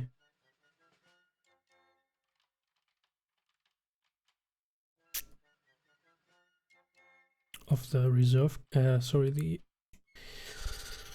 cavalry of the Bourse. Behind us. We might even want to push them further.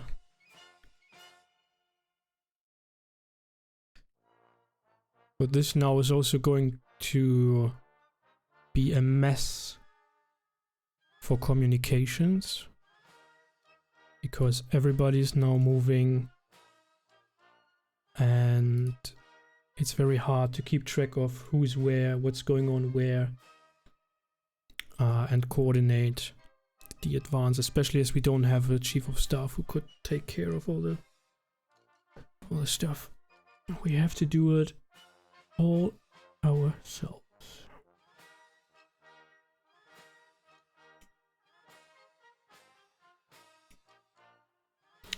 If Kellerman is still fighting there, I would read it as an indicator for the severity of the problems in the north. Maybe so.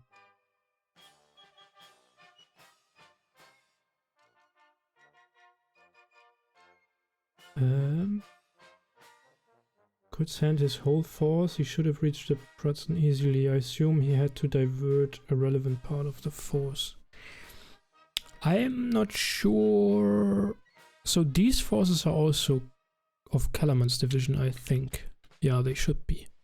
So I'm not sure how many of his forces he still has available here. And these are also just light cavalry. They seem to be fighting with dragoons, I think. So battle cavalry. Which might not be the easiest thing to achieve victory off by the chasseurs, which are misspelled, but anyways.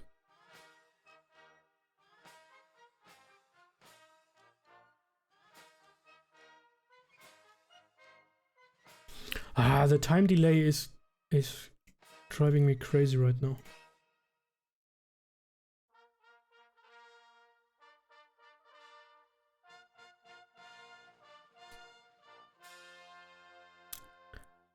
The time delay is driving me crazy right now.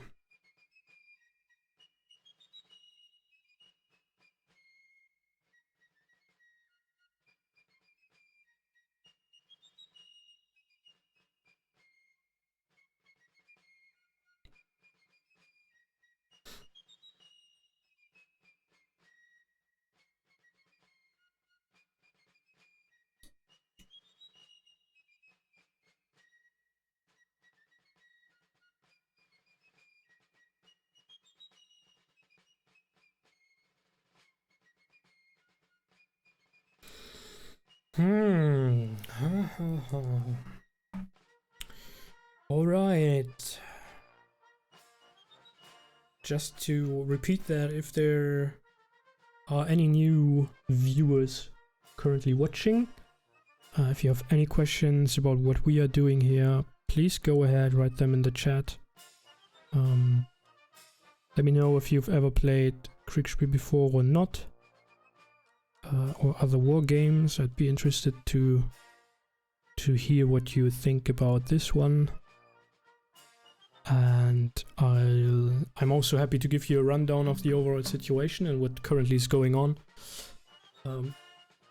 You also might be wondering why I'm so nervous when there is nothing on my map to see. So if you have any questions, please go ahead and ask them right away.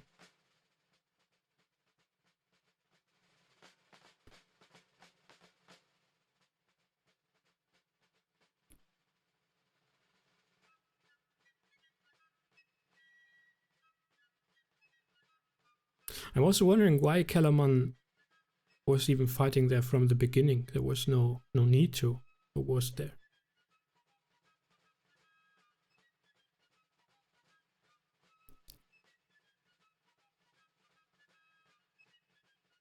What's the situation? Apparently the north is under heavy attack. From what I've read in the dispatches, I assume they are actually already driven back to some degree, which means we are now trying to make haste and push for the Prussian Heights and then further north. I have sent word to Bernadotte and Murat to launch the attack in a few minutes.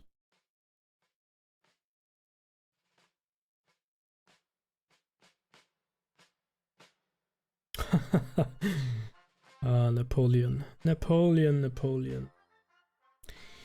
is asking me, he sent a dispatch asking me when the attack will land, but yeah. What can I do, man? I'm trying to move several corps worth of units. What do you think how quickly that can develop?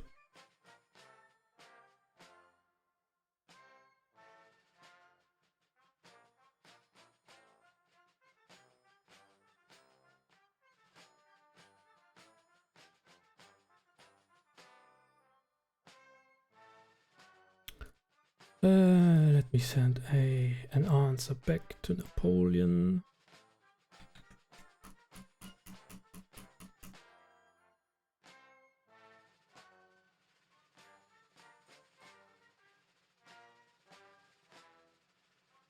Okay, the force is now crossing.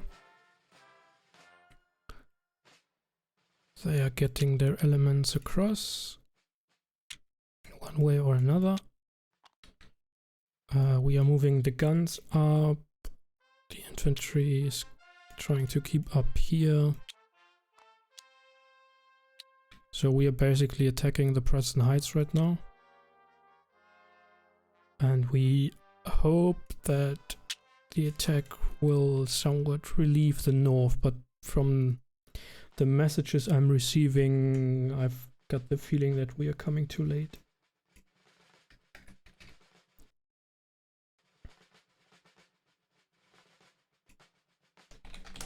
The movements are on the way.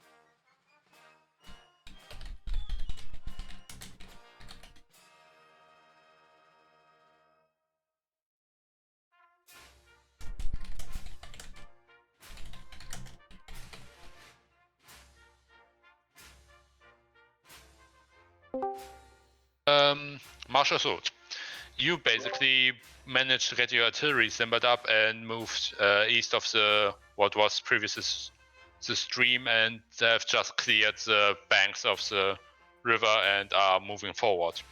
Perfect. And I assume no further orders.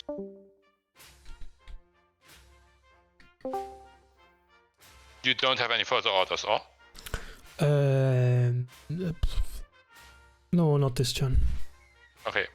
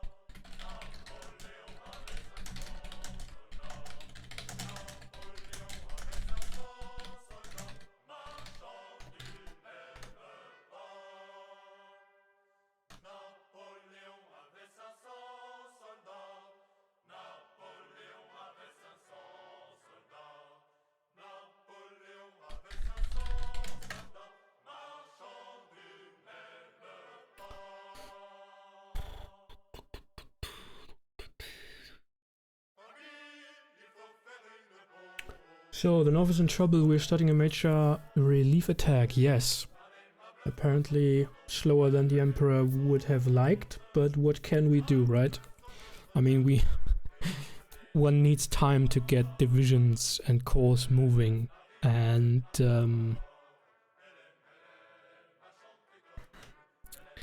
should have sent the order much earlier if he wanted us to be that quick. Can we order the cavalry in the south to advance and avoid direct contact? As you mentioned, we could somehow sneak them north quickly, only to be seen and threaten some supply routes. Yeah, I guess so. I will order them to move north next turn.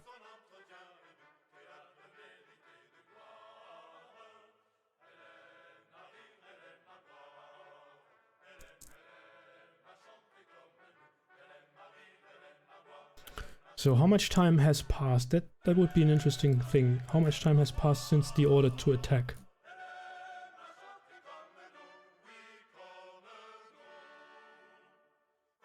I've received the order at 9:30. And it is now 10:45.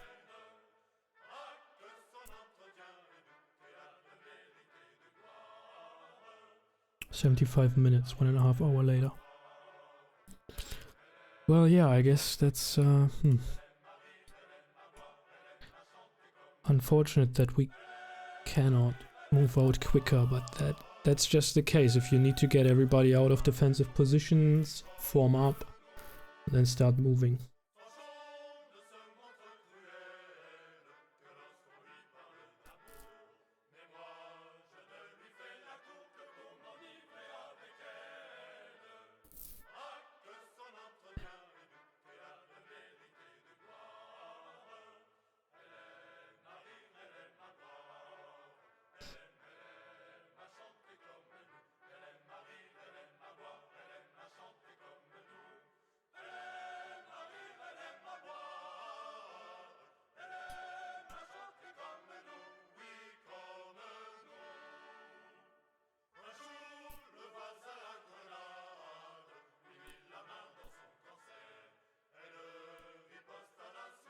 But from the message, the North is still holding, even if barely, they are holding. So that is a relief to to hear that. They are holding on. That is great. So, I mean, the order to skip was sent at 10:15, should have arrived at 10:30, I guess. 10:30 plus 30, 11. So next turn the attack from Bernadotte and Murat should go in. Which hopefully relieves the forces up here. Not sure in which sort of situation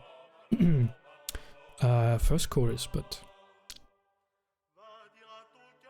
hopefully there is some space, at least for Murat, to get the heavy cavalry in action.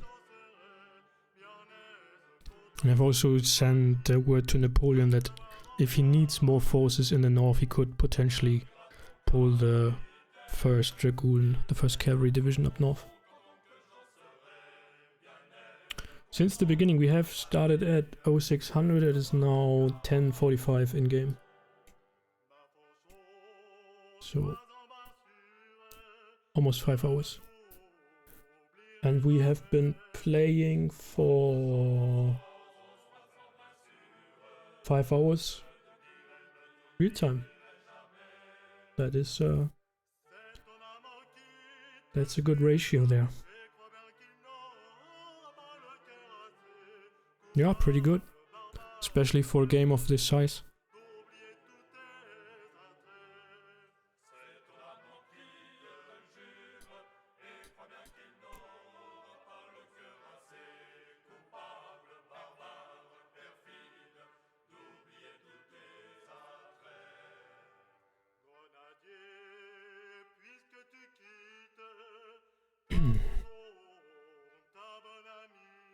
Okay, I need to remember about the further orders for my cavalry brigade. At least the 2 regiments down south or southeast.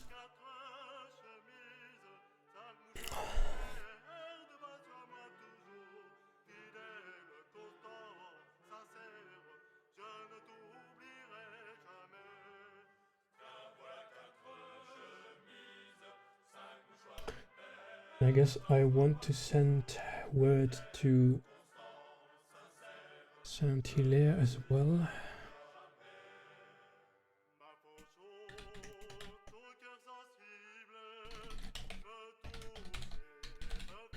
Saint-Hilaire, who is at Saint Antony.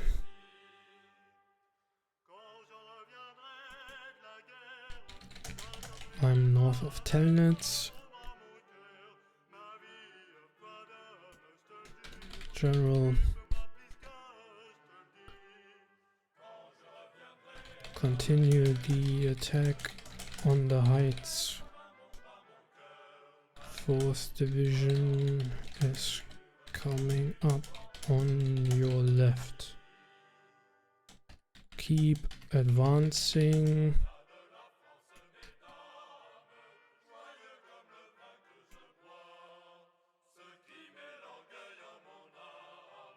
To the crossroads east of Pratzer town if unopposed.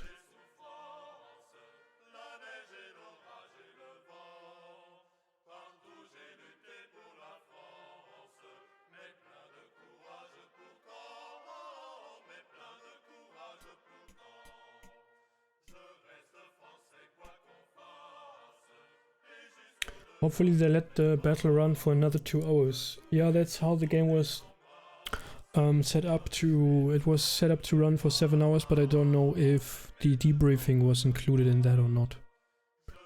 So yeah, would be a shame if they concluded the battle before we actually managed to attack the enemy flank.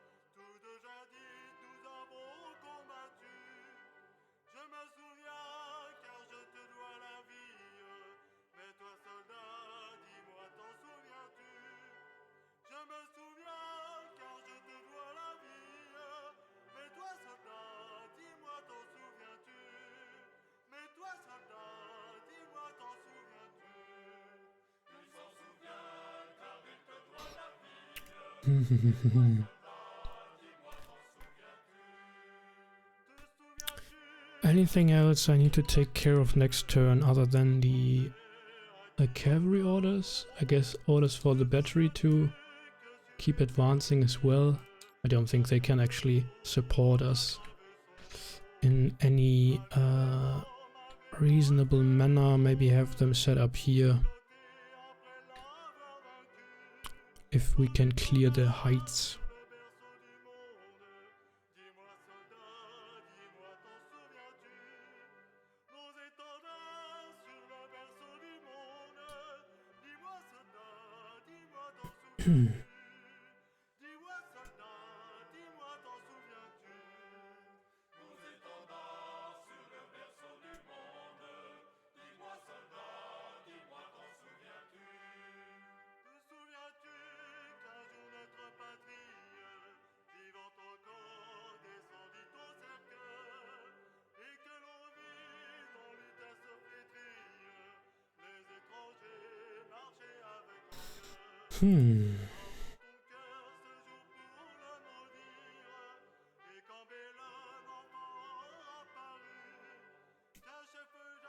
Exciting, exciting, exciting, exciting.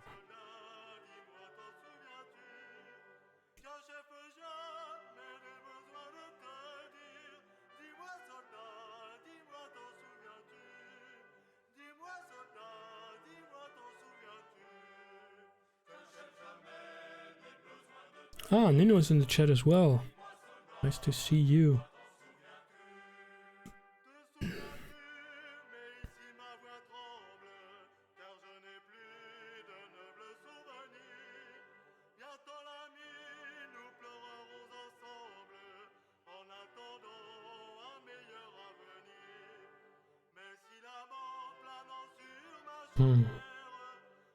Well, I guess, I mean, there's nothing we can really do. Wait and hope that our forces move relatively quickly and that Murat's attack in the north is bringing us some results. It's a bit of a shame that he probably won't be supported by combined arms, but what can we do, right?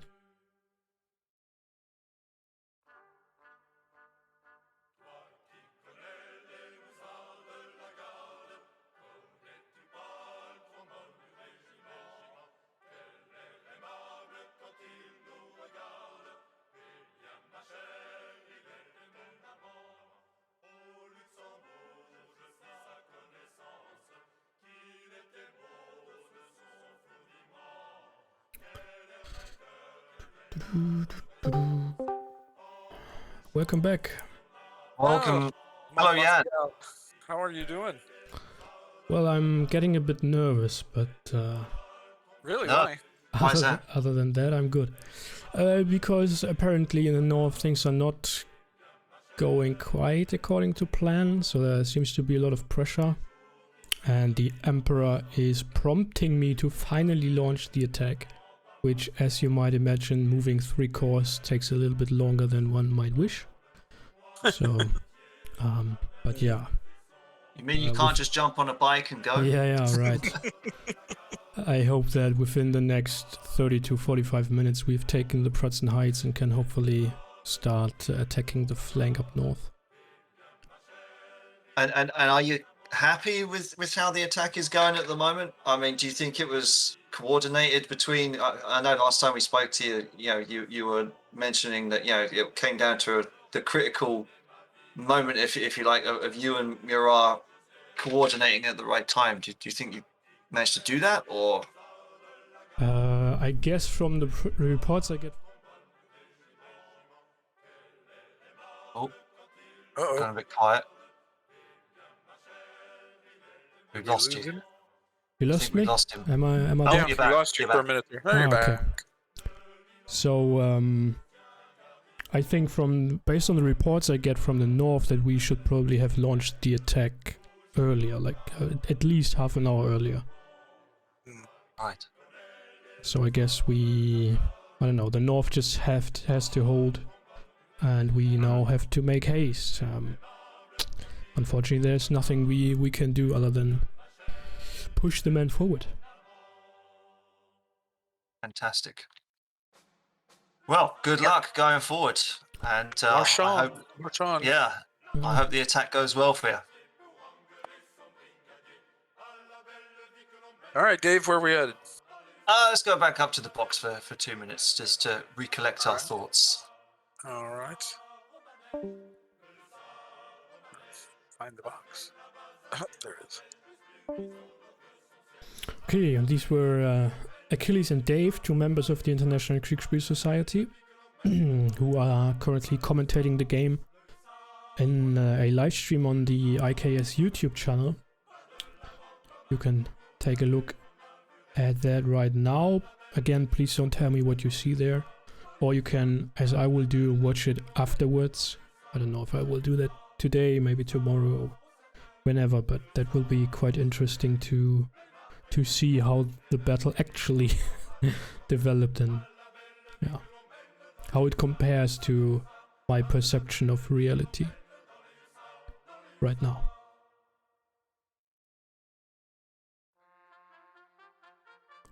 So what my conclusion of the current situation as things stand is I should probably have taken initiative much earlier. Like as soon as Davout arrived, I should probably have ordered the attack. For my corps at least, for 3rd and 4th Division. To get into battle formation and start the advance on the heights. Because the time it took me to coordinate with Davout and Murat, that was basically time we probably could not have afforded to spend, so.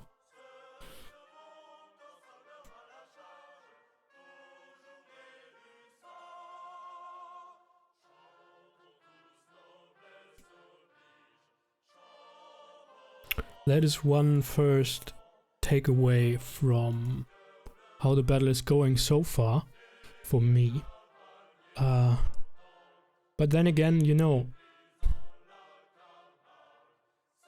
I'm just corps commander, and I'm basically put in the position of commanding 4 corps basically. My own corps, the cavalry reserve corps, Bernadotte's corps. And I guess if we have an army commander, that's his job, right?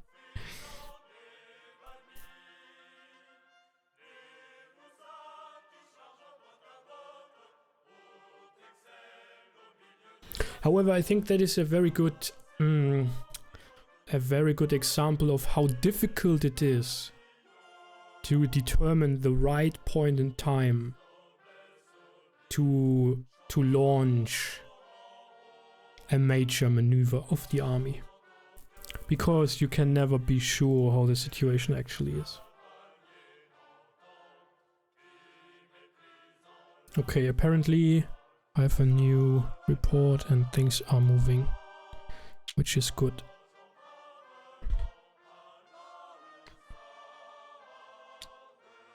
The batteries are coming up.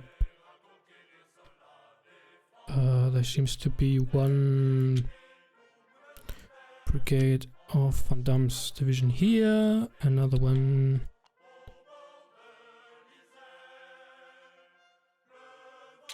sort of here. I'm not bothering about putting this in the correct.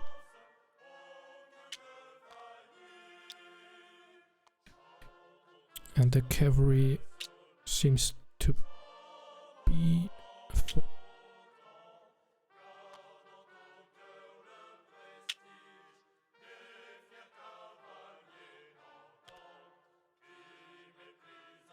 don't know where the 3rd brigade is. And I don't know where Van Damme's cavalry is.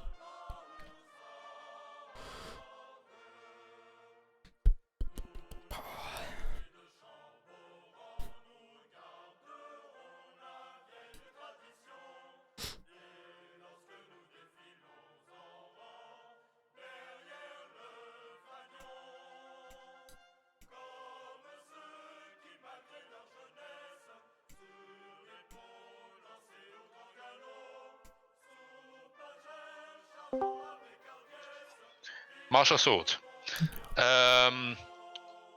You're here, or? Yes.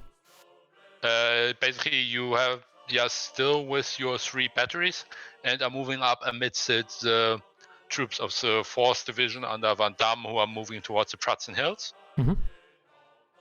And yeah, to your south, you can see the General Saint-Hilaire has taken Sternhof and is moving his troops further up the road, marching apparently to the sound of the guns. Aha, so we hear guns to the east. Well, sound of the guns more like he's pursuing the troops that fled out of Sternhof. Okay. Also to the north, you can see a massive cavalry engagement in front of the Pratzen Heights. Interesting.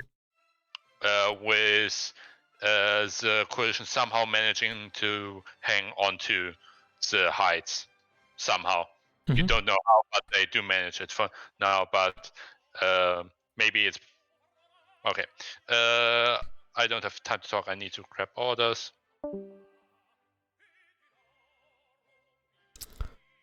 This cavalry engagement, I mean, that will be interesting to watch later on. What's going on here? Back and forth. They, based on the reports, this cavalry battle must be going on for hours now. How are they not completely exhausted already? How's that even possible? The cavalry, did they move? Not sure. I assume so. Haven't heard any reports, but I will give my orders as soon as Cookie Hunter is back to take them. Thanks for reminding me, though.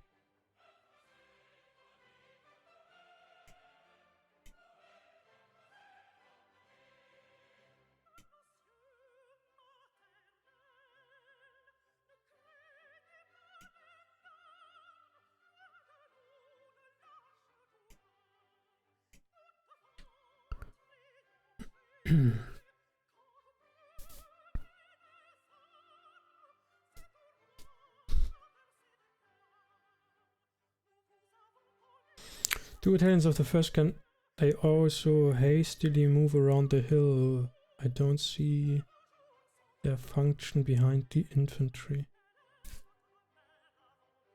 Well, I mean, they are tired from force marching, that's the problem. They are sort of our reserve, you know. If our infantry breaks, we push them in. I don't think it will have much of a benefit to throw them beyond our position. I mean, of course, speed would be a thing, but the roads are blocked anyway right now. So the infantry would have to leave the roads, let the cavalry pass, move back on the roads. So, what do you want to do? I want my main battery to continue moving up on the heights. I will personally join... Which heights? Well, the Prussian heights. That's currently occupied by the enemy. Yeah, but we are attacking them, so... Yeah. You only have your batteries. Yeah, sure, but 4th Division should be in front of us attacking them. I just want my batteries to follow them. Okay. I will join Van Damme. I have orders for my cavalry brigade at the Silberne Kugel to continue through Gabrianov to Spetslav. Gabrianov, I know what you mean. Yeah. From there to the north, basically. Okay. And from there to move. Okay, good. Thank you. Thanks.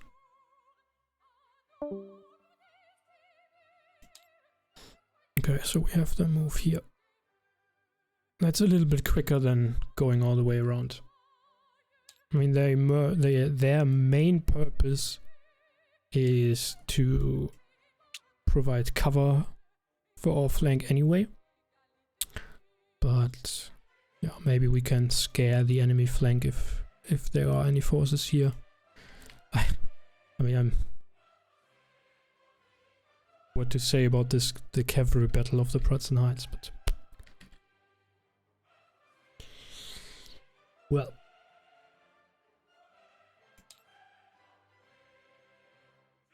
who knows which forces are engaged and if there are reserves thrown into that fight or not, or whatever. Excuse me.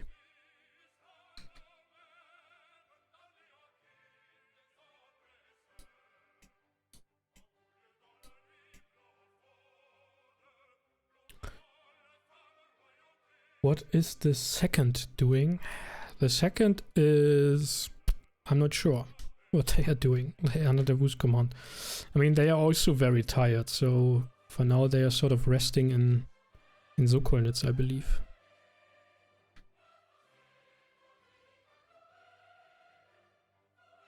I can send word to Devu to have them join the fight.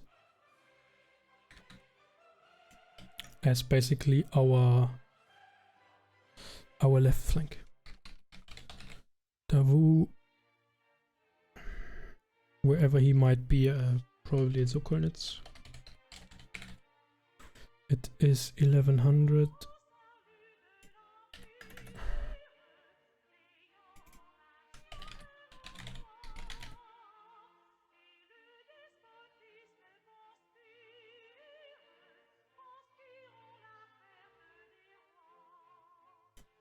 I am east of Sokolnitz.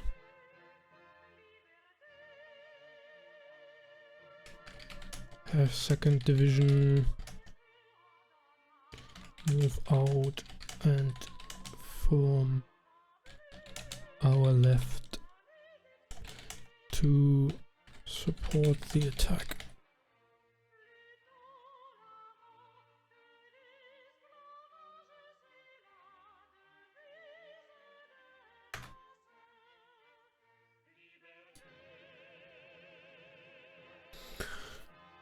Okay, so I will be with Van Damme next turn. I have to ask him about his cavalry.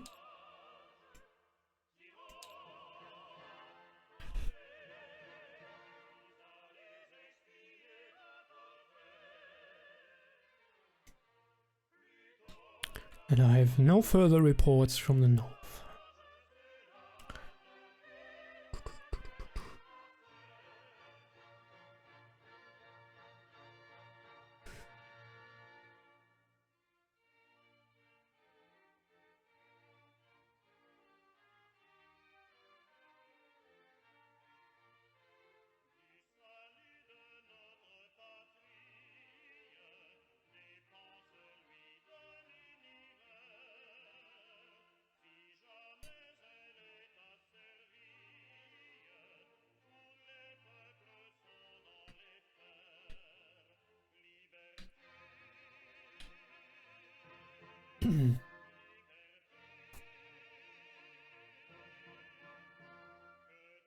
Have you ever been on the actual Austerlitz battlefield? No, I have not.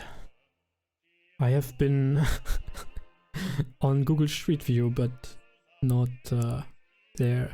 Have not been there in person. I always wanted to, but somehow never managed to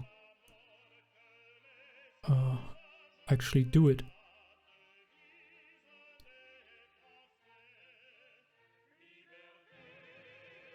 I might do it. Probably I should. I also want to, next year, probably in spring, want to visit the Jena Auerstedt battlefield.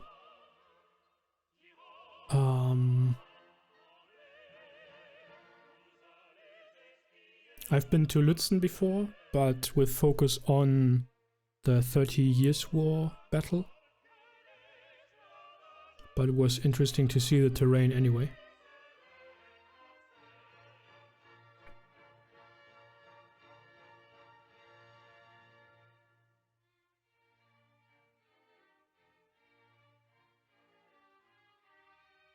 And I also wanted to visit Waterloo at some point. Waterloo.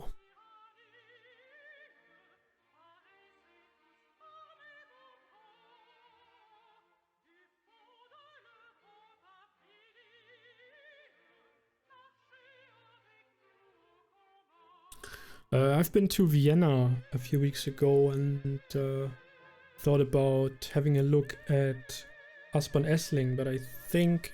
so I didn't go there because I was only in Vienna for like 2.5 days. I think it has been absorbed by the city anyway by now. So there's probably not much to see there.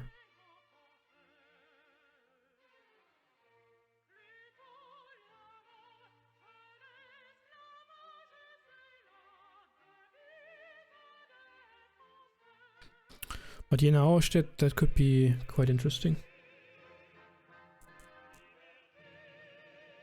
Maybe I'll actually grab my video camera and make some shots there.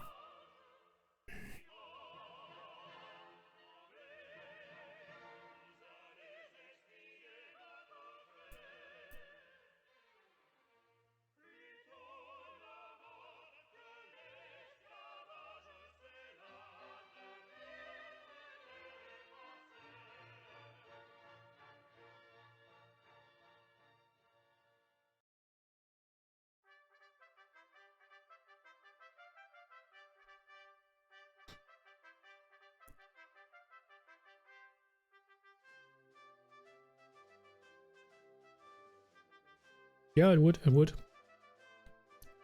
Certainly so.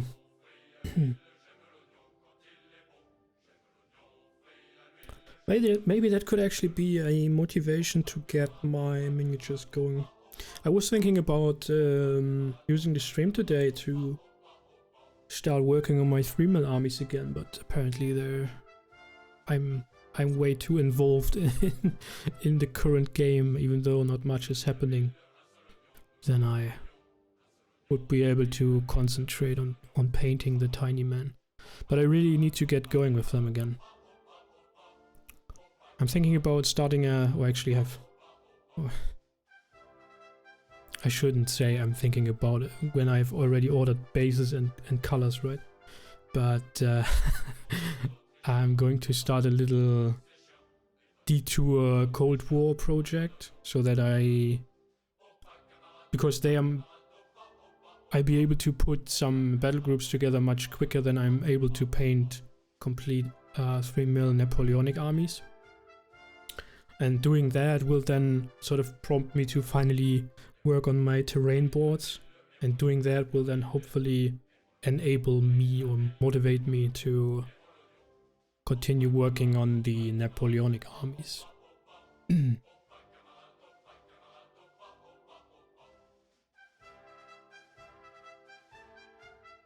To be honest, I should probably just make sure that I spend some hours every week working on them to make progress.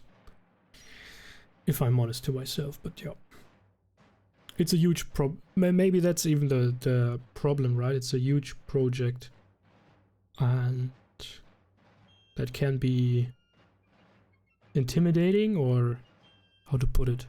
It could and can drain your motivation to keep on going, because you sort of, in relation to the mass of bases you need to paint, you're not seeing much of a progress. I guess that's the psychological issue I have with this project. So I need to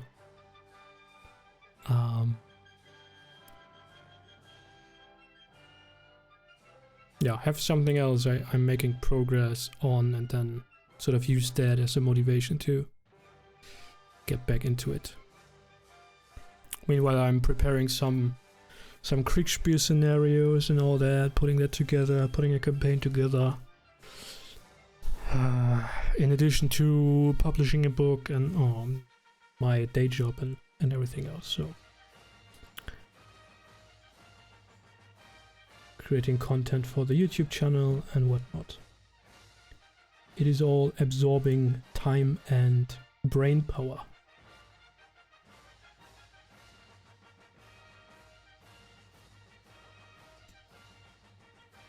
I guess quitting the day job would be the perfect solution for it all, but you know,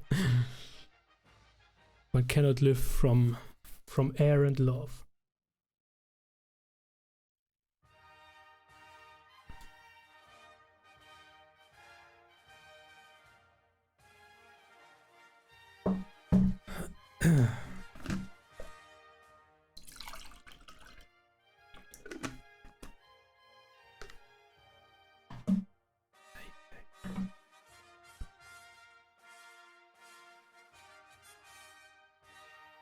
I can't remember, has anybody of you played Command and Colors Napoleonics? Is there a Jena-Auerstedt scenario for Command and Colors? Yeah, I guess so. For what period are they? Your 6 armies? Oops. Something in my eye here. Oh, should be alright. Commands and Colors scenario. Let's see if there's a Jena-Auerstedt Napoleonics.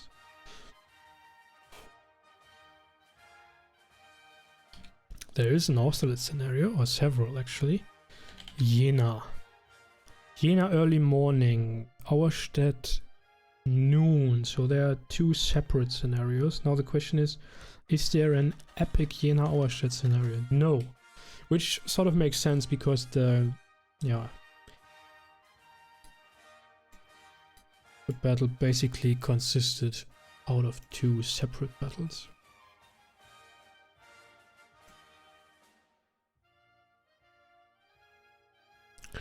With Davout fighting a battle of his own at Auerstedt, while Napoleon believed to fight the main Prussian army at Jena.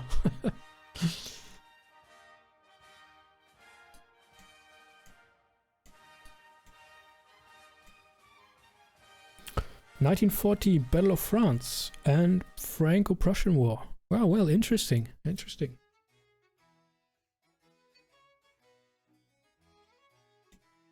Are you aware that the Strategic Command American Civil War is getting an add-on, a DLC, focusing on the Franco-Prussian War?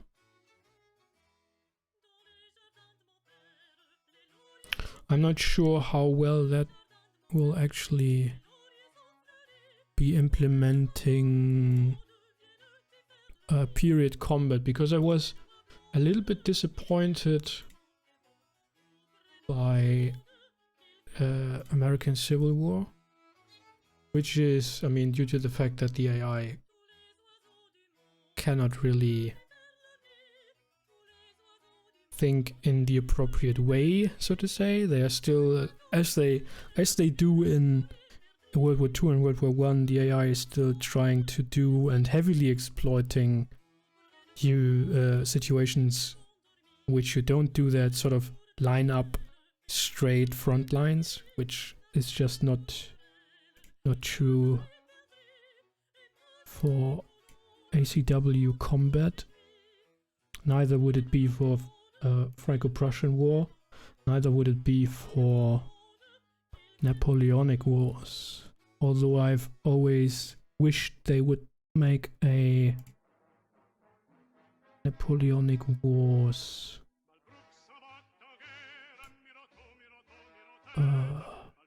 version of Strategic Command.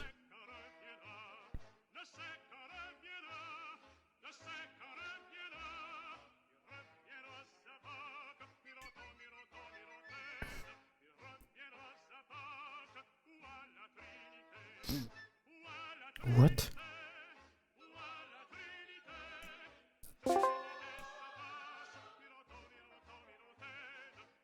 Hello. Hello.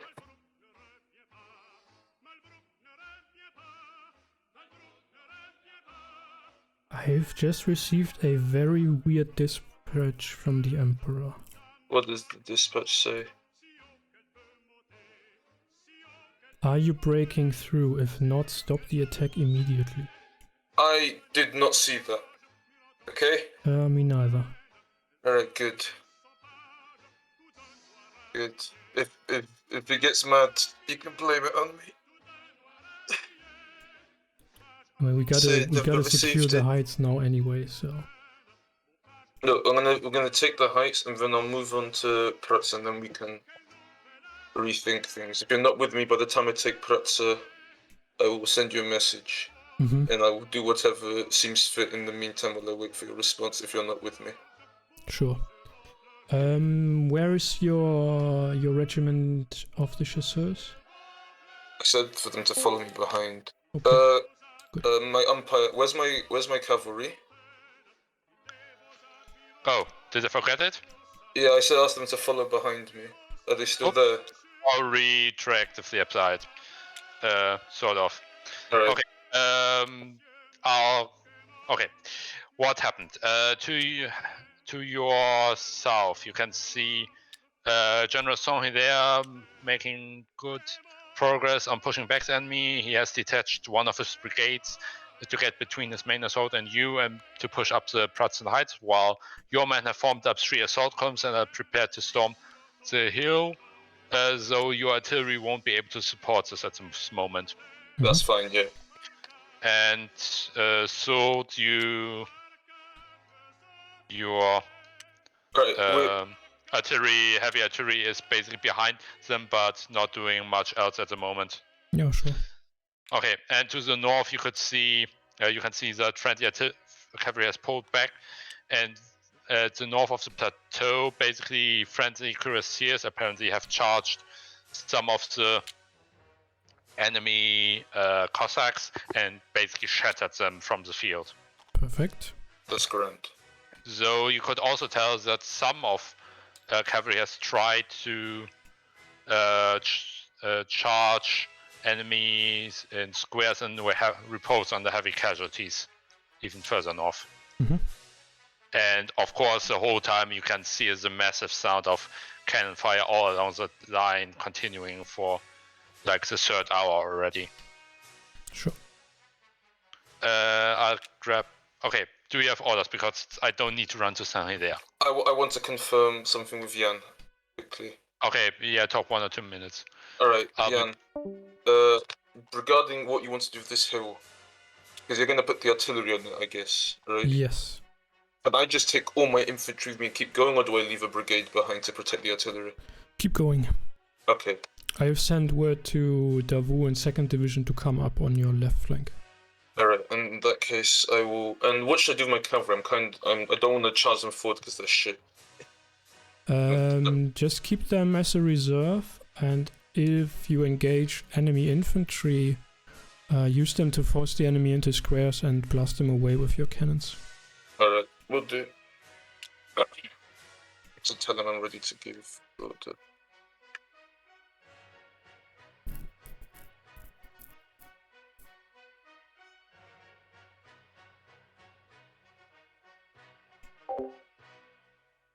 I'm going to take Pratsa and then just keep moving in a northerly direction or wherever I see enemies. Right, that's what I'm going to do, basically. Yeah, I would say probably sort of... when you are at Pratze, wait for Saint-Hilaire to come up on your flank and then... Okay, orders now. All right, I'm going to take the hill that I'm climbing up. Once the hill is taken, I'm going to move to Pratsa. The artillery follows but my artillery and cavalry follows behind me. So you want to take the Pratz village after you take the hill? After the hill, yes. Okay, so you basically launch an all-out assault with your infantry on the hill. Yes. All right. Bayonets, etc. All right. Yeah. This is going to be fun. Hell yeah. I'm mainly because I'm curious what's going to happen. Because That's I've the no best idea. part, man. Aren't we all? All right. I assume your artillery is moving up. Was orders for your cavalry? Stays behind, following. Okay. Good. And I'll be. Okay. No. He's annoying me too much. Okay. Man, he says it in front of my face, and it hurts. No, I'm not meaning you. I'm meaning somebody I'm else. joking. I am saying this about somebody else.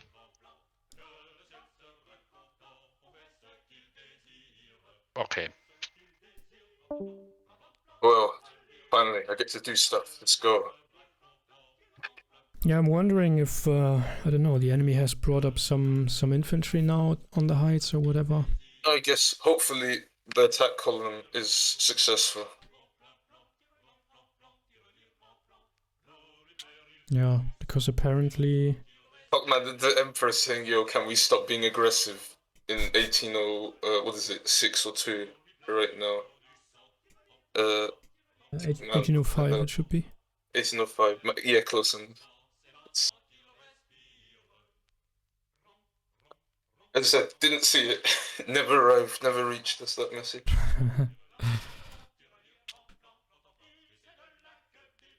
But in case one of our neighbors gets it, like that's a thing. Like, should I send a message to them, or you do that? Just To like whom? to keep attacking. You mean to Davao? That is. Or? I have no idea who's around me and what their names are or numbers are. Yeah, I mean all the other forces are our division, so that would probably be Davao. Yeah, I've sent a word for him to come up on your left flank. So we see. I believe that Napoleon has only sent the message to me. So, do you have any idea what the shape of the lines are right now in the north, or are you clueless? No. The last report I had was that they were barely holding the line still, but I don't know if that's still true. Let's hope our artillery on this hill can do something of value. Hopefully.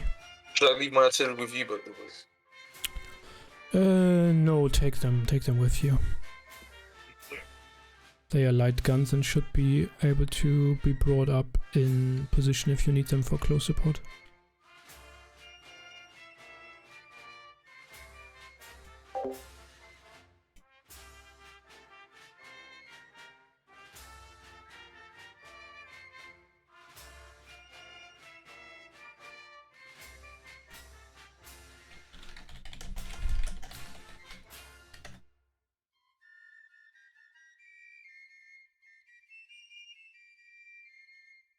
We are going to break through. Obviously, there's no other possible outcome. How can you assume we are not? Yeah, well, as I said, we don't know what's hiding behind the crest, right?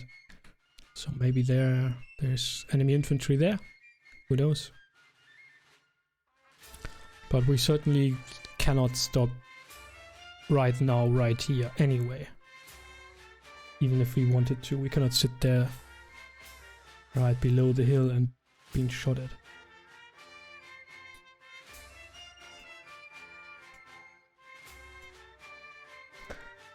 So we need to keep going, at least to this line, I would say.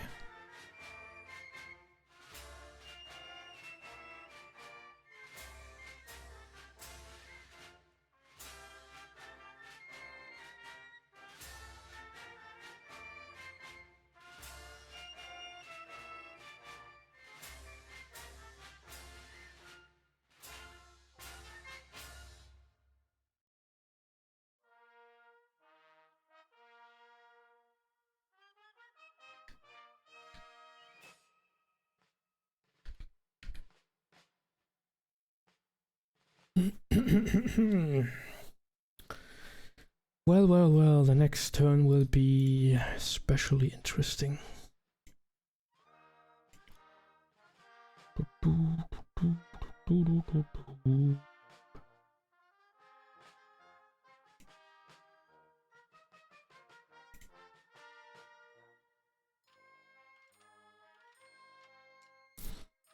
They should probably be around here by now, although obviously in columns.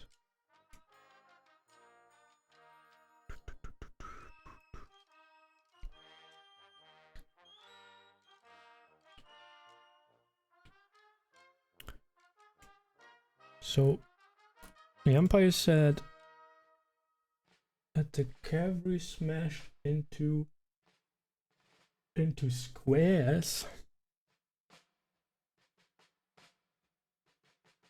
So that indicates that there is infantry up somewhere. And what I see there are dragoons. So is that Murat's brigade? Is that Voltaire who got pushed back here? That would then explain how the cavalry combat is still going on. That potentially Kellerman is probably pushed back and Voltaire probably fought here and tried to attack the heights and is repulsed. And that is why you don't go in with cavalry all on their own. You need to prepare the attack.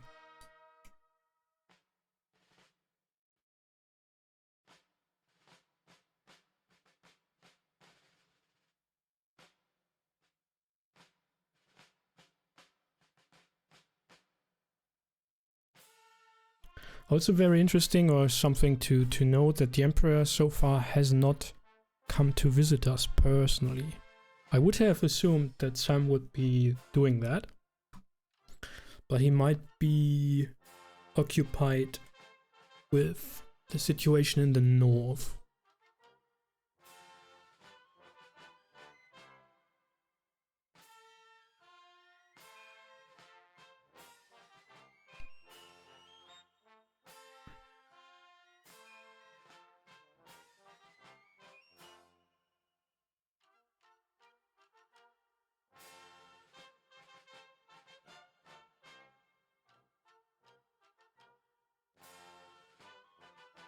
Yeah, indeed. Sam Miller is Napoleon.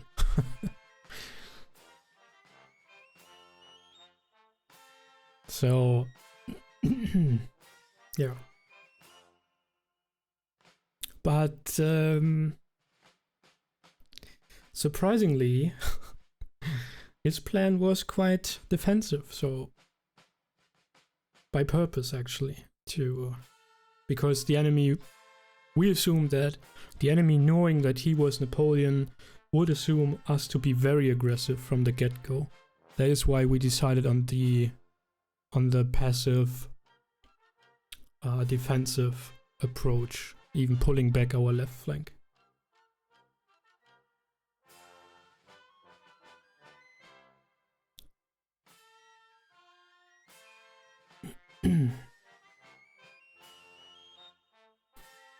So we are playing for 6 hours now, so I guess the attack down here will now decide what's going on.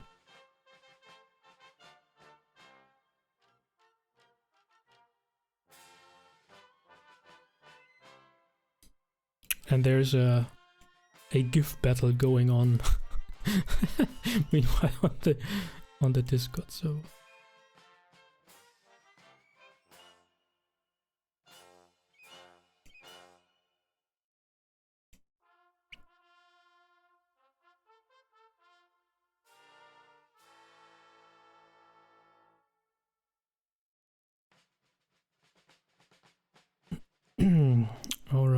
Alright, back to my channel.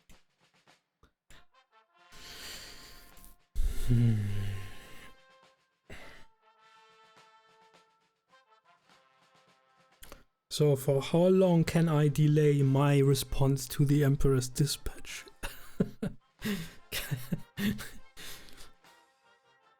Can I just suggest it never arrived, or should I be answering at some point? I guess I'll wait for next turn and see whether we are able to take the hills, or how the chances are to take them, and then we will see.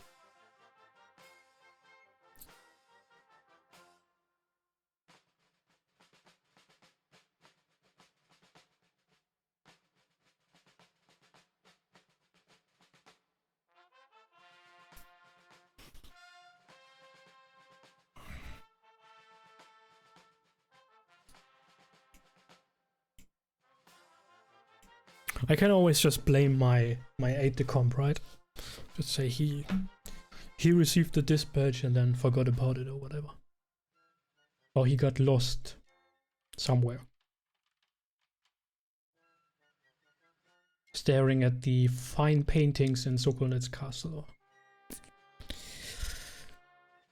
whatever sort of excuse we might come up with.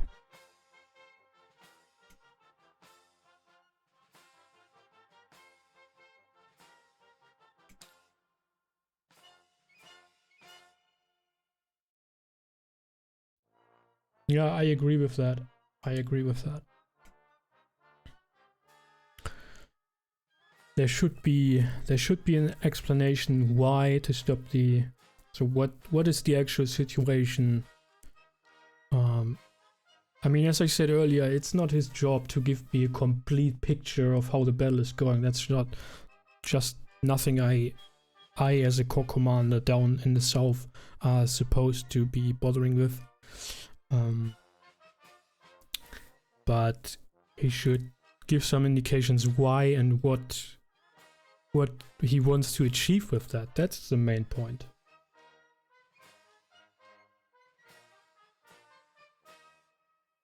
So what is our objective then if we are ordered to stop right there in our tracks and stare at the enemy being shot at?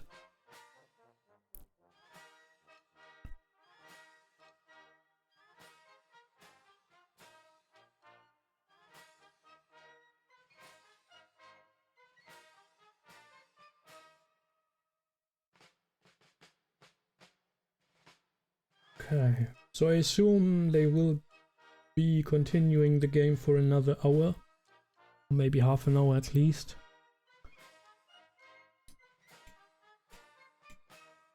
And then we shall see.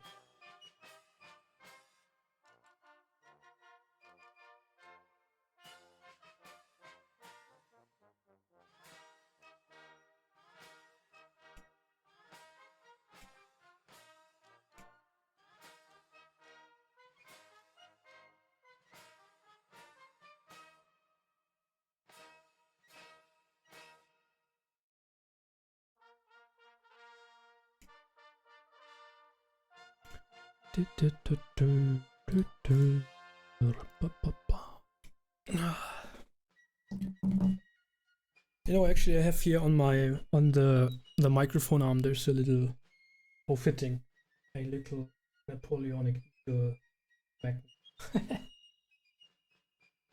Just for the lords. Yeah.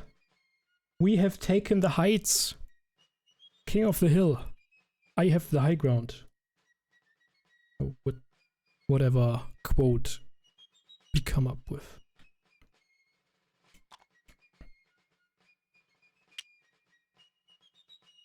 I have the high ground, Anakin. Awesome.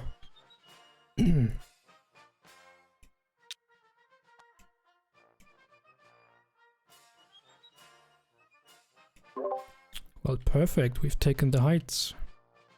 Is that Austrian cavalry there? It appears to be, yes. Man, the quality, good. I can't tell if my cavalry can be used to scare it off. But your battery is in a good position and your leftmost column should be able to just turn. Yeah, but can you see just at the top there's something there? Yeah, there's something as well. I can see that. Marshal so, General Van Damme. You storm the Pratzen Hill without any enemy resistance, but suddenly to your left, against impossible odds, the 4 squadrons of Austrian cuirassiers charge your flank, and to everybody's surprise, no less than my own, they managed to break your infantry, one of your infantry columns, and also the cavalry that was falling into the flank, and managed to cause them to retreat. And yeah. All right then. To your north, you can see that the enemy cavalry is continuing to retreat up north and behind to the next hill, which seems to be pretty, where you see a bunch of guns on the next hill. All right. If you have orders, feel free to. Just a moment. Wait, yeah. Speaking with you. All right, Jan. Yep. What I'm thinking is I put those three brigades to like shoot at the cuirassiers. I use my artillery on the cuirassiers. I vacate the hill for your artillery, and those 4 guys keep moving forward. And then I try and get my spooked guys into order. What do you think of that? Very good, very good. Alright, then that's what I'm doing. Yep. Wait, so that's my cavalry then, I guess. Yeah, it seems so. So 2 squadrons disrupted and 2 stealth rush. Well, in that case, they're just going to spook the cuirassiers, I guess. Okay.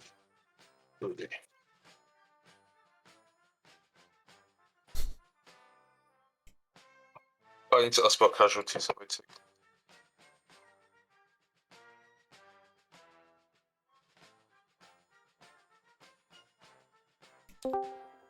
Hello. Before I give my orders, I just want one question. How many casualties have I taken? Or is it just mostly disruption? They fell back behind the other lines. Yeah, they haven't routed. They haven't routed. But have I lost a lot of men here, is what I'm trying to get at. I mean, you lost, I think, quite a few men, yes. Okay. So, for now, my light artillery is going to start firing on the cuirassiers. Yeah. The 3 brigades close to the cuirassiers are going to form line facing the cuirassiers and start shooting them. Okay. My cavalry, they're chasseurs. Does that mean they have guns? Yeah. They are going to harass the cuirassiers from the western side. They are not going to give chase. They are just going to harass and get them to go away. The 4 brigades on the hill are going to move north along the road. Okay. All right. Okay, I want the 3 batteries to basically form up on this light hill here at the crossroads to counter battery the enemy guns, and I will personally move over to meet Saint-Hilaire. Okay, you can meet Saint-Hilaire, no problem, but which guns to... Oh, those guns. Yeah, they... Okay, yeah. Okay, I know what you mean, they... Okay, you want to meet Saint-Hilaire, that's not a problem. Not really, at least. Okay, that's it then. Yep, thank you. Let me run back up top.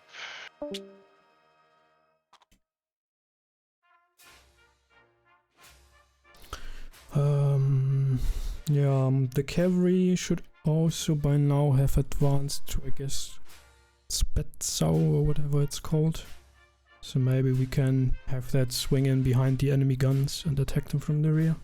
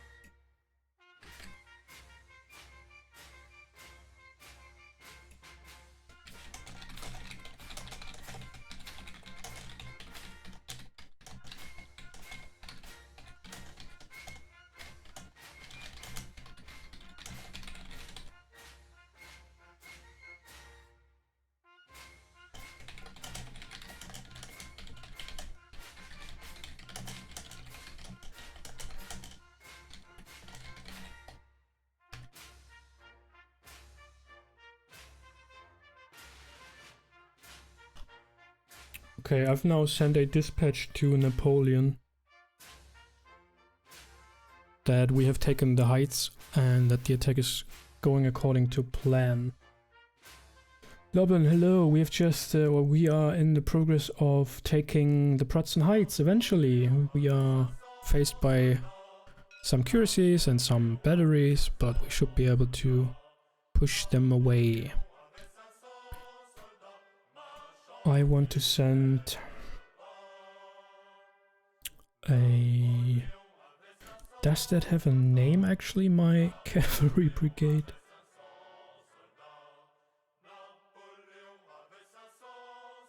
No, 4th Corps.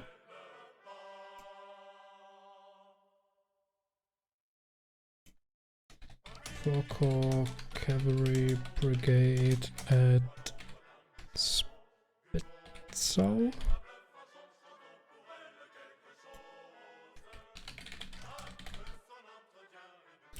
Prussian Heights. Swing west and attack enemy guns on Prussian Heights from the rear.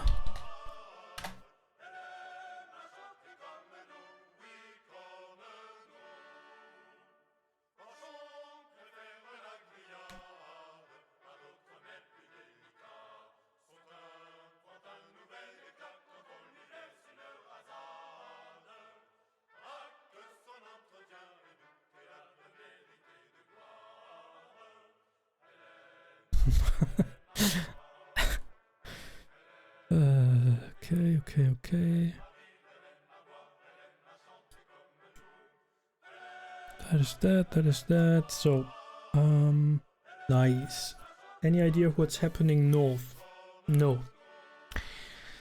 I have received a very weird order from the Emperor, which I am ignoring, which was saying to stop the attack. Without giving us any reason or new objective. So, considering the Prussian Heights to be of strategic importance for the battlefield as such, and the battle that is then, we are still continuing to take it. Sorry? No, I just came back. Don't know if I missed anything. Probably not, but just in case. No.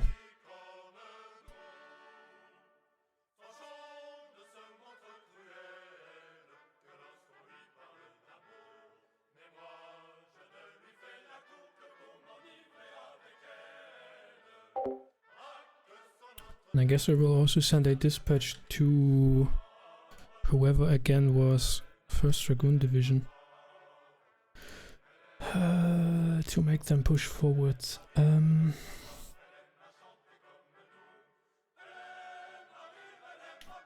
We'll see.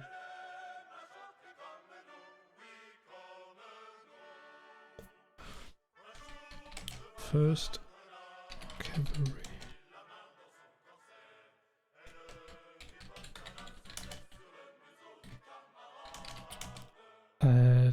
I don't know where he is, St. Antoni probably.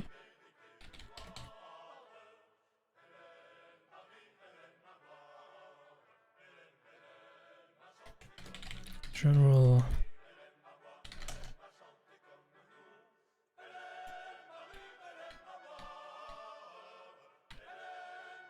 Push forwards between Blazzertrail and Spitzau.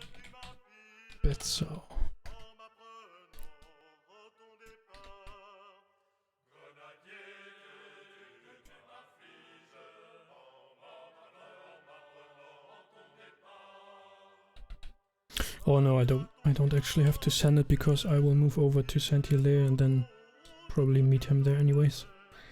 So that's that. So, I mean, the previous reports were that they are barely holding. I assume they have committed the reserves there, the Grenadiers and the Guard. And an hour later I got a message to stop the attack without any explanation on what the objective of that would be. So we are we keep going. I don't know if the Wu is still with me or if he has been pulled up north. I have no idea. I haven't heard from him. But other than the batteries here, I think we are still in a pretty good position. We don't have time to sit and wait.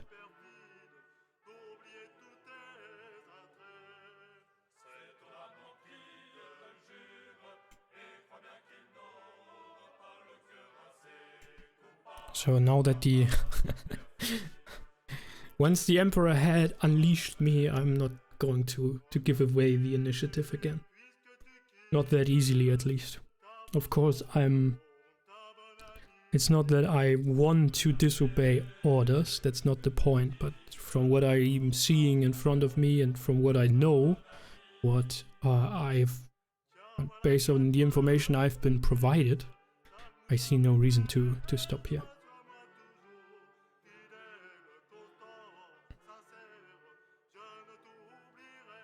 And of course the commander-in-chief, I mean, he's not obligated to give me any reasons, but again, the tactical importance of the Prutzen Heights is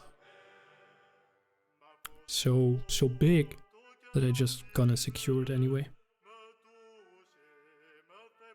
And from there we see, I guess. I hope the Wu is still with me. And if not, that he would inform me. Right now I cannot see from where I am, I cannot see if the cavalry is still behind us, but it was half an hour ago. Which is a good sign.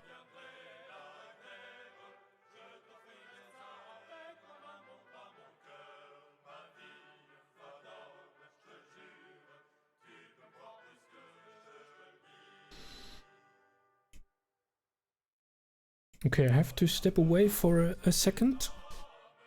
I'll be back.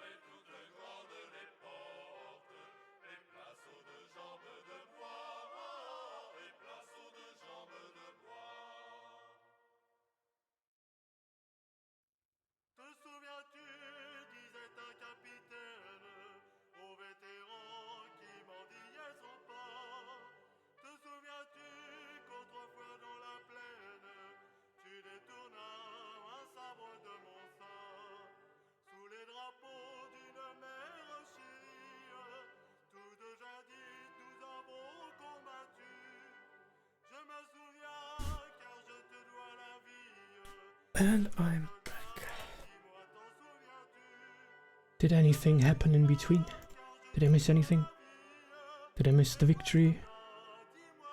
Festivities?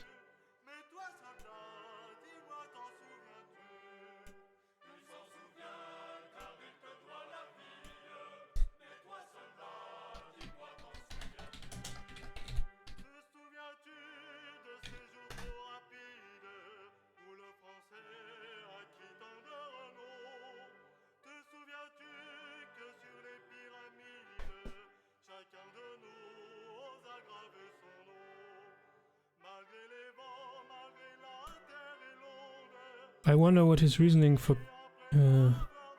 yeah, I wonder so too. Even if the left flank is getting crushed, a counter push on the right seems like a reasonable counter. Exactly. So it appears that that Murat's attack in the center was repulsed, but it wouldn't be much of a surprise if it went in unsupported.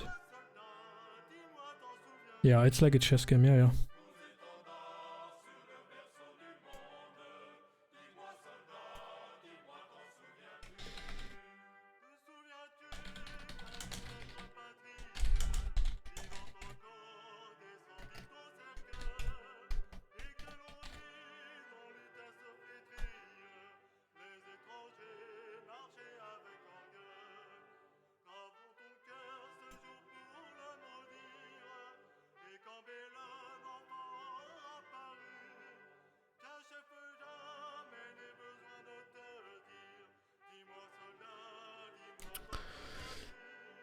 Yeah.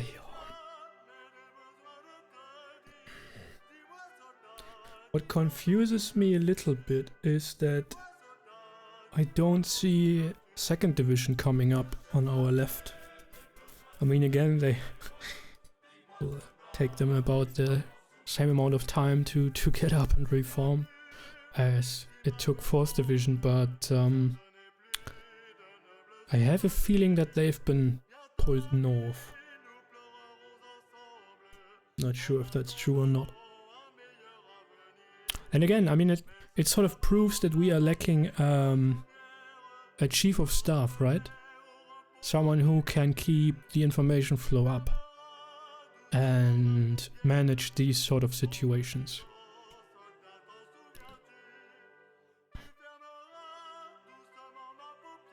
I think that's another major takeaway from how this battle went so far. There needs to be someone who is preparing these maneuvers in advance, who is in direct connection with the Emperor or the overall commander, and able to sort of predict or determine the point in time when the attack needs to be launched. Saint-Hilaire, hello. Ah, we are all together, it appears. Wait, was I moved? Oh, sorry. Okay, he's not with us. Okay,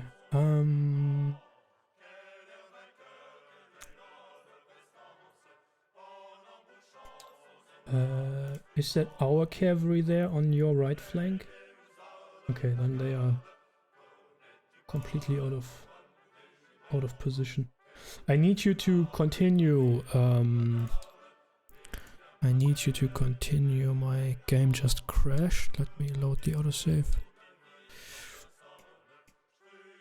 Continue northwards. We are engaging some enemy batteries there on the northeastern slopes of the Prutzen Heights.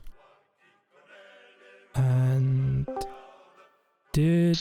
Oh yeah, Marshal Su.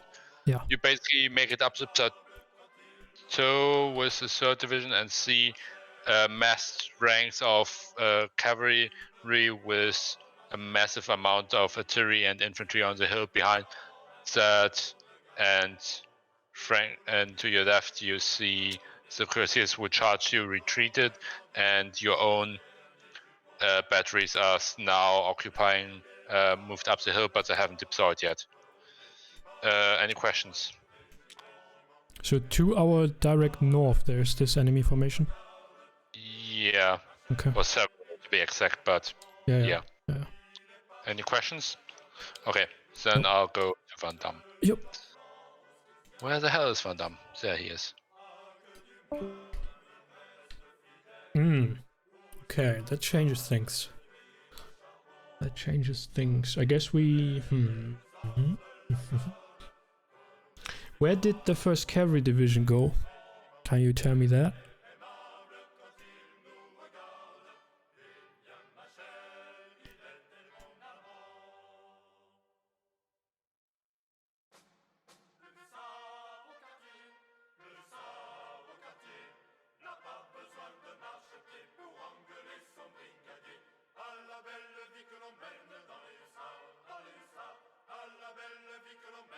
He wanted to go northwest. Okay, yeah.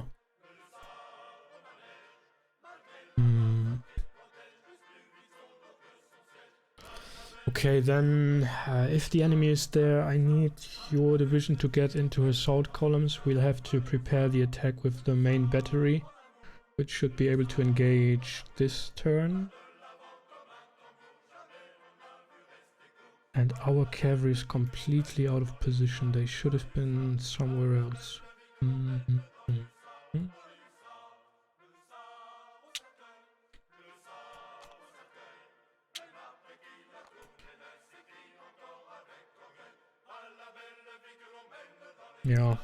Yeah, just get your division into assault columns and get your light battery in front. We need to push the enemy back with artillery first before we can go in with the infantry. So we're gonna shell them for half an hour and then continue the attack.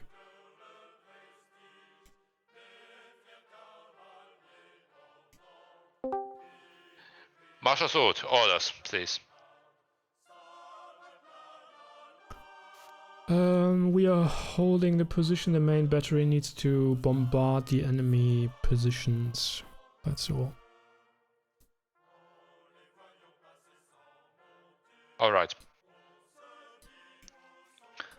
You basically want to go for the enemy guns, if I understand you correctly. Yes. Mm-hmm.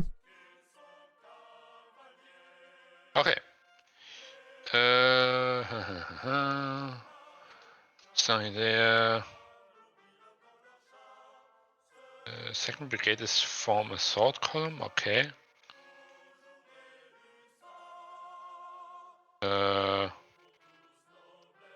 Okay.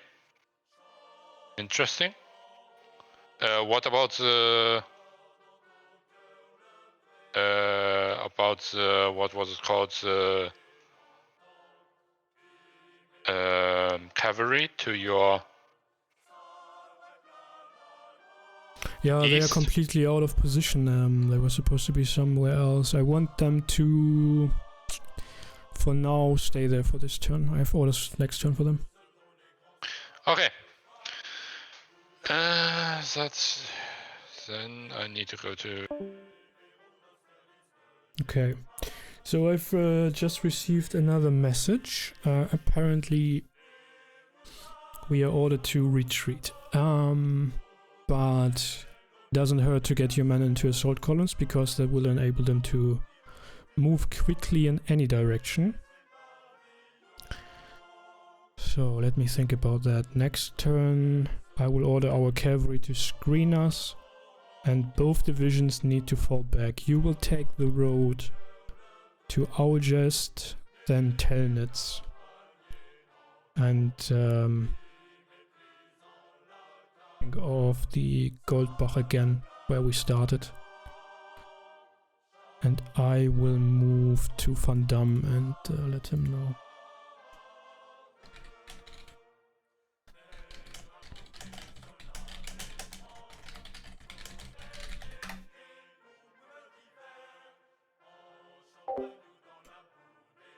Yeah, I don't know why. I have no clue. I have no clue.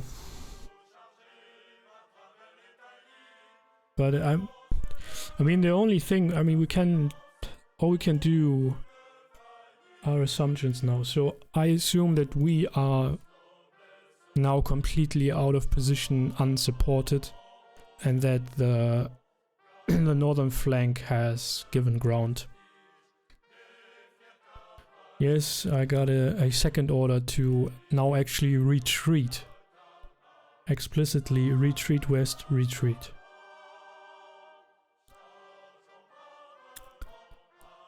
And as that is the second time the Emperor... So the first time the Emperor wanted us to stop, now he has ordered us to retreat. That, I mean, I still don't know why. I don't know what the objective of this maneuver is. Do I have to secure the Goldbach or just get the hell out of Bohemia? I have no idea. But as he continues to give these kind of orders, I assume that there is an overall problem with the overall situation and that we are starting to be in a position that is sort of isolated. So we probably need to go back.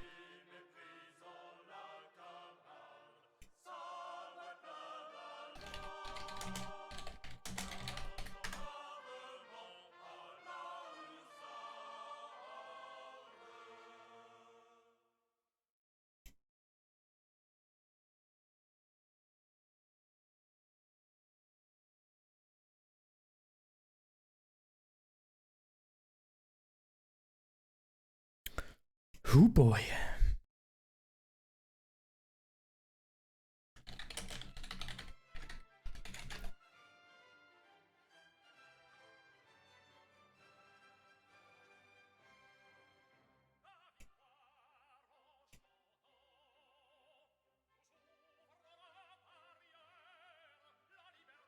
Someone has compromised. Yeah. Where is Sam and what have you done to him? That's true. So for everybody who doesn't get the joke, there is Sam Miller is sort of has become a meme in the International Kriegsspiel Society. Because he from the very first battle onwards, from the very first game he played until now, although there has been a development, at least if you ask me, he is known to relentlessly charge and charge again. So the meme basically is, I continue the attack, Sam Miller. So yeah, sometimes it's still surprising that he can actually fight or conduct fighting retreats very well, and that he can coordinate defenses somewhat well. So he has made quite some progress, I would say. So yeah. But I guess he still has to learn to write orders or how to give directions to corps commanders that he has tasked with rolling up the enemy's flank before.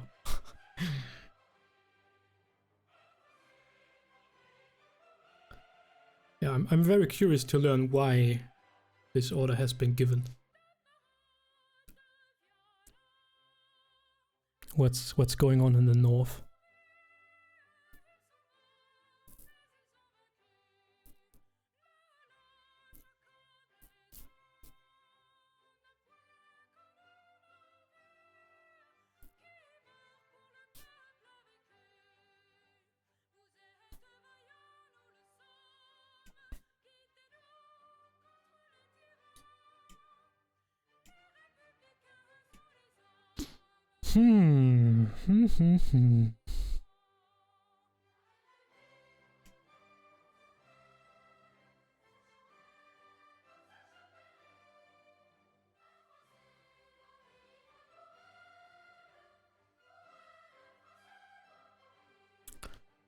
Oh, just when we were about to secure the heights, although apparently there is a major enemy infantry, cavalry, artillery formation here.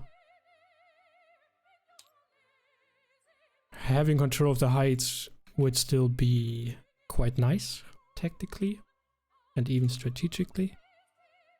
But what can you do? So I hope that Van Damme's division isn't completely shattered then now. I'll have them move through Sokolnitz.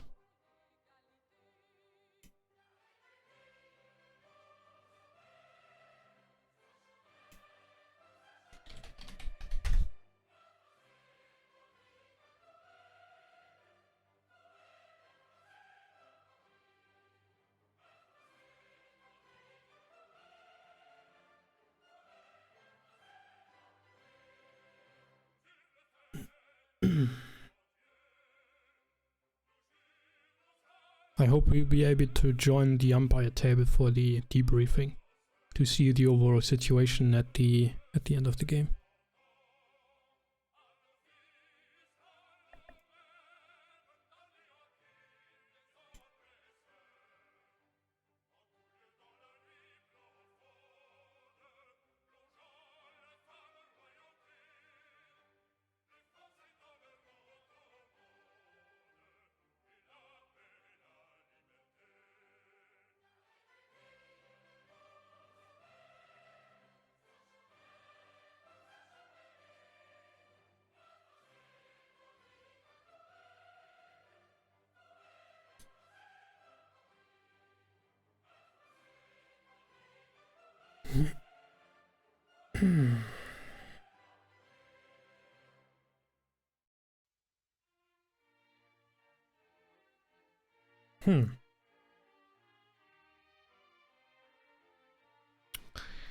That is somewhat disappointing, isn't it?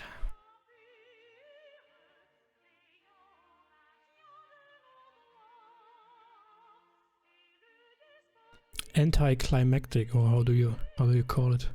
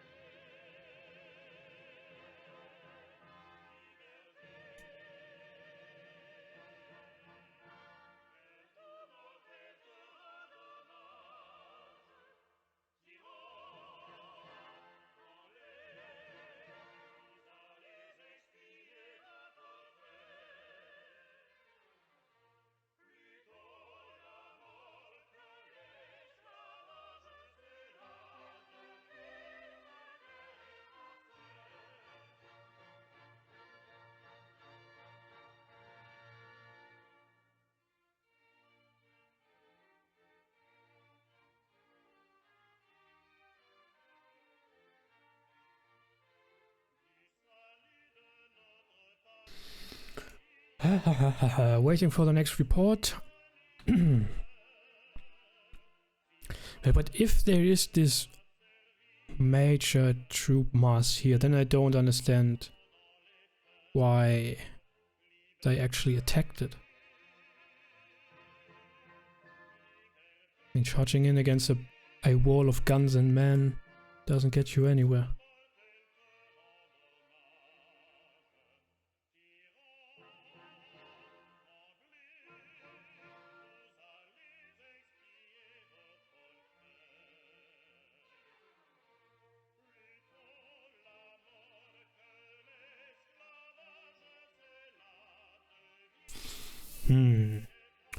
Trying to sort my thoughts, because I believe we are closing in on the after battle debriefing. What my main points of criticism, and that is meant in a sort of constructive, positive way, are for myself and for my fellow commanders. Because after all, again, that's the key point of Kriegsspiel is the learning experience. So that is why a debriefing discussion is a mandatory part of a Kriegsspiel. It is meant to be discussed what could have been done differently and what the players and the umpires should be trying to improve, and what oneself takes away from the battle and how one would have acted if put in the same shoes again.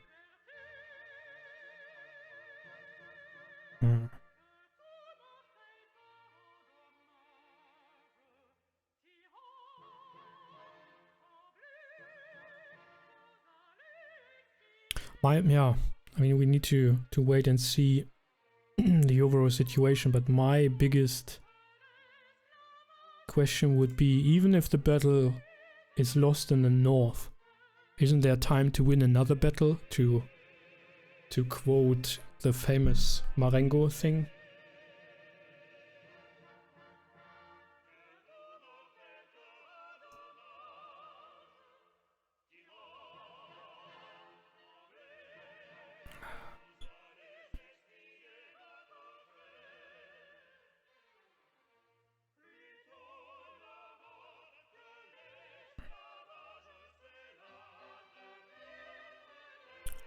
We just can't. We just can't say, given that we know so little about the overall situation. We just don't know.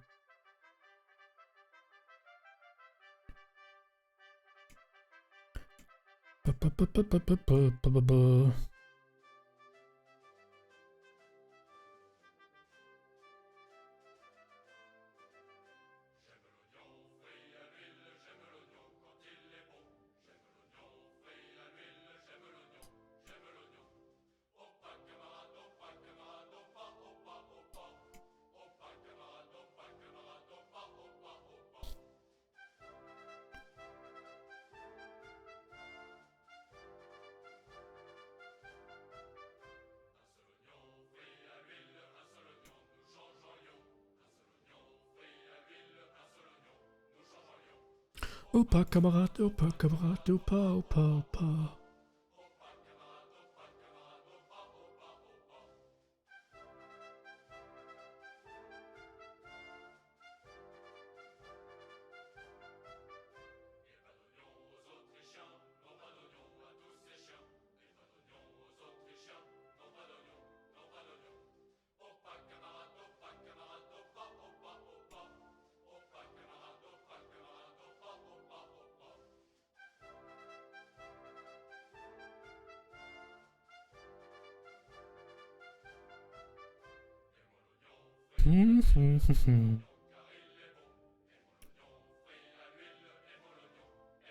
Six and a half hours into the game. It is a game time-wise. It will be 1200 next. Marshal Salt.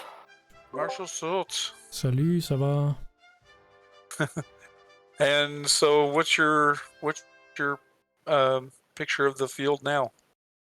Well, I still don't know what's going on, but I have first received a very weird message from the Emperor to stop.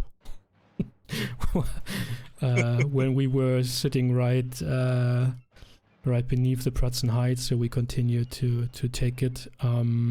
We know that there are guns and obviously a mass of infantry between the heights and Prussian town and Spetzau town, I guess.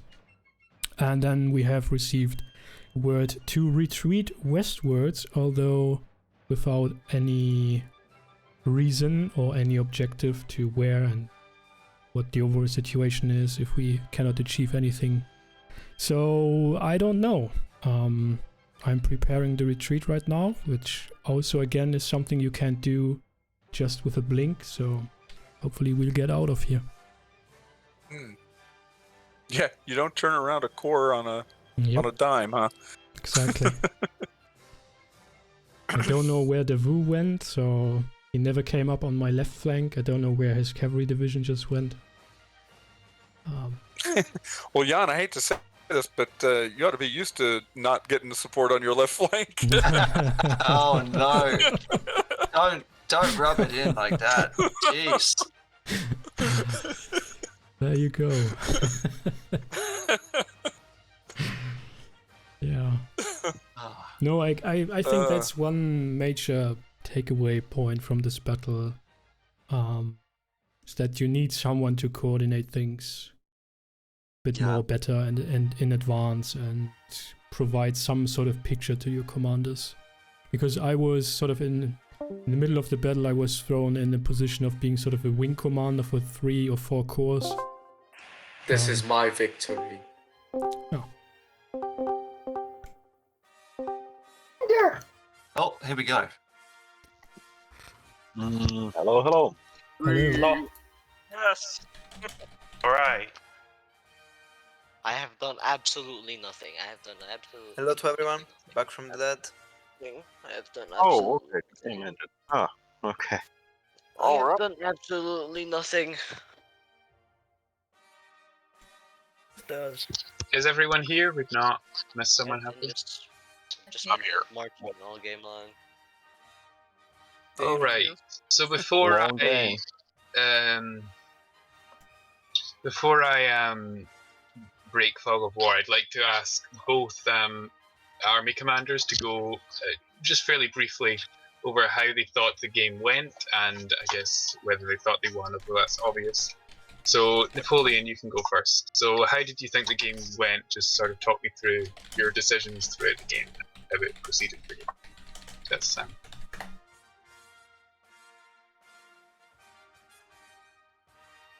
Napoleon? Man, nope, I guess we captured him. He fled the field in a wagon. Yeah. No, he's here. Oh, he's talking. I think. Hello?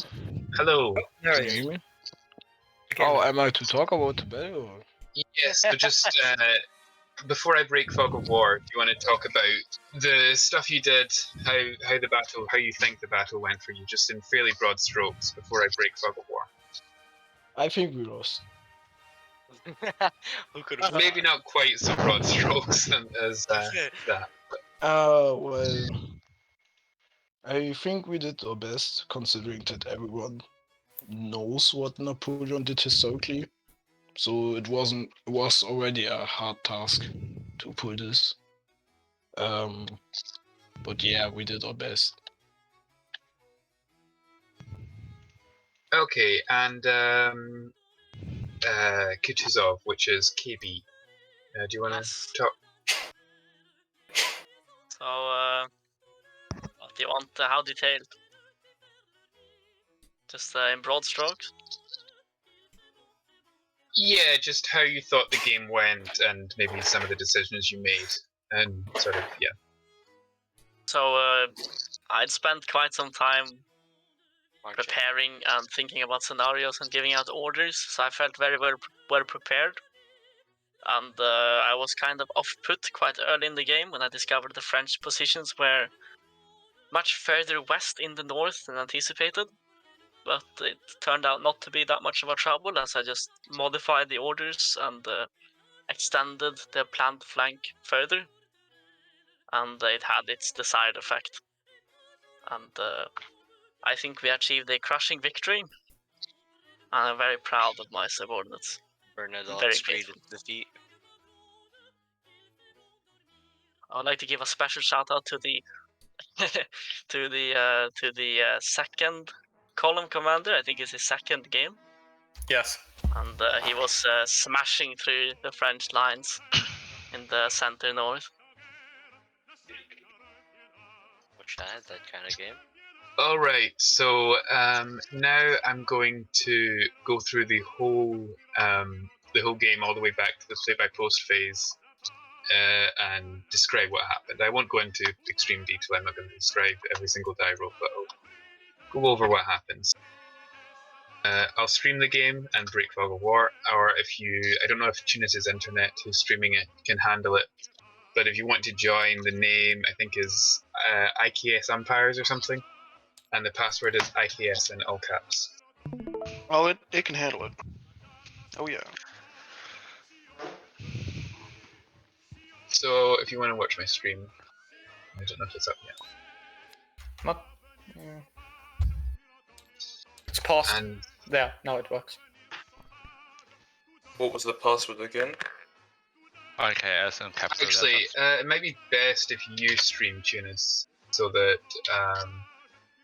because I'll be loading stuff, so it's probably easier, and your internet's a bit better. So, do you want to stream the game, Tunis? Sure. Hang on a second.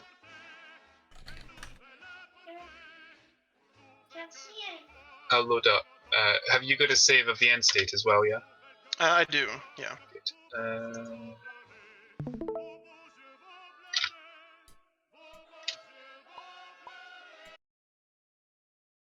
So let's go all the way back to.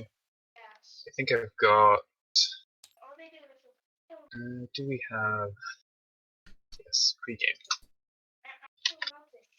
So I'm going to go over the scenario just to start.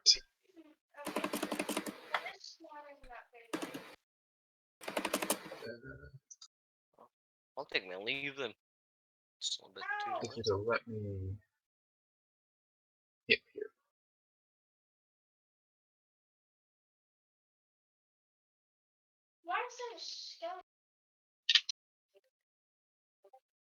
I think some of the units might be missing from this save, but I've got a blank map, so I can go over stuff.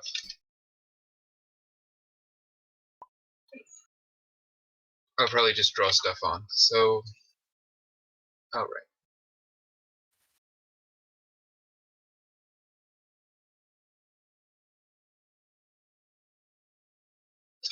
So both sides' sort of main problem for the coalition, I suppose their main problem, what are they two? They're related, but their main problem is command issues. So they had 3 commanders in chief. They had a general who was appointed, but they also had 2 emperors with them who technically, they had the Austrian emperor and the Russian emperor, who both technically had final say over orders for their nation's units. And then their second problem was that their commands, they usually had about 5 or 6 brigades, whereas the French only had about 2 or maybe 3. So it's a lot harder for them to keep track of what's going on, and just their commands were poorly organized. They also didn't have a corps level, so they just had an army commanders, or 3, and they jumped straight to things called columns, which are like a sort of like a division, but they're much larger, as I said. So they're pretty poorly organized. They started off map at a town called Wishaw, which is about here-ish. If I draw there-ish. While the French started at Grun. I'll put the number there. With 1 corps off map here, not that was closer than I don't know why it's drawing in the air, than their 3rd corps, which is coming up here. Both of these corps had the option to conduct a forced march, and they both picked to. It would it would make them tired, but they would arrive much quicker. So they both picked to do that. And 5th Corps arrived later on the 1st of December, which was the day before the battle, and 3rd Corps arrived on the early first thing in the morning on the 2nd. So if we now go to 0900, so that's the situation at 0600 on the 1st.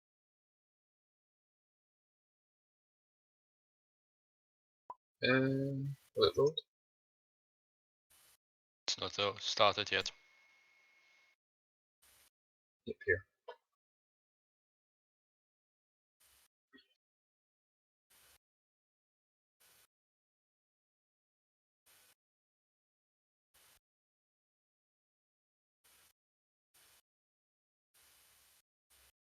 Hopefully it doesn't need to reload everything since they're the same assets used twice. I don't know, we'll see.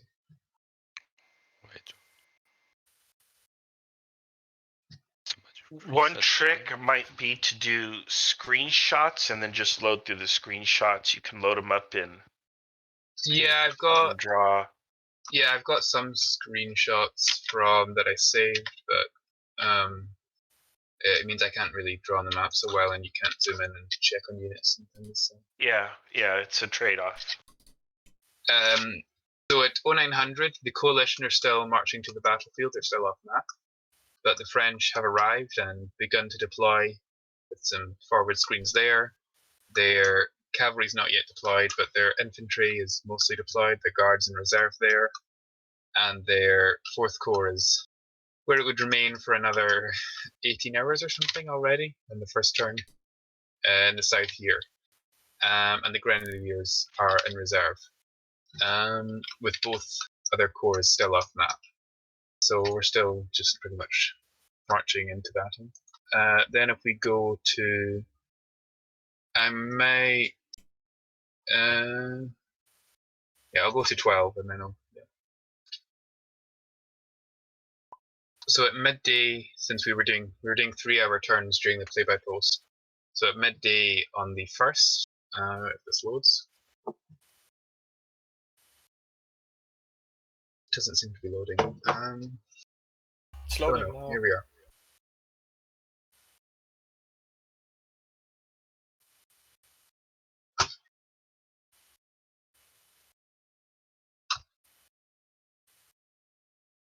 We start to see the coalition arriving. They're facing off some of the forward French scouts and things. They've got most of their stuff's concentrated in the north, as it would remain for the whole battle. But they do have some things coming in the south, and a large column still off map. So, and the French are not really changed their deployment all that much. They've deployed some of their cavalry and moved up slightly their first corps. The other corps are still off map at this point. Then if we go to another 3 hours, at 3 p.m. on the 1st of December, we start seeing the battlefield take shape. It should load hopefully in a second.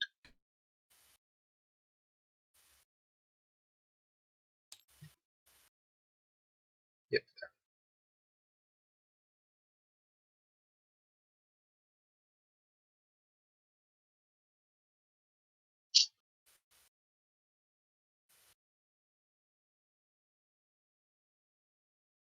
So here, at this point, the French are still at this position in front of Stepanitz, and the coalition are pretty much facing off opposite them.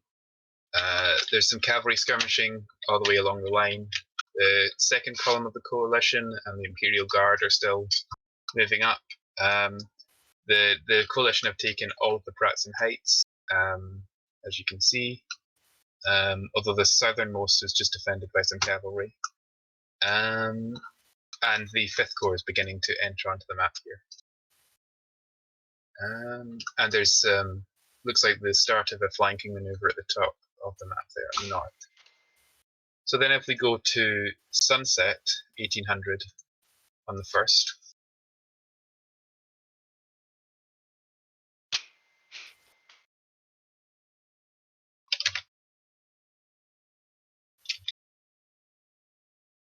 If this will load.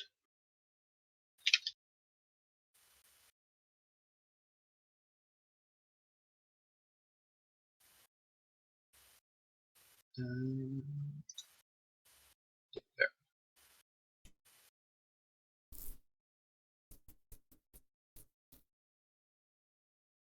This is the positions at pretty much at night, or at sunset, the day before the battle. It's almost exactly the historical positions.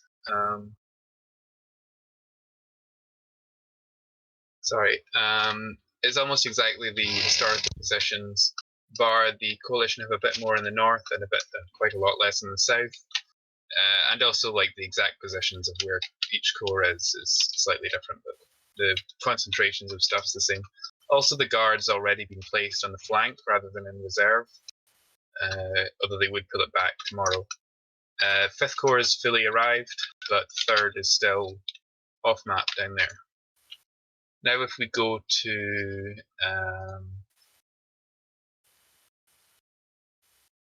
the dawn on the 2nd, we can see moves that were made overnight.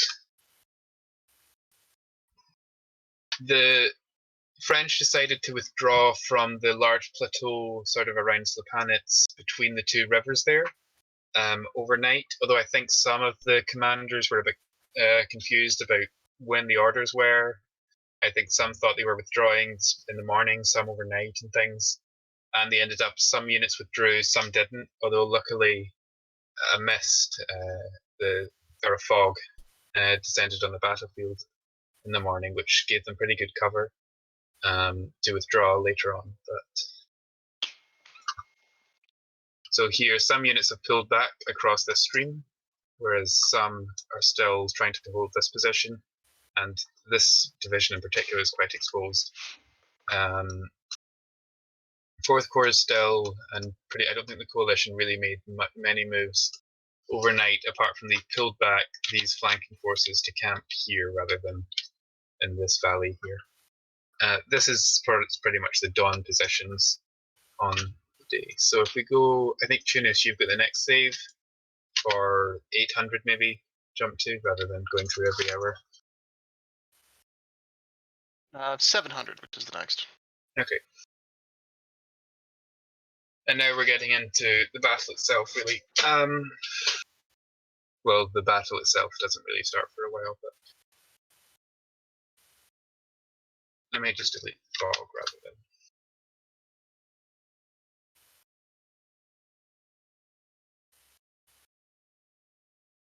Okay, so I'm less familiar with this since I was obviously hectically running the game, but the French are withdrawing back to their originally intended positions. The Guard's also withdrawing back into its reserve positions, where it won't actually stay for long. And the coalition are starting a flank march to hit what they think is going to be the sort of actual rear of the French, but they're actually just going to hit this flank, because they still, so far as I know, correct me if I'm wrong, but I think they think the French are still here since it's so misty, and they can see some cavalry and some light infantry, so they think the French front line's still here, and they're trying to descend behind it, but they end up missing it, sort of, although it did obviously end up still being successful. In the south, the coalition cavalry is moving off Pratzen and skirmishing with some infantry of 4th Corps and some minor other skirmishes around the map. If you want to go to 800 now, Tunis. Next slide, please.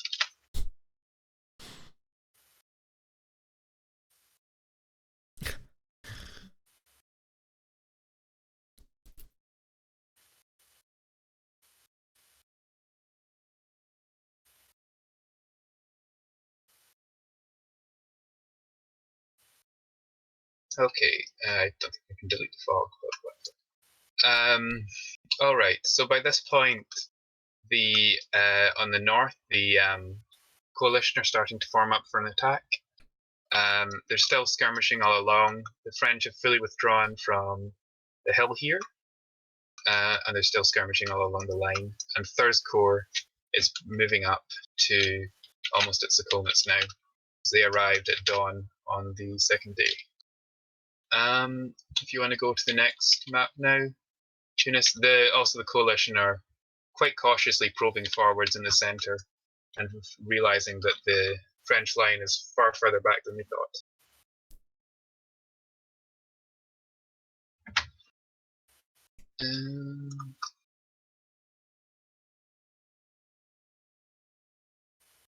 All right, so here is this 900, Tunis? Yep. Yeah. So here we are just about to see the first major fighting. The coalition are prepared for a massive attack. They're a bit crammed into this position here, but the French are pretty thinly spread, really. They've got a village, which is a good defensive position, but they're vulnerable to being flanked by these Grenzers here, and they've also not really got any reserves in the area. They've got the Guard, but I mean, they wouldn't commit the Guard this early, would they? But all the main reserves are quite far south. And 3rd Corps is still in the very south, which is their main sort of reserve force. The coalition are still quite cautiously probing forwards, very cautiously. I didn't realise they've only moved like 1 grid in an hour, but it's understandable since they still think there's an army here, which they had no way of realising that. In the south, they're still skirmishing between the cavalry and stuff. And yeah, so if you want to go to 10 now, Tunis.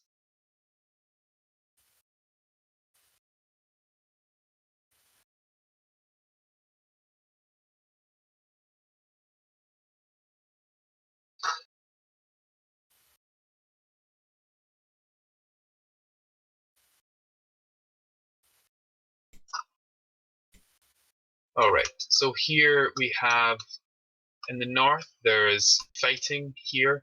I think we sort of skipped a bit of it, but the main decision here is the Napoleon, I think, I'm not entirely sure how the conversations went, if the guard committed itself or if Napoleon committed the guards as from high up, or how exactly it worked out. But the guard was committed either way to this flank attack. They were pushed out of Christensen, or the original units were, before the guard came up to relieve them. There's also some flanking units here. The cavalry charge into this town and swamp area wasn't very successful, so they ended up trying a flank attack once they'd recovered, and they're now facing off the guard cavalry. And this position is becoming increasingly sort of encircled from three sides, and it's almost like a sort of fish hook, almost, sort of thing, if you look like that, except their baggage is back here. So, yeah. In the south, the French are very slowly massing up for an attack and preparing. They've got a large cavalry, which I don't know exactly your plan, but I think the intention was this cavalry would smash through the enemy or clear off the enemy cavalry, and then the infantry would come up to reinforce and break through.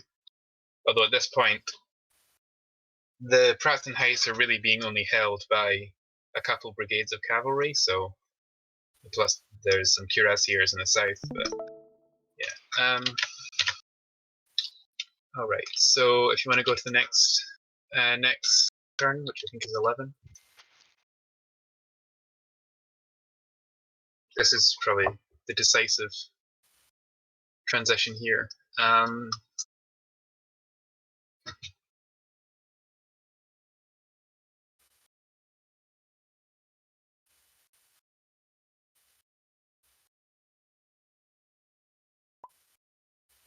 So here the coalition kept on attacking the French position. The guard held and the grenadiers held. A lot of units did not hold though, and the flank attack, they managed to push back the guard cavalry with this cavalry, and their wagons are now looking quite open there.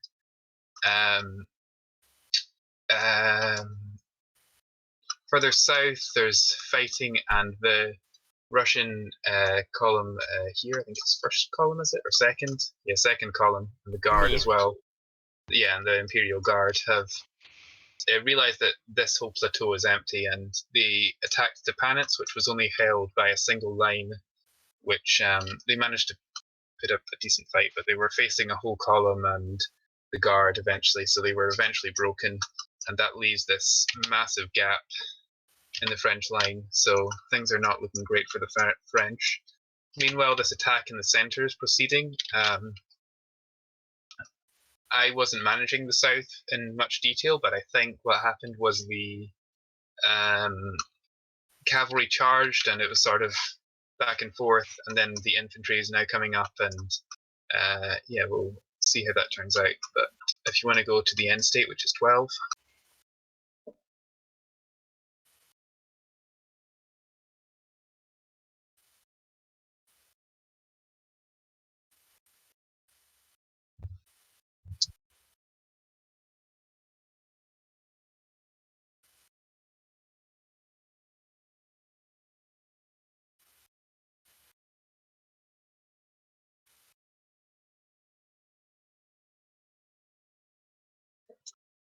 Okay, this is the end state of the battle. So the Russian Imperial Guard and some cavalry I think it's actually the Guard cavalry, yeah, has swung northwards and enveloped a lot of units here and forced a lot to retreat, to be met by more Russian cavalry here, who also, these guys, burned the wagons and then fled backwards. So this is a pretty horrific defeat for the French. They've lost most of their wagons. Meanwhile, the Guard they retreated, they were routed, but they eventually managed to rally, and they're holding here. This cavalry's managed to repulse some flank attacks, so the Guard could probably get out, but it's not looking great for the French. These grenadiers were not so lucky. They were encircled and they refused to surrender, so this is just a mass of, yeah, not fun. In the south, Yeah. Here, the gap. I think the French are trying to form a rearguard to retreat back southwards to Vienna and ultimately Paris along this road, which is their line of supply. So they're trying to form a rearguard here, which I think would be somewhat successful, but the loss of their wagons renders it sort of obsolete, since they've got a fresh division or two, and these units will be okay. They could probably retreat, not entirely destroyed as the ones in the north were, but the result is a pretty decisive coalition victory. I don't think Napoleon's empire is going to be lasting to 1815 anyway.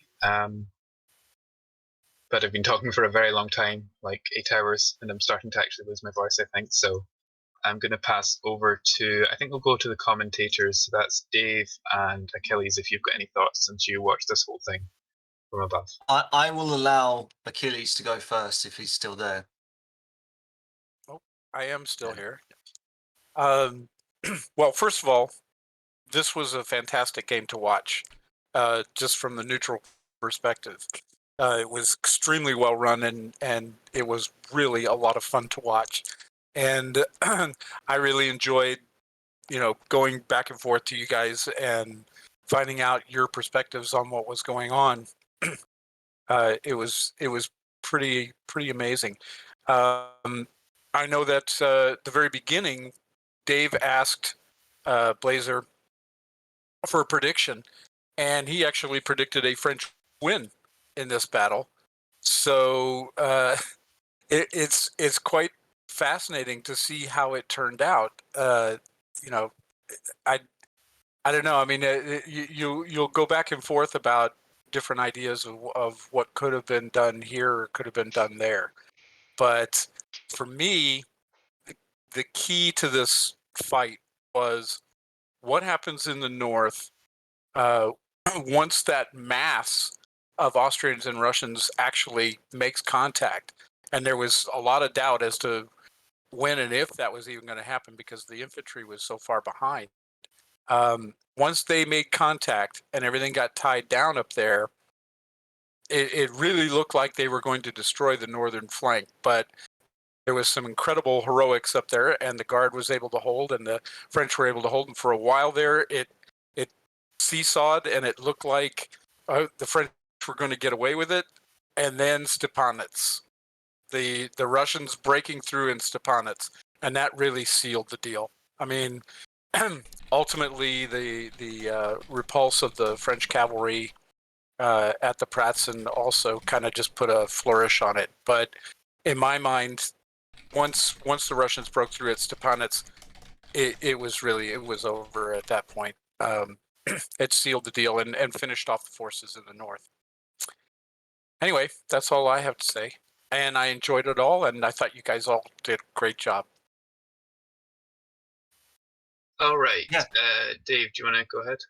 Yeah, I mean, I'll try and keep it as brief as I can, but I'll echo a lot of thoughts that Achilles had. I thought that the punch in the north and the following echelon attack down by Stepanitz was really quite well done. I mean, obviously we were on tender hooks up in the commentary box for a good few hours for that, and I think the French were a little bit unlucky in not coordinating well enough in the south to make a difference on that one. But I think really well done to everyone, and of course for Blazzertrail to host this. I think it was a fantastic game to watch and really fun, full of laughs, and you guys great in accommodating the commentary team. It's not often that we get to do it this way, but it's really shown in the results. 27 likes on YouTube, and people with us all the way through commentating and being with us. It's been fantastic. So go on the IKS and give it a like and give comments yourselves in on the stream and the video going forward, because it really was a fantastic event of the year in my opinion. Thank you. That's high praise. I think we'll go through I think we'll talk to army commanders, the French corps commanders, and the coalition emperors, and then I'll just open it up to general conversation. So we'll start with, let's start with Napoleon. What are your thoughts?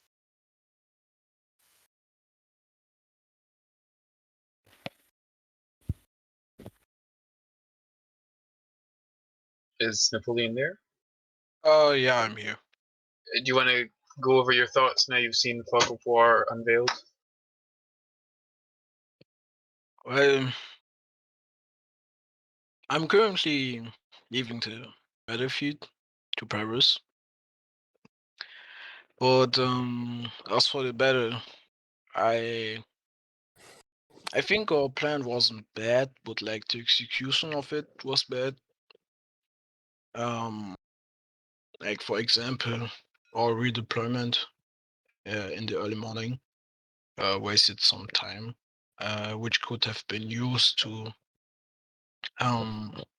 like deploy our troops to the south for the big attack we planned.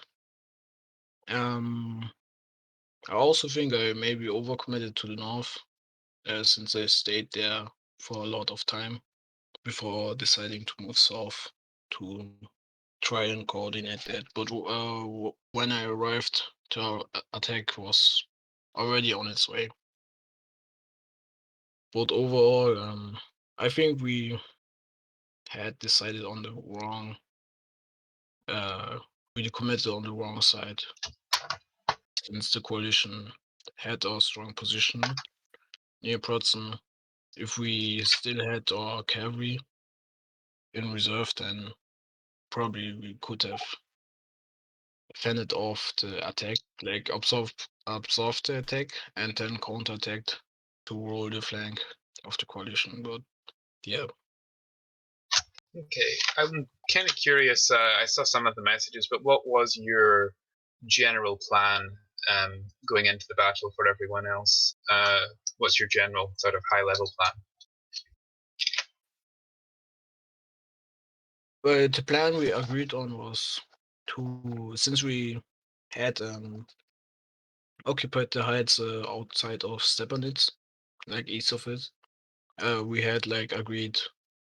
It was yesterday we had a meeting. We agreed on retreating from the heights and shortening our defensive line to like absorb the coalition attack, which we predicted right was coming from the north, since we had gotten some scouting reports, and well, we kind of tried to mirror their attack, like defending their attack and flanking them, which they were also doing basically. No, just they were doing it at Pratzen. All right, let's go over to Kutuzov then. So, what was your general plan, and any other thoughts now the Fog of War has been unveiled? I remember the commentators came into our chat before the first turn and asked my plan, and I told them to beat the French.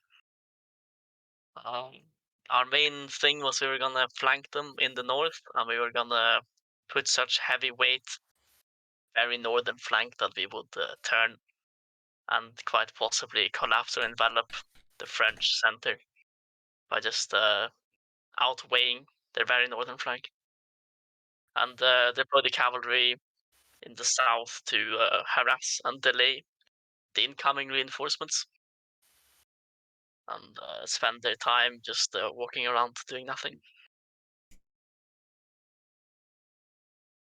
I think considering our main issue was that the French retreated off of the heights, which made us have to kind of improvise and make a new plan on the go, but it was still mostly the same plan as we previously had. We just moved it further west.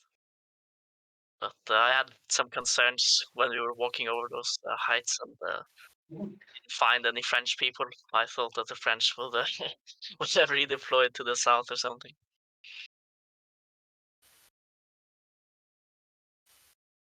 Okay, let's go from, I suppose we'll start with Bernadotte, who was First Corps, since they're the First Corps. So what are your thoughts now you've seen Fog of War unveiled? So I think I agree with Sam. I think we knew. So part of our problem was that we initially assumed that the coalition was going to make a big punch in the north, but then we started second guess, or at least I started second guessing that would actually occur when we really didn't see much infantry. Just the way that the screenshots were shown. We saw artillery up there, we saw some cavalry, but we saw maybe a division of Austrian infantry, and then it became nighttime. So we were kind of like, well, we think that there's going to be a big hook up there, but we're not sure, so we don't want to overcommit. And we were expecting the coalition to make a big hook somewhere, but we didn't want to overcommit anywhere, so we chose a pretty flexible deployment where the 5th Corps would hold the north because that's where they were pretty much positioned at the time. I would move to the center from my forward position on the Stepanitz, and then the 4th would hold the south, and then we could bring up the 3rd wherever we needed it to. I think overall we made some errors in our deployment. We didn't deploy as heavily into Stepanitz as I thought we were, and I kind of found that out to my horror when that attack started getting manifested, and I think we didn't respond to that attack as effectively as we could have.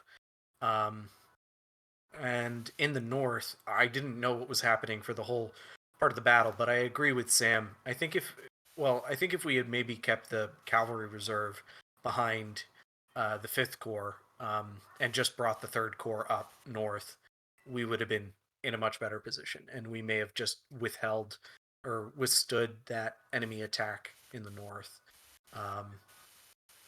But none of those things were manifested, and the enemy managed to overwhelm us, and that's kind of what we thought. All right, let's go to 3rd Corps Commander Devu.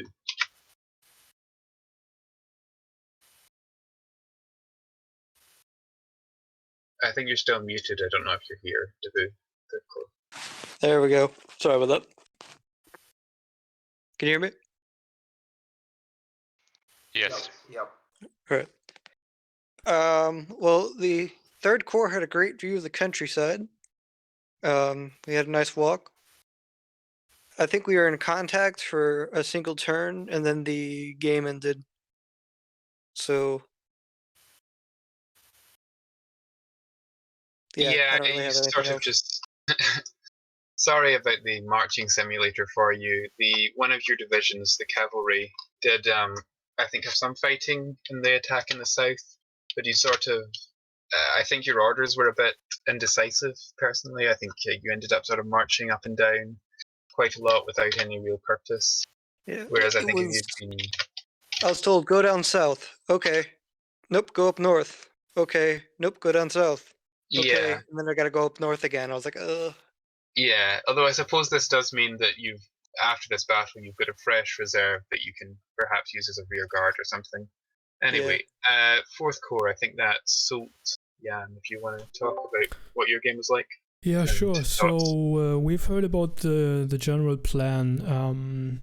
We still weren't sure about the enemy intentions or where they wanted to build their Schwerpunkt, because, as Sam said, we didn't see their main infantry body yet. So we decided to stay in this defensive position, and once we knew where it was coming, then to launch the counterattack.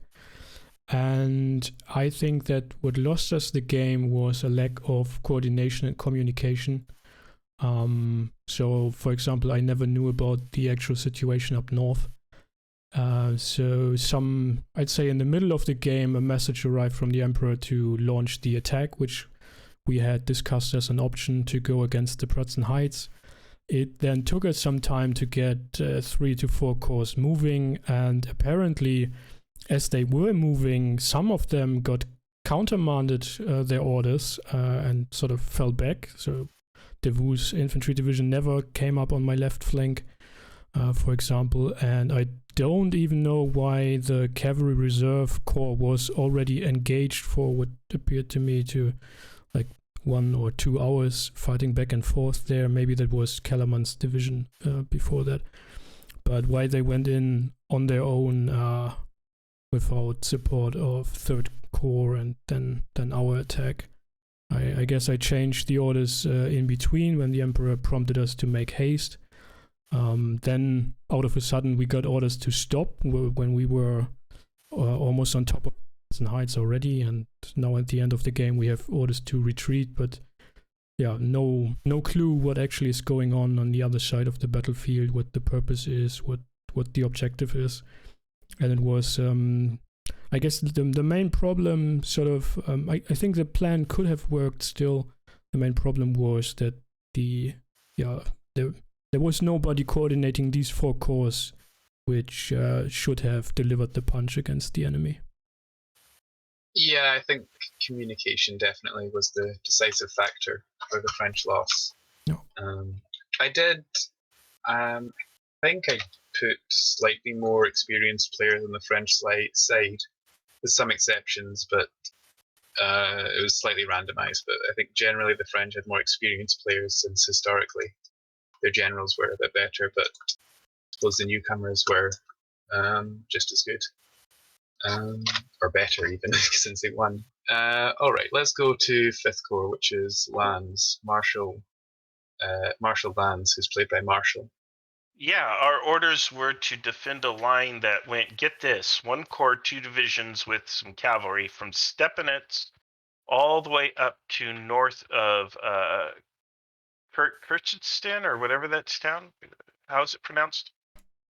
That's a good representation. And I ended up having to send, 5th Division to hold the town and 6th Division entirely to Stepanitz. I gave the order to reinforce Stepanitz several times. I don't think it was enough for Napoleon, but then again, when you only have a division to cover that front, there's only so much you can do. I don't know what he wanted me to do. Make the men? I don't know. That's a bit of a Napoleonic joke for those who get it. I think where this went wrong was we didn't have any kind of scouting that was forward on the enemy. I had no reports that I was facing, the entire Austrian army. There was certainly a lack of command control and coordination. There were guard units and stuff to my north, and then they mysteriously disappeared. So I ended up having to defend the north with nothing with which to do it. I sent cavalry up there, and they ended up having to counterattack to an enemy cavalry attack that had already come in through Lech. So the whole game, we are reacting to the enemy instead of being proactive. We are pawns in their hands, and it's very easy for them to pick us apart. I think we should have had more scouting so that we had a better sense of the enemy's strength and positioning. And we definitely needed more command and control. So we needed a wing commander up north, whether that be me or someone else. We needed at least another corps or 2 up there, and somebody to coordinate all of those corps as one cohesive command. And of course, that did not happen. Instead, I was trying to hold Stepanitz with 1 division while at the same time trying to do something up north, and it just, you can't do it. There are 3 critical points there. That center road got ignored, so they ultimately poured through and came in behind us, which that was that. So it was a tough time, but it was a really good game. And I have to say, it sounds like I'm beating up on someone, our Napoleon, and I don't want it to be that way, because I don't know how Napoleon wins Austerlitz twice. I think Sam was handed a very, very tough assignment. I think he did just about as best as well as just about anyone could. And I think if he had another chance to run it, he would probably make some different decisions. I can't say I would have done any better. So it was a tough game, but it was probably one of the best I've ever participated in. Thank you. Okay, thank you. I think that the mist early on in the day probably didn't help with command and control. I think at one point, the guard who started in the extreme left flank here, they were ordered to redeploy to the reserve. But that must have got missed in dispatches or something, because then Napoleon goes up here and sees the guard just gone missing, and it's misty and foggy.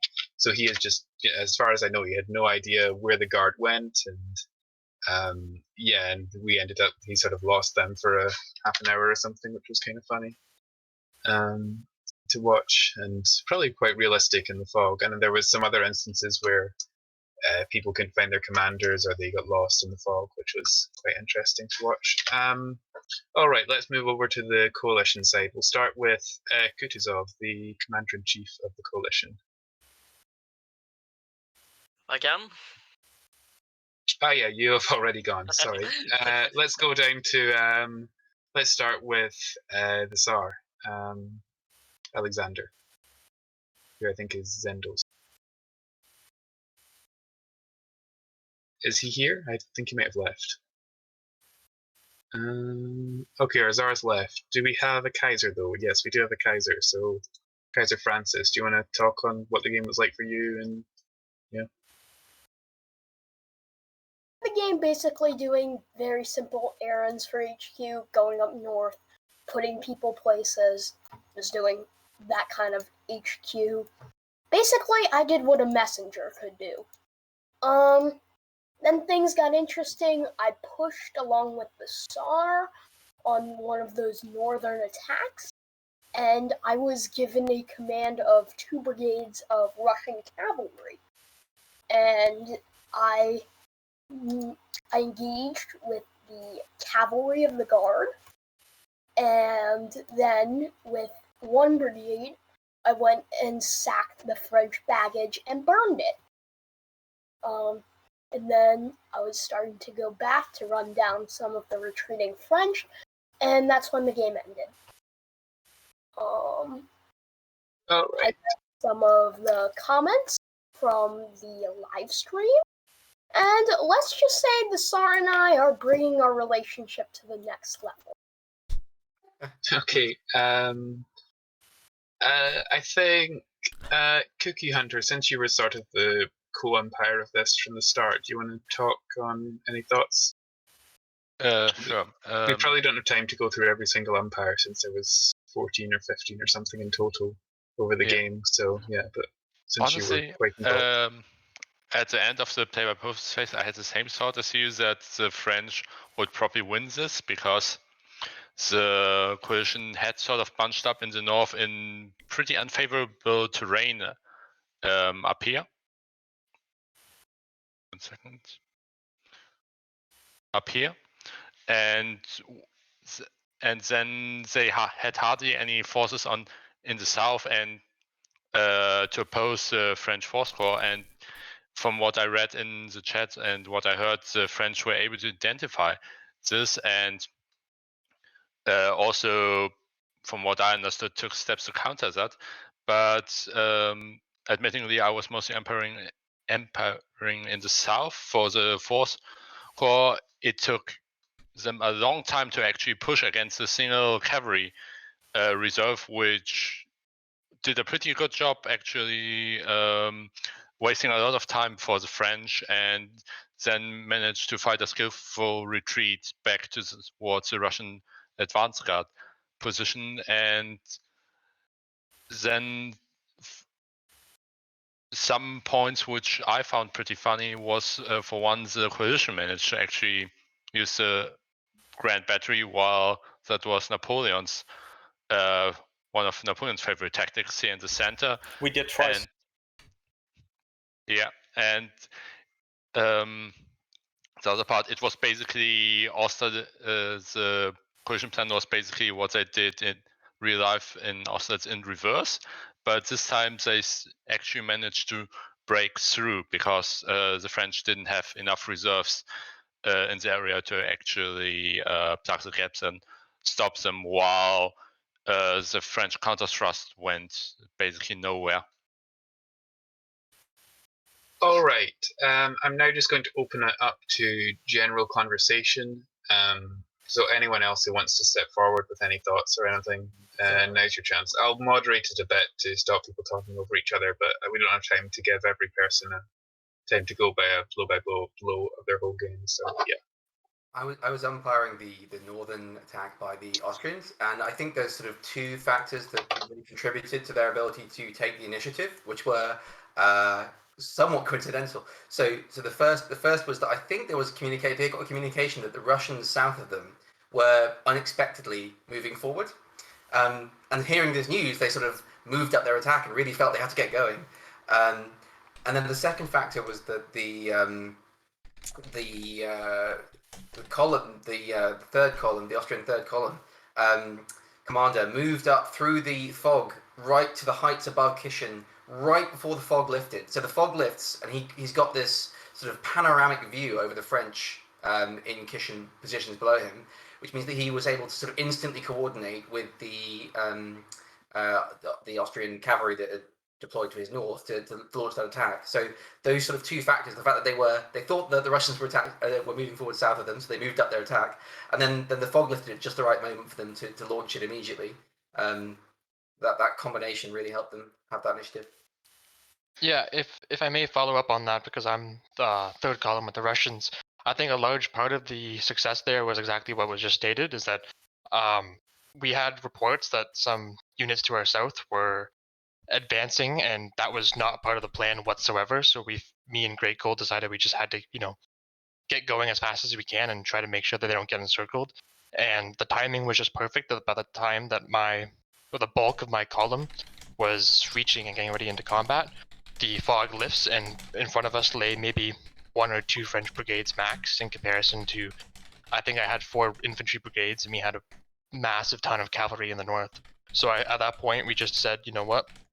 We haven't received orders this entire game, really.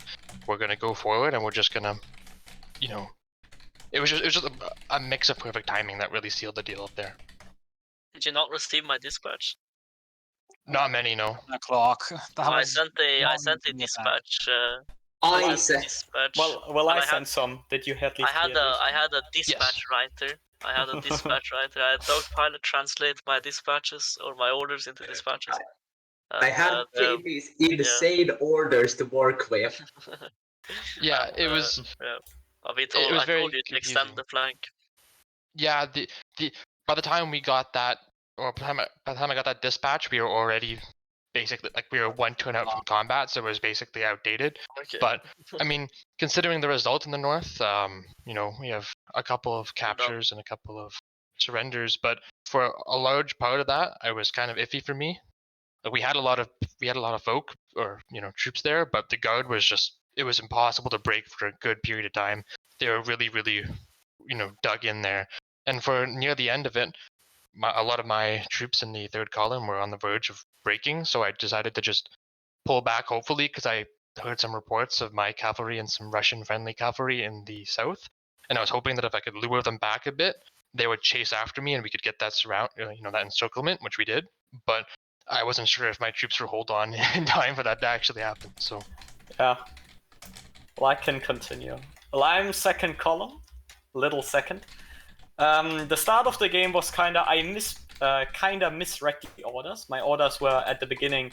I misread them to mean that I need to attack the enemy and pin them in force so that my northern brother could encircle them. So I rushed into the battle, already at the beginning of the battle, pretty much running into the fog and trying to get my artillery across with the Imperial Guard in my reserve. We were originally making a grand battery on the hill south of Wildur a bit. And we started shelling the positions at Belowitz, and also I started assisting with my artillery, the assault at the northern town here, where the Imperial Guard surrendered, it seems. Later on, I was in many communications. I already heard in the mid-battle that the Imperial Guard was committed, and I got many reports from the south that many enemies were coming up.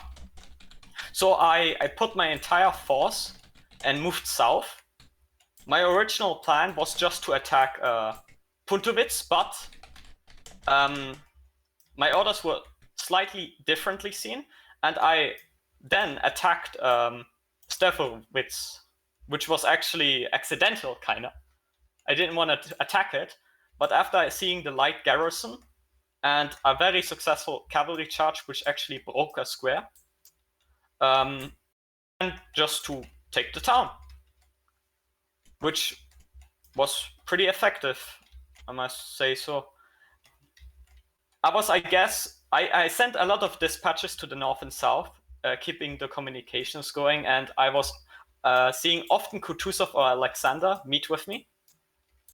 Well, the mobile guard with me was with me the entire time.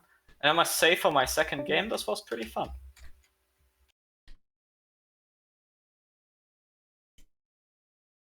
Yes, as first column, I'll go next.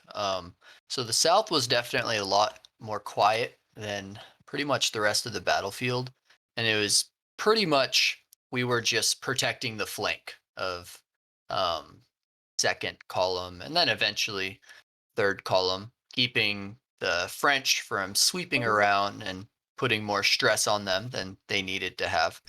Overall, I mean, there weren't many huge engagements. I'd say the biggest thing that probably happened was the French had a massive cavalry charge right between Puntowitz and Protz that eventually ended up being deflected off of squares, which was pretty satisfying. But for the most part, it was just providing like a stable backbone for them so they could keep on sweeping through the French lines in the north, which we'd received a little bit of word that things were going really well up there. So we held up a lot of Frenchmen down here, and that ultimately seemed to go pretty well.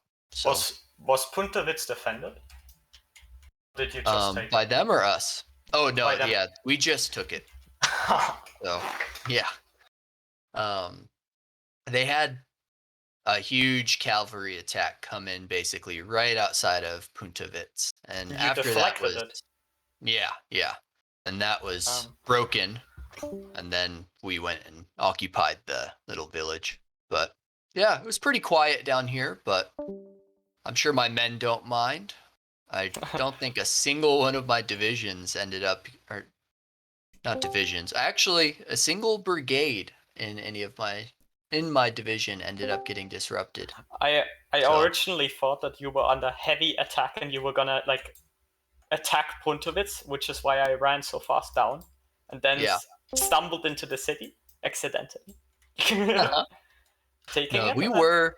there were probably like 20 heavy cavalry units getting ready to attack. I heard like 6 brigade. All right, everybody in the chat, I think I'm gonna wrap it up here. That was a very interesting battle. We have talked about, I guess, the recap on that, and indeed we were quite isolated in the end, which again was due to lack of communications. I didn't know Davout wasn't even thinking about going there, but was marching up and down this road for whatever reasons.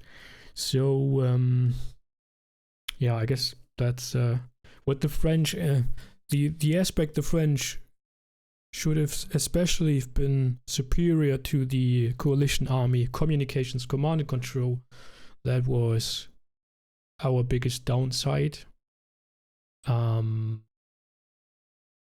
But it's also true that, of course, being confronted with this sort of scenario, it's hard to pull off the same trick again against the enemy, especially as they seem to be able to sort of get their course where they were supposed to go, which historically was not the case, of course. Anyways, a great battle. There's much to take away from this one. And to think about how to approach that. I think we're gonna have a a discussion later on in the French team as well, maybe tomorrow. And we're gonna go through some of those points. Anyways, I hope you enjoyed that battle and the stream, which is now running for almost 8 hours.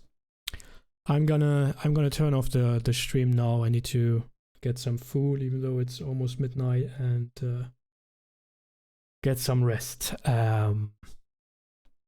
See you tomorrow if you want. At least the German speakers. Morgen um 13 Uhr spiele ich Help Will Come Tomorrow. Irgendwie bis nachmittags rum. Und ja, wenn ihr mögt, schaut vorbei. Ansonsten sehen wir uns nächste Woche vielleicht oder auf dem Discord-Server. So everybody, have a good night. Hope you enjoyed the battle. See you in the next one. Bye bye. Ciao.